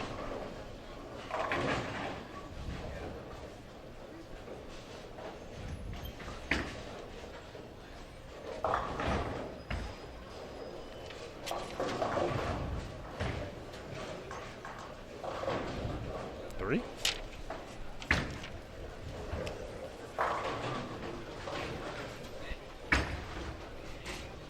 And right now it looks like all 3 of them are going to make match play. Well, Kim Bowlby has really come on strong. And I remember seeing him day 1, actually negative day 1, because he was here on setup day for us, getting in a mini practice session.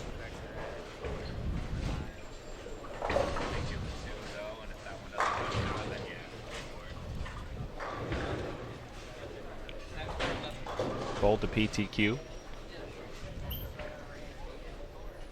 That's actually another good one to take a look at.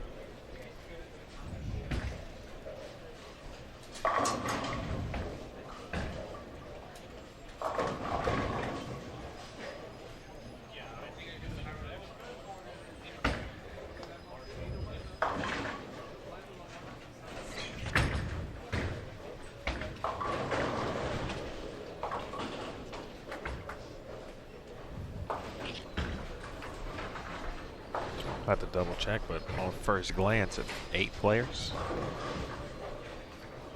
Made it from the PTQ to a check. I'm gonna double check right now.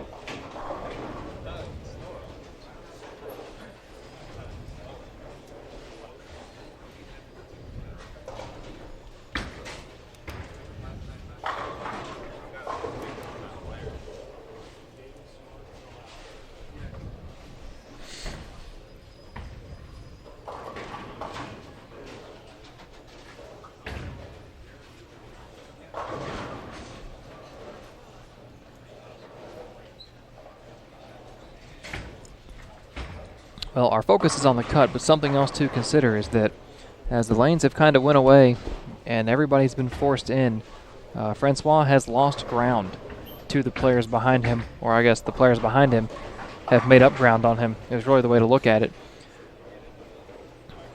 Both O'Neill and Rash beat Lavoie by at least 50 last game.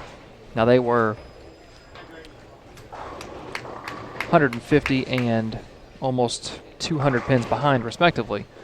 But they're still picking up ground, and the closer you can get, I'd rather throw a double in the 10th now with a lot less pressure than a double in the 10th in game 24 of match play.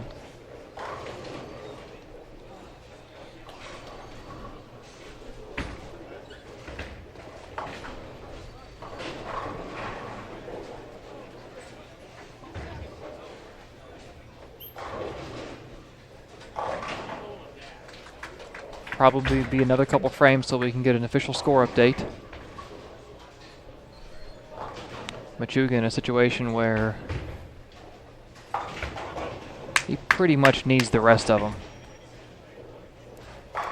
And he doesn't quite have a look on this pair to get the rest of them.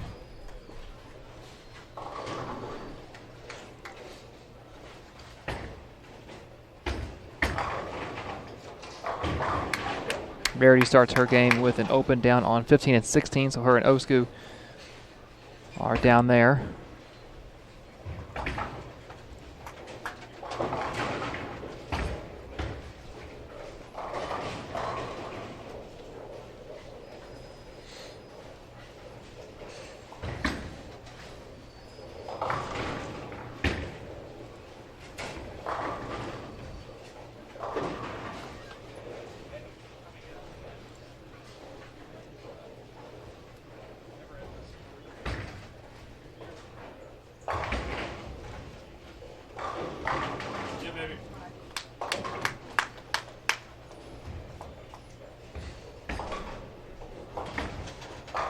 Great shot by Kim Bowlby.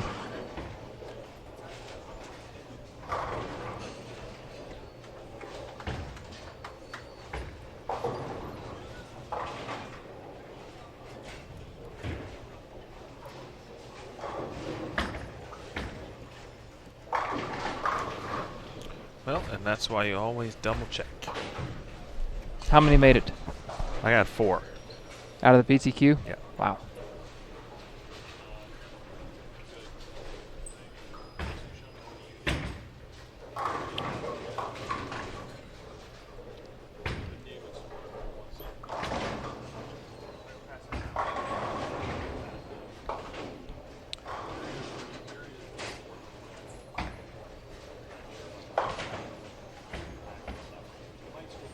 Jason Sterner came into this game at plus 97.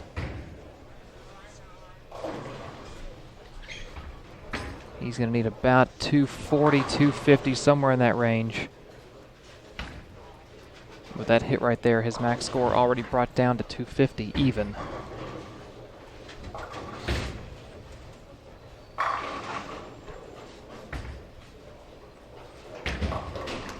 Good shot there from Marshall Kent.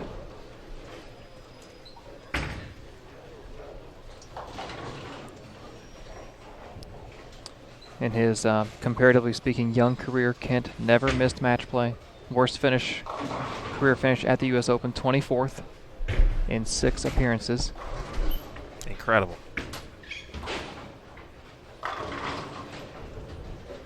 This is the U.S. Open.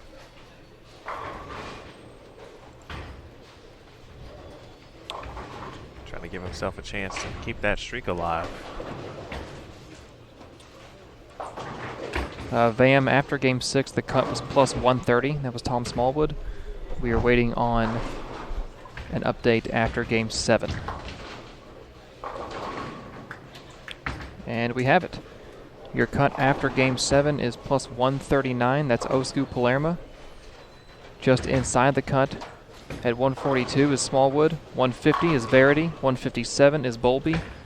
And then it's 30 pins up to Dom Barrett in 20th at 186. So really, we're looking at Kim Bowlby in 21st at 157, Verity at 150, Smallwood at 142, Osku at 139. That's the cut.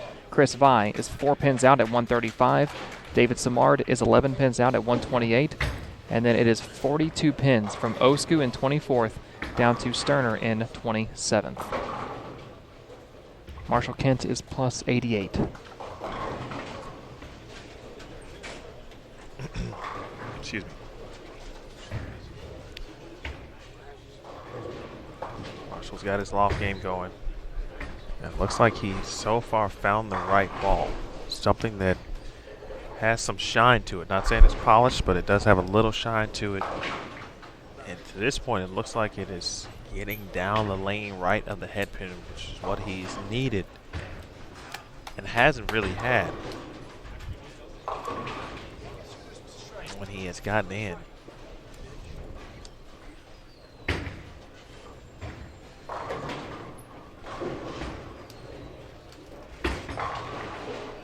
I think this shot will tell a lot here because I'm going to have 2 more frames after this on this right lane.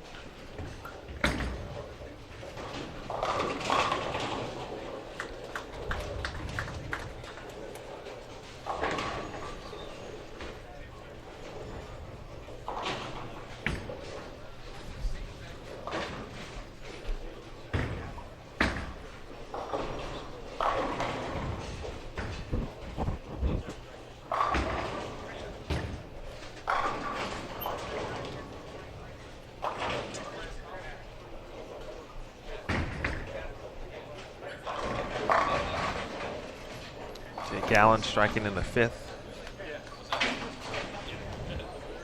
Similar situation. I feel this has happened 3 times on lane 24 where the player has slid into the cap, which the sensor then registers the foul.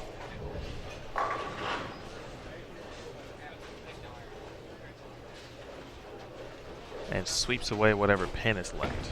In this case, it was a 6 pin again.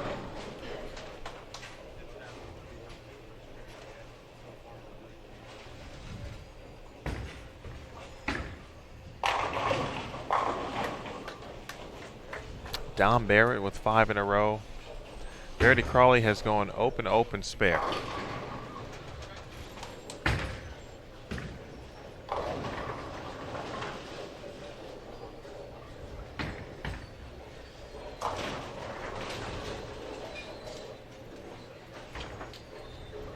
Chris Vi to our left was up in front of the ball return.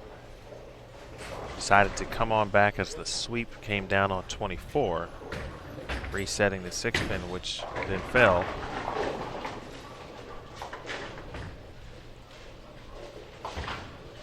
Sean Rash, spare 4-bagger. Ronnie Russell has gone a 3-bagger, spare strike. And that's down on 35 and 36. Tom Doherty with 5 in a row on that same pair. Sterner.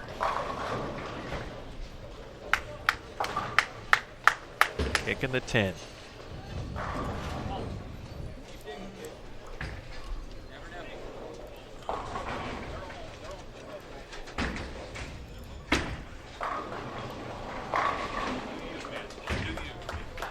Big shot from Vi. That was a double.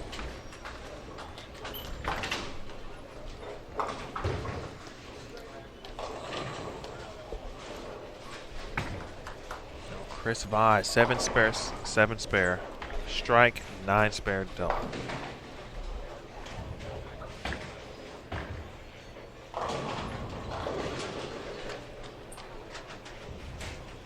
Down Bear front 6.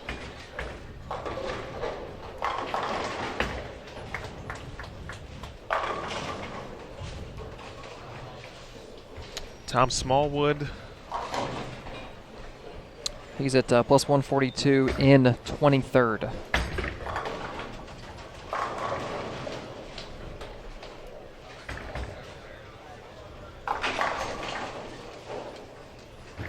So some of this extension here at the foul line from Marshall Kent.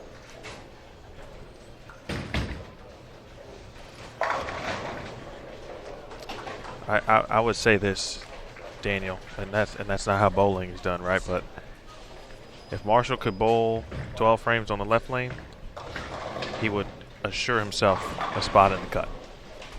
100%, I don't have any doubts. He can get full extension on the left lane, which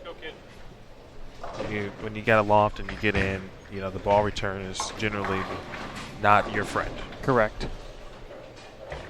But the difference is just so evident. He is able to get the ball past the right side of the head pin with ease on the left lane.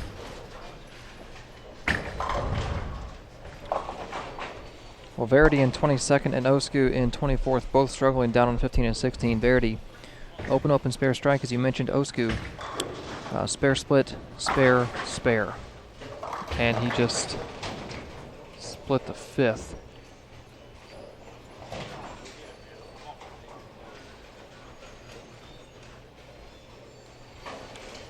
I don't usually give in to things like that, but I've never seen a blowing ball go down a lane that fast. I've never seen Osku in person. Wow. That pair looks tough. And I'm only basing it on the amount of red that we see on 15 and 16 right now. There's quite a bit down there.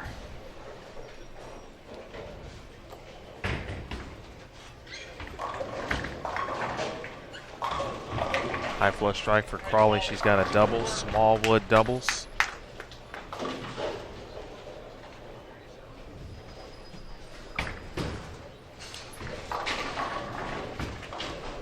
Lush hitters plus 95, 44 pins out, clean through 6 with 1 strike.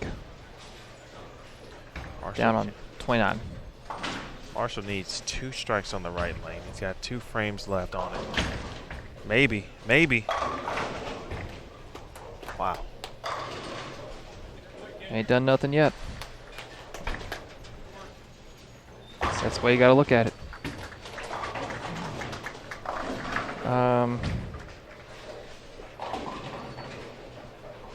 Oh, he's in. Never mind. Sorry. Kyle Sherman on the front 6. Over on 19 and 20. Dom Barrett on the front 7 on 17 and 18.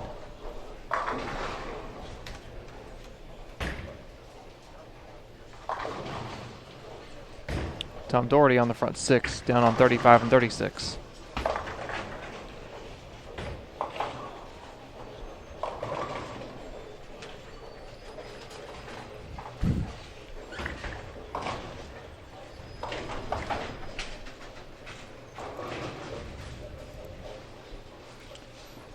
None of our players that are pretty far north of the cut. Brandon Novak is bowling well enough. Don Barrett, again, we mentioned striking. Kim Bulby right here in front of us is clean, bowling well. It's Verity and Osku are the 2 that are struggling right now, and they're both on the same pair. Osku with another open in the 6th frame, 77 in the 6th for Palermo.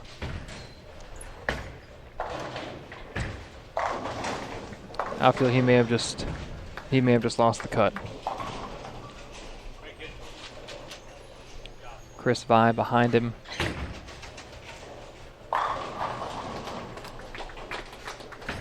Verity just went through the nose. Looks like a 4.67. Right, kid. Let's go.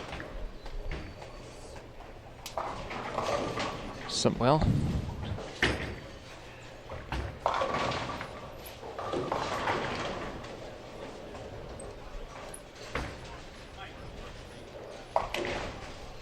You know, yesterday you talked about the right lane, left lane, whichever one is your best lane at a particular time. Like if you struck on the left lane every time, but you know haven't figured out whatever you need to do on the right lane. right.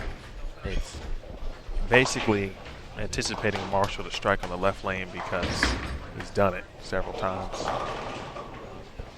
And he's got the room.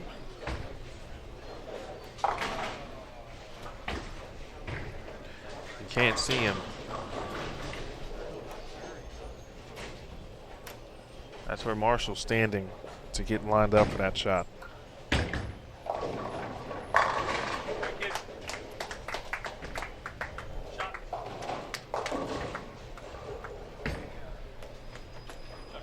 That was, he was on 22.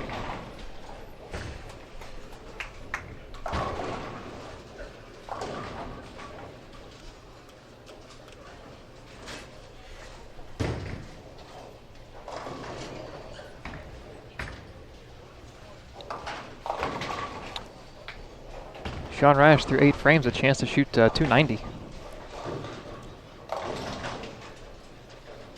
Rash has been very good this week.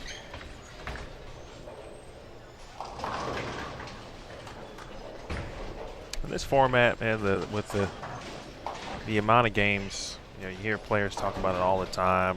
Green rises to the top. Best players tend to do well in longer formats. They enjoy it. The challenge here obviously is the games. Certainly the patterns, different all the time, except when you get to this point. But players, I still feel like they can get into a pretty decent rhythm with a long week, a long format. There's Vi. Got to do all he can. You never know. But the best he can do is 205, which would be plus 140. Verity is shooting a 2.7, and she makes it.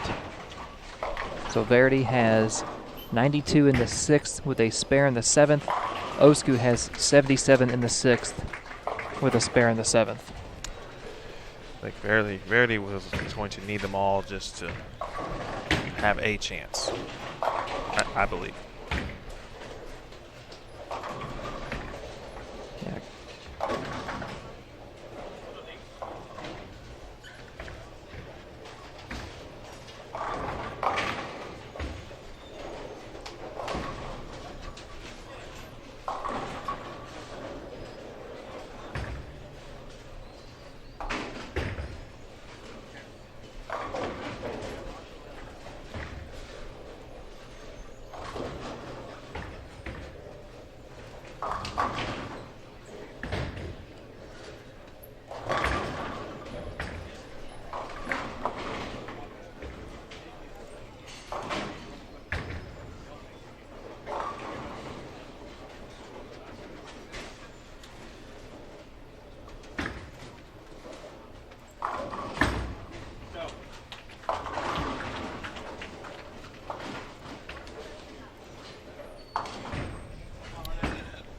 Probably do it.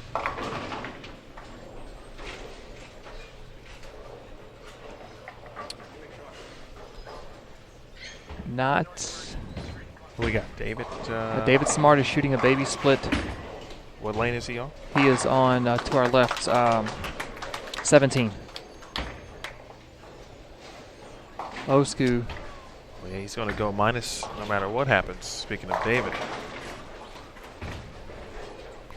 Yes. Could be -7. And I don't think he got to the 10. He didn't. He did. I'm sorry. He did. Osku split again and did not convert, so he's done. He's going to best he can use 160. Verity cleaned up her bucket.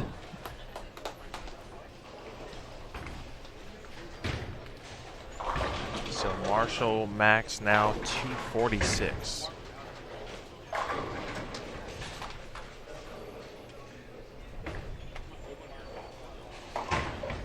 Chris Vi with the first and the 10th.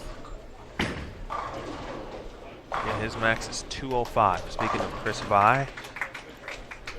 And let's take you there now.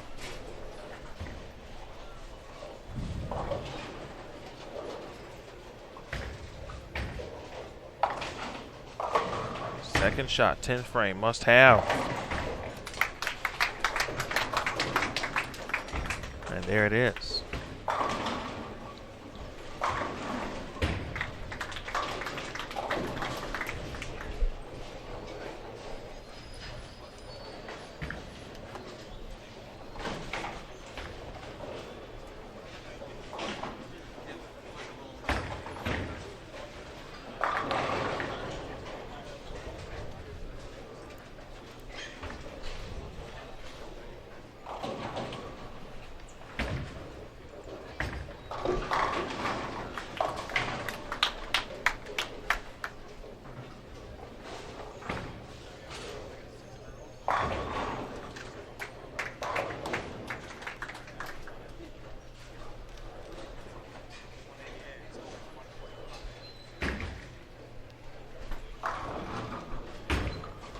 There's Vi's shot.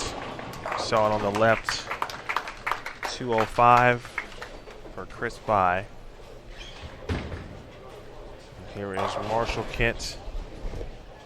Putting up with the gutter cap. Uh-oh. So best Kent can do is 34. That's not going to be enough.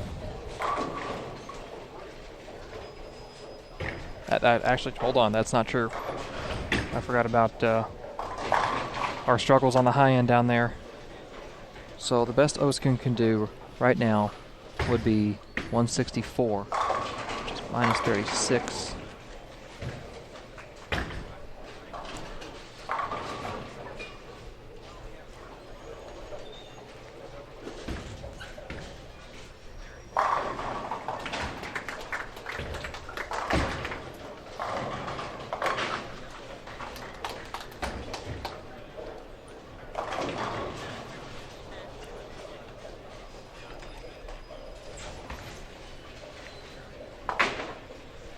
Marshall kind of down there taking a peek.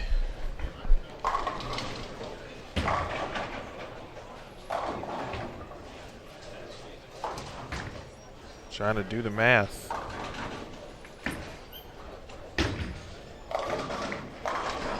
I don't know what Verity's max is, but it's not going to be plus or even.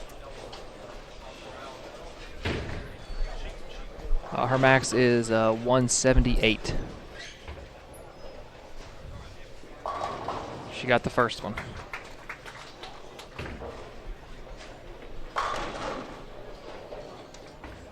Oscar with 132.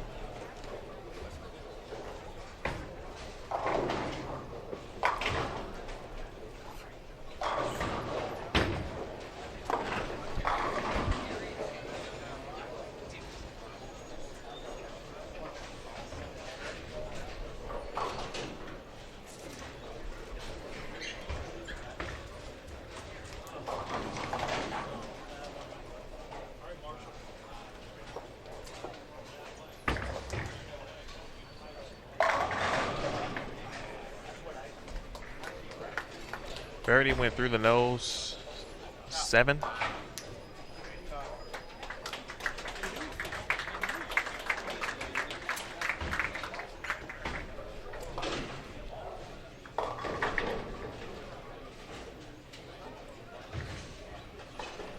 So those updated on your spreadsheet that I'm looking at or no? Yeah, that's assuming Verity makes it. She would be, she would still be 2 pins under Marshall Kent.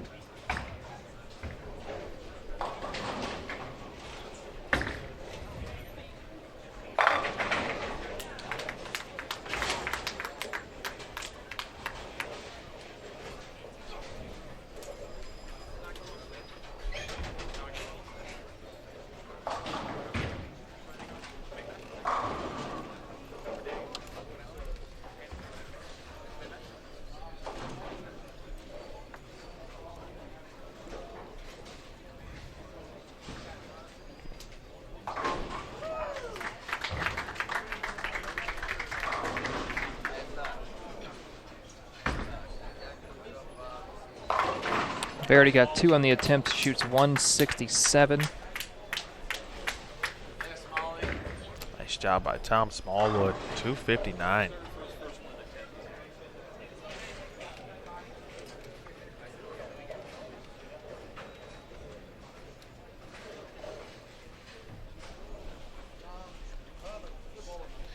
Final shot coming from Kyle Sherman, at least on this low end here. Still bowling going on 33, 34, along with 35 and 36.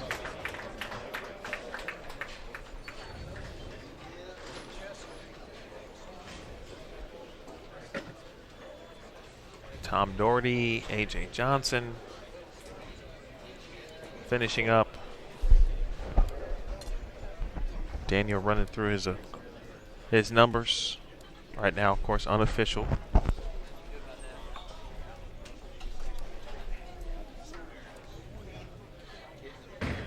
Match play will begin at 5 p.m. Eastern Time.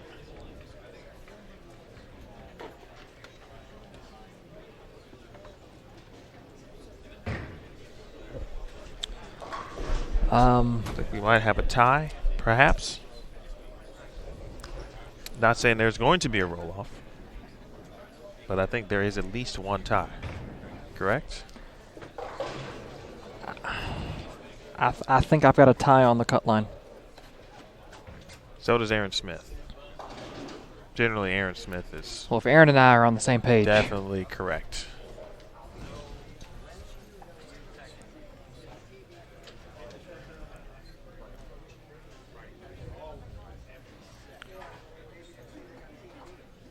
And Marshall went.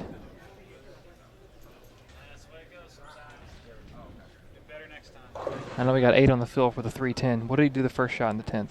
He 3-6-10 to the 9th. You talking about Marshall? Yeah. He went strike, 8 spare. Okay, I thought I'm the 8 sorry. was. I beg your pardon. He went. What did he do? I know, I'm blanking. I think he went 8 spare 8. 8 spare 8, okay. Yeah, he left a 2-8. That's right, he went light on the 10 to 10. That's right. And then left the 310 on the fill.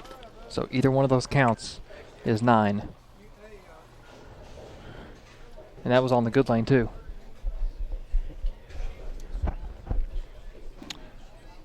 Well, if that's the case, you feel for Verity. You really do. Certainly, it's the way it comes down sometimes. But ultimately, the way it could end up being is if she strikes on that second shot in the 10th, she's in. Yeah, because I've got her at 118, or 117. Excuse me, 117. I mean, Verity and Osku, 132, 167 between the two of them. That pair, something on 15 and 16, got to both of them. And we didn't see Tommy's final score, but there were some red marks. Tommy Jones. Okay. He was also on that pair. And there were a few splits on his scorecard as well, but Tommy's in. And not sure about what his score was, but it just didn't look promising down there. It didn't look fun. No, it did not. Did not look fun.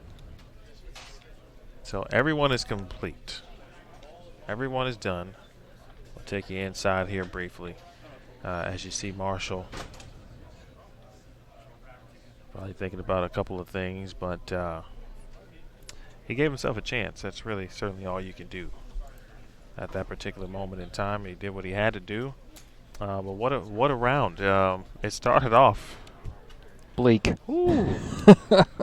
Hard to believe we got to game 8 considering what happened in game 1. It was crazy. If you missed anything, definitely encourage you to go back and watch game 1. Some of the lower scoring games that we've seen, probably the lower scoring game 1 that we've seen throughout the week. Yeah, because we had yesterday we had I think it was yesterday afternoon. We had our lowest high game for game 1 of the tournament. It was in the 230s. Well, ladies and gentlemen, that concludes the 4th round of qualifying at the 2019 U.S. This Open morning, Championship. We're currently tabulating the scores and verifying them. There's Kirk Von The Kruger. final 32-game standings in just a few minutes. Please keep in mind that in the event of a tie for 24th place, there will be a 1-game roll-off. And in the event of that tie, that roll-off will occur on lanes 33 and 34. Don't go away. We'll have those results in just a moment. Well, that's not good news for us, but no, it's not. so if there's a tie, the roll-off will happen on 33 and 34. Just kind of keep that in mind. Okay. Finish your thought process there. Yeah, Thomas Larson shot 263 the first game. The next highest game was 222. only 11 of the 36 players were plus game 1. I mean, it looked bad. I talked to Rob Gottschall. A lot of players were using urethane. And I asked him, I said, there's 2 reasons they could be doing this. 1, they're trying to control the pocket, and they honestly believe this is the best route to take. Or 2, they're trying to affect the lanes, not in a negative way, not in a defensive way, but trying to help them transition quicker. Because as we all know, the fresh, whether it's flat, whether there's some shape, the fresh out here is tough. And he said, no, they honestly think this is the best thing to do because they can control the motion, control the pocket, which unfortunately for most people wasn't working out for them. There wasn't a lot of control to be had. But once the lanes finally transitioned and carried down, tightened up a little bit, the players could get in, start shaping the ball more, and it was off to the races.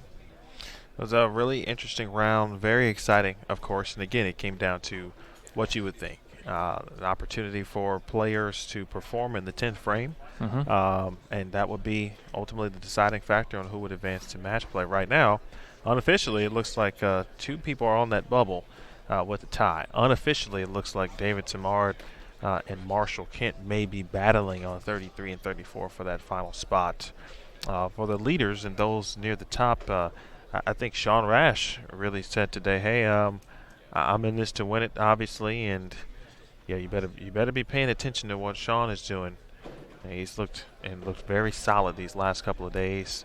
As you mentioned earlier, Francois, toward the later part of the block, maybe started to come back to the rest of the field just a little bit, but Jesper continued his pace, and Bill O'Neill might still be in second. We talked about him. I mentioned Anthony Simonson earlier. There was a point where Belmo was down to about 13th in this event, or today, I should say. He's back into 6th at the moment.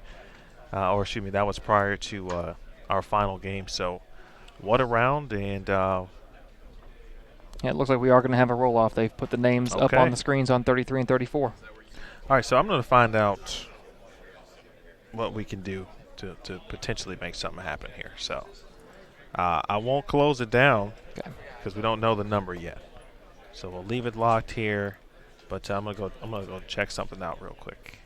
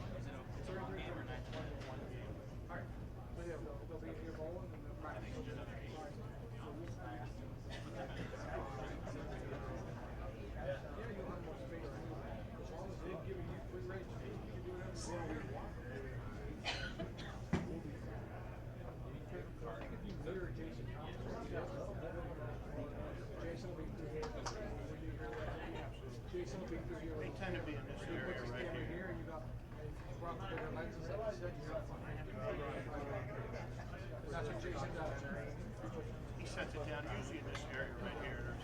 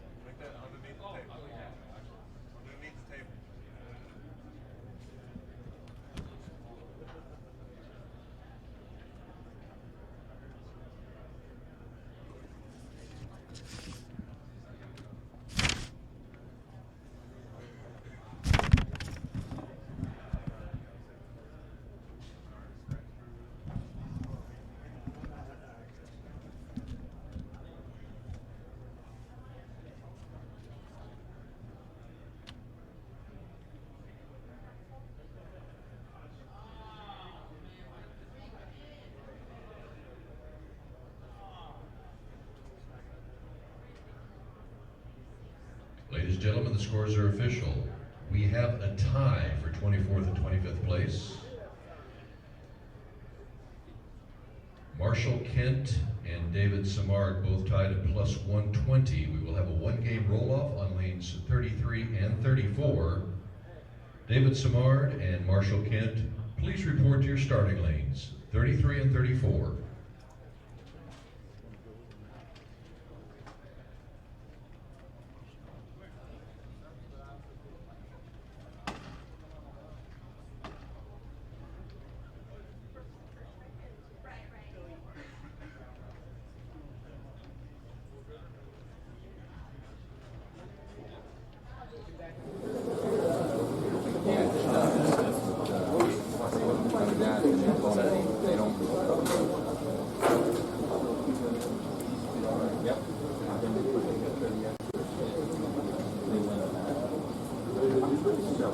Ready there, Big John? You guys ready? You get 10 minutes. If you don't, if you just both decide you don't want 10 minutes, you decide to stop early, just let me know.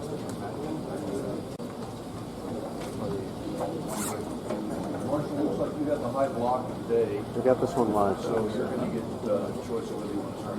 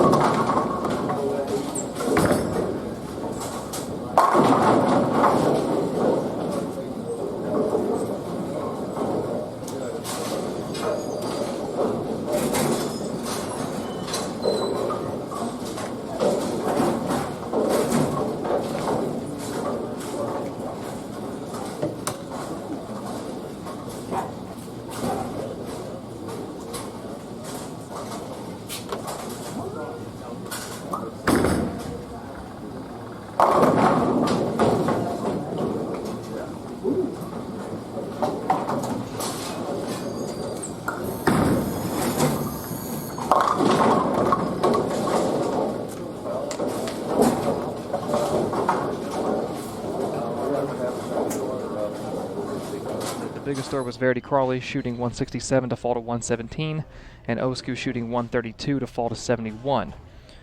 Marshall Kent then found a way to find a carry he had not had for the last 4 games. He'd been in the 2-0s, 2 teens. He just couldn't put anything together. Lofting it over the gutter, 3-stepping on the right lane. Found a way to get to 232 and advanced to 120. He finished probably 10 minutes after David Samard finished with 188, which dropped him, with 192, which dropped him to 120. And here we are, a tie between David Samard and Marshall Kent. I think they get, I don't know how many shots. I didn't hear Kirk. Sorry. They get 10 minutes. 10 minutes, okay. So 10 minutes on 33 and 34. Marshall Kent has the high block today of the 2, and he will have choice of starting lane.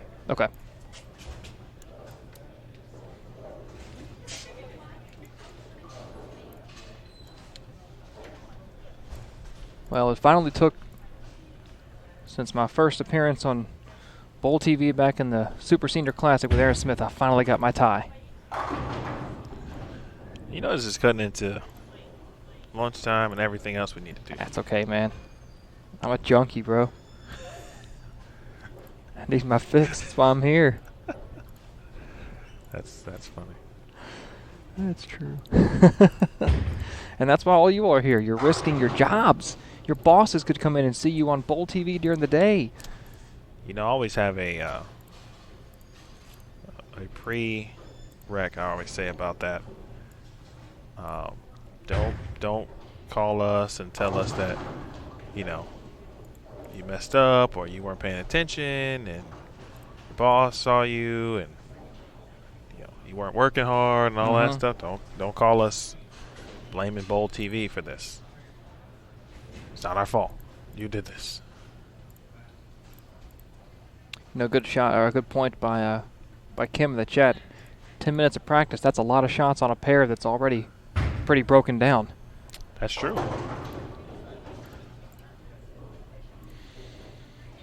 Very much so. Both of them lofting gutter caps, getting left. This 40-foot pattern held up, pretty well. They're not, doing any ridiculous lofting. It's just enough to put a strain on the player, make him think a little harder, work a little harder. He's rolling out for a second, but yeah, I'm looking forward to this. It's they finished on different levels. Marshall 230, found a way to throw some strikes. David 192. So can Marshall keep the hot hand, or can Samard, kind of get off that last game?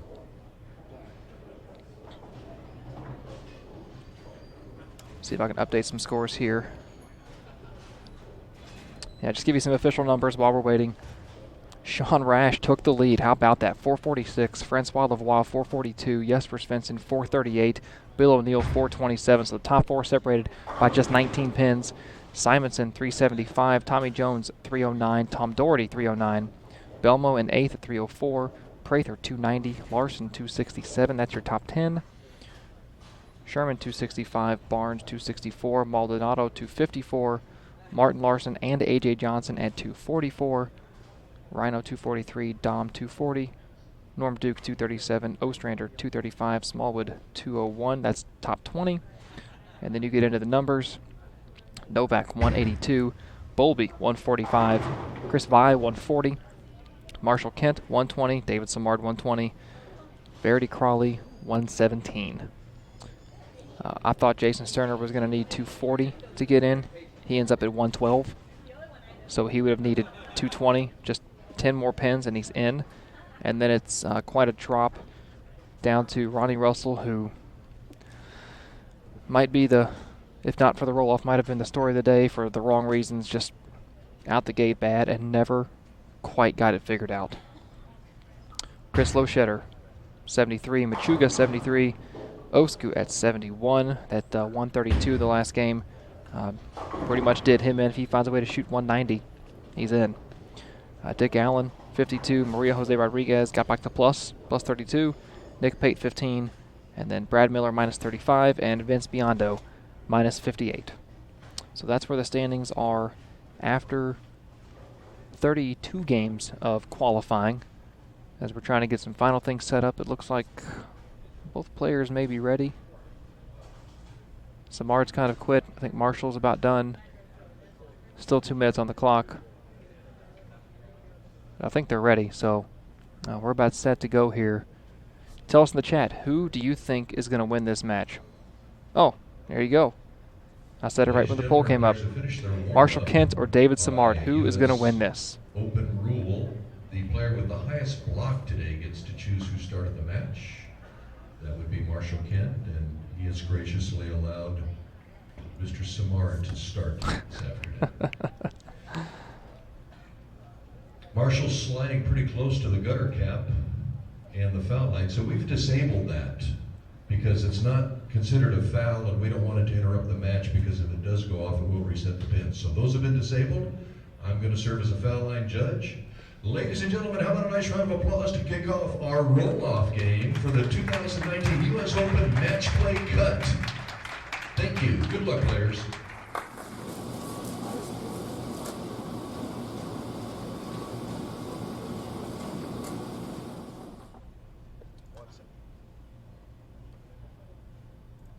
One sec. In 5, 4, 3, 2, 1. Boom.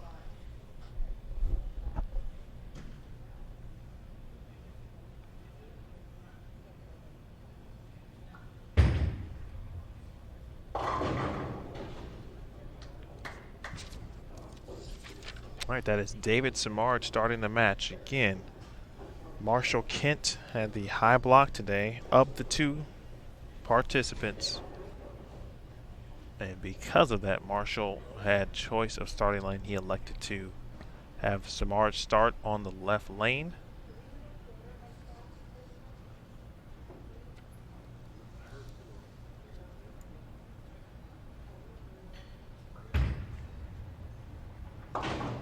Neither player with the advantage here in respects of neither one has seen this pair today. Probably why they chose.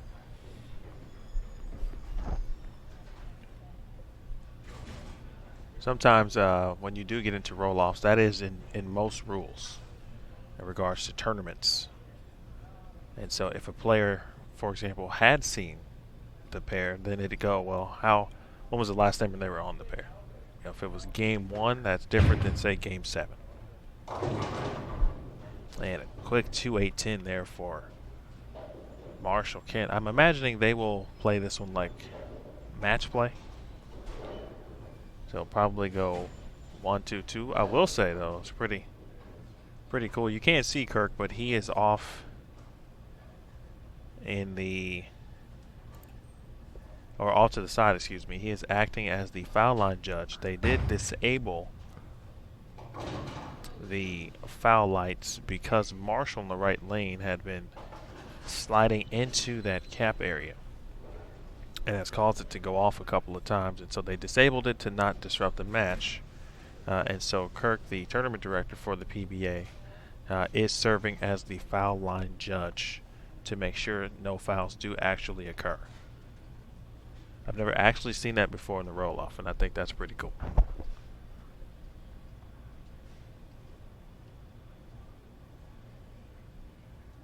And you were right. The only two pair in the house that these two players had not hit was 33 and 34. And I'm kind of regretting we're not down there, but 15 and 16. I tell you what, then, had this one been on 15 and 16, then we already see two splits. First strike comes from Marshall Kent, but, you know, I hope to talk to Verity. I don't know when she'll leave, but that pair, and Oscar for that matter, those, it's just, you know, you can't say they didn't make good shots because we don't know. We can't say that, but we do know that with that many splits on that particular pair from three people, would generally say that there was some toughness going on.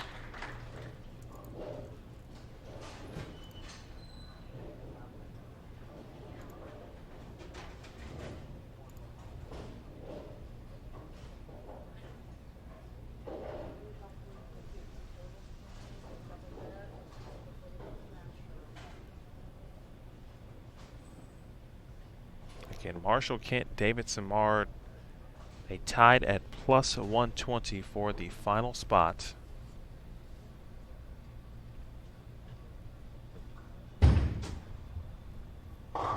Simard from Canada.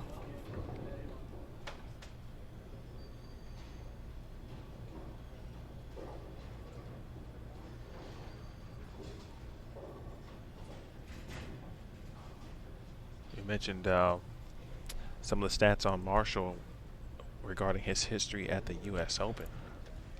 And yeah, I said before Game 8 began, actually no, it was about 2 frames in, because I was watching his look on the left lane. And I said, if he can somehow get the right lane to strike for him, he could find his way in the cut. Well, he's got an extra step, which is more than what he had when he started gaming.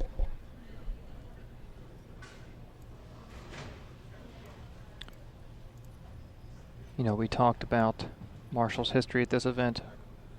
Has bolted 6 times, has never missed match play. Worst career finish is 24th. Well, he's not the only one in this match with a U.S. Open storyline. David Samard missed match play last year by 2 pins. He was 25th.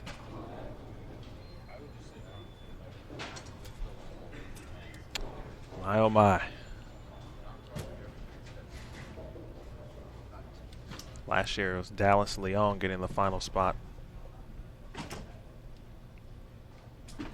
This year, could David right that wrong? Or will Marshall continue his streak of how many?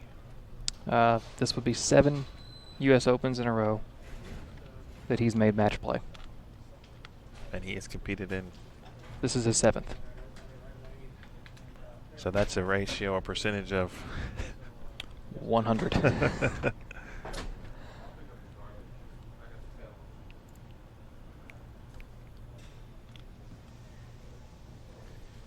Marshall left lane lands it just past 25 with the arrows. Oh. Wow.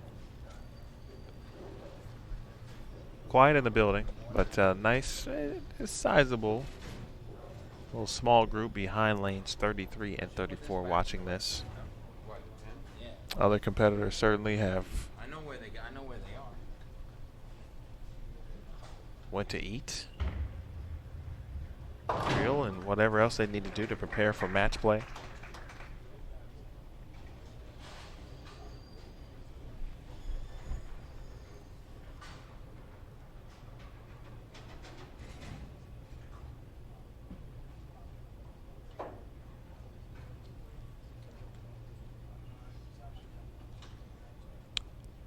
Jeffrey, to your question in the chat, if you're bowling the Peterson, chuck it at the 1-3 all day long. If you're bowling for a spot in match play at the U.S. Open, you play your A game and try and outstrike the other guy. Especially when both players have a skill set that enables them to do this.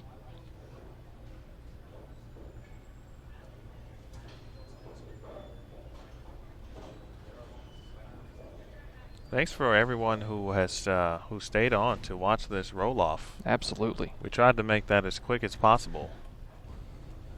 And so we certainly may have lost a viewer or two. But for those of you who have remained on both Bowl TV and Flow Bowling, we thank you.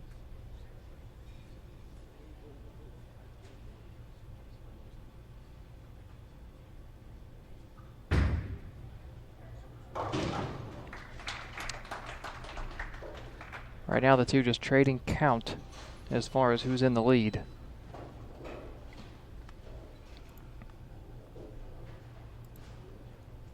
I think this one's going to come down to the 10th frame because they're both attempting to do the same thing. And I could see, you know, if this was a rap battle, they'd be trading bars basically until the 10th frame, until somebody's got to have a knockout punch.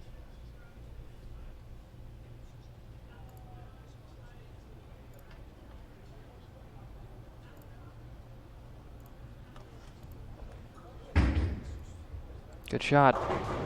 There you go.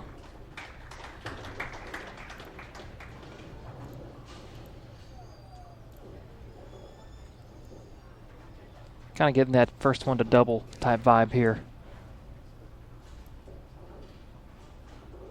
Yeah, which is not easy to do where they're playing. No.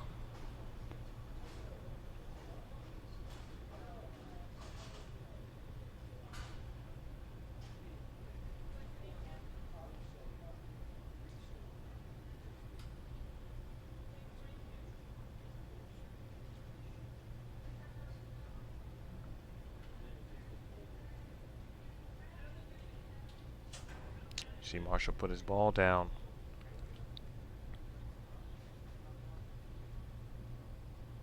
Trying to dry his hand off with the click. A little bit of moisture, just sweat and dirt got on the base of his thumb, and he couldn't pry his thumb out, so he went back to the rosin bag, wiped off his hand on the towel, went to the air dryer.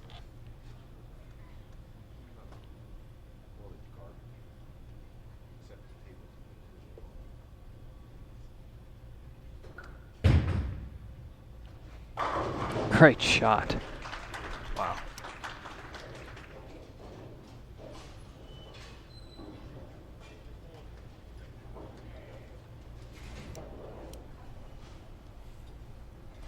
Don't forget, folks, join us at 5 p.m. Eastern Time. That's when match play will begin. Match play round number 1. 8 games. Bonus pins then come into play. And that's the first time, of course, this tournament we will see bonus pins. And, you know, bonus can sway things in a different direction as well.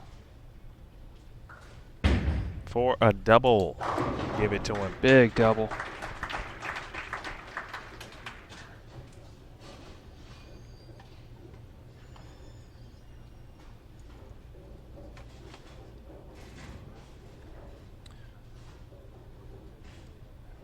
Go ahead and share your thoughts with us on this poll now that we're at the halfway point of the game. Who's winning this match, Marshall Kent or David Samard?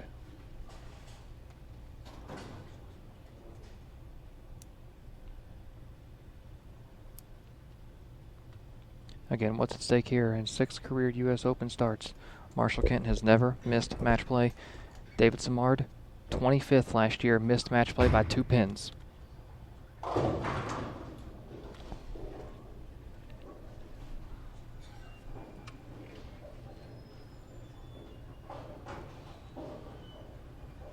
We still got a nice crowd watching this, and so we definitely thank you. And both here on Bowl TV and here in the bowling center as well. As well as Flo.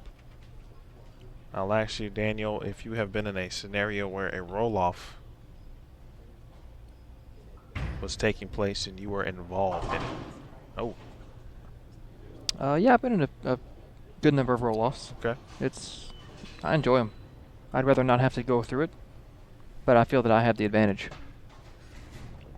And why is that now? Is it particular to the situation as far as like the particular event you're talking, or you just feel as a player? I just feel as a player. Okay. One game heads up. I feel like I have the advantage. Every player needs to think that way. Well, you chop a spare and then leave a 9, and all of a sudden that double, again, as you said, the first to double. Said Marshall Kent's line on the scoreboard looks pretty alluring, vicious even, if you will. A double in this scenario.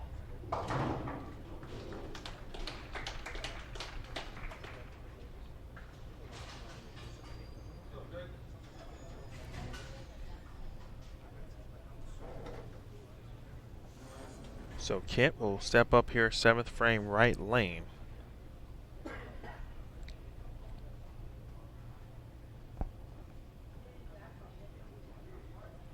His first time up, he decided, hey, I'm gonna back off. Something was not right with the thumb hole. Put it down, came back, buried the rack.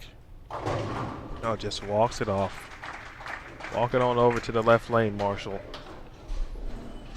And that's 3 in a row.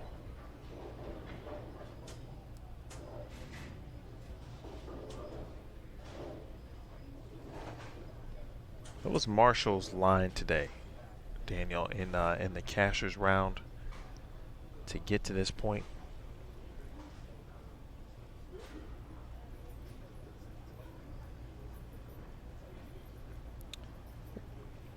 $159, $212, $180, $206, $205, $171, $213, $232.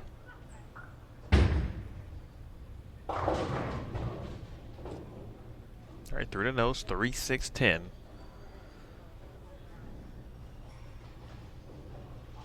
Samard can punch out for 203. Marshall is pacing at 204. So Samard gonna have to find a way to string strikes, plain and simple. And he would need help in the form of either an open or just a lost count from Marshall.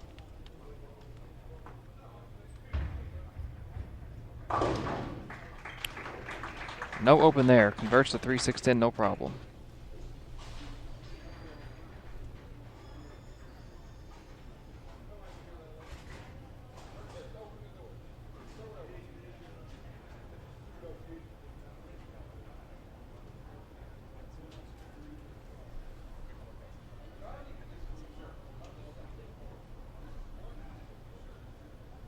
right, it's up to David here. Right now, one shot at a time, but each frame equally important. Gotta find a way to strike. Oh, wow. He's left two of those. In fact, back-to-back, one on each lane. In identical fashion.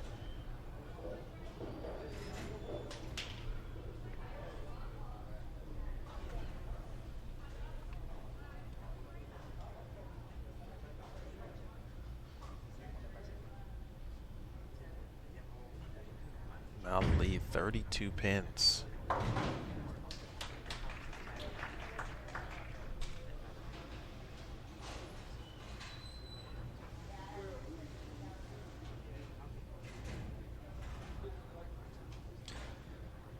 Strike here by Simard would force Marshall to stay clean in the 9th and 10th. Max scores Simard 192. If Kent goes mark in the 9th, mark in the 10th, assuming even count, strike, spare, strike, he's 204. He can max at 224.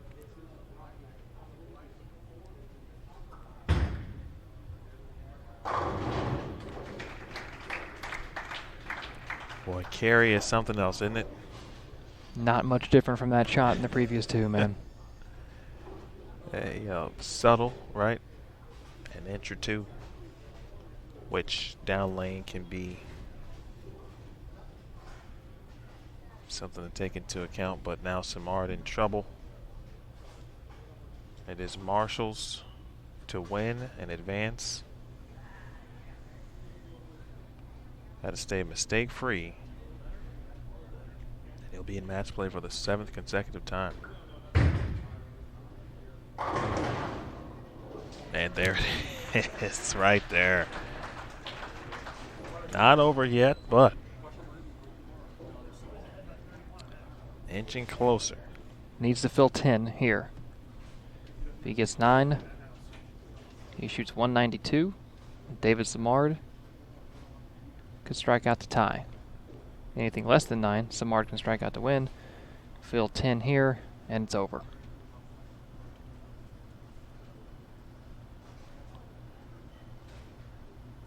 The exhale, you see it. Marshall Kent on the back. The loft. Ooh. It's okay. Yeah, his reaction certainly said, okay, this one's over, but obviously, make the spare, all is good. If he gets 1, and then Daniel's scenario comes out to play. If he somehow misses them all, then Simard could step up and throw all 3 in a 10 to win. And he is on to match play. How about that? A 310. And that was textbook if I've ever seen that spare made. Out the middle. Marshall Kent, top 24 yet again at the US Open, and unfortunately for back-to-back years, David Simard is going to finish 25th. Last year, missed it by 2. This year, ties for the final spot. Has to go to a roll-off. You know, last night in qualifying before the cut for the Cashers round, it was all about the jubilation of players shooting big numbers to get in, and we weren't so much focused. 202 to 160. Marshall Kent will advance to match play competition. First round this evening at 5 p.m. Please give it up one more time for candidates Kent Simard. David. Thank you. The bowlers that are waiting for the practice range to open. The practice range. Last night it was all about the jubilation of players shooting big numbers at the end to make the cut, to make it on, to make a check, and the opportunity to make top 24 and match play at the U.S. Open. Today, however, it's all about heartbreak. It's about the heartbreak of Osku Palermo and Verity Crawley struggling on 15 and 16 the last game and falling outside of the cut. It's about David Simard for the 2nd year in a row, finishing 25th at the U.S. Open. Missed it by 2 pins last year, match play. Tied this year, lost in the roll-off. not much jubilation to be had right now. We got a small break, and 5 p.m. it all starts right back up. That is, in and of itself, the U.S. Open. The highs, the lows, the peaks, certainly, and the valleys, some disappointment and some excitement. And for us, we will be excited to give you the top 24 when match play begins at 5 p.m. Eastern Time. I want to thank Daniel Farish, Aaron Smith, Jason Thomas, and Matt Cannizzaro. Until tonight, or I should say in a couple of hours this evening, enjoy the rest of your day. Come on back with us and join us here at 5 p.m. Eastern Time. So, for all involved, it's 2019 U.S. Open from Victory Lanes in Mooresville, North Carolina. You watched it live, and you watched it on Bowl TV and simulcast to Flow Bowling. We'll see you at 5 p.m.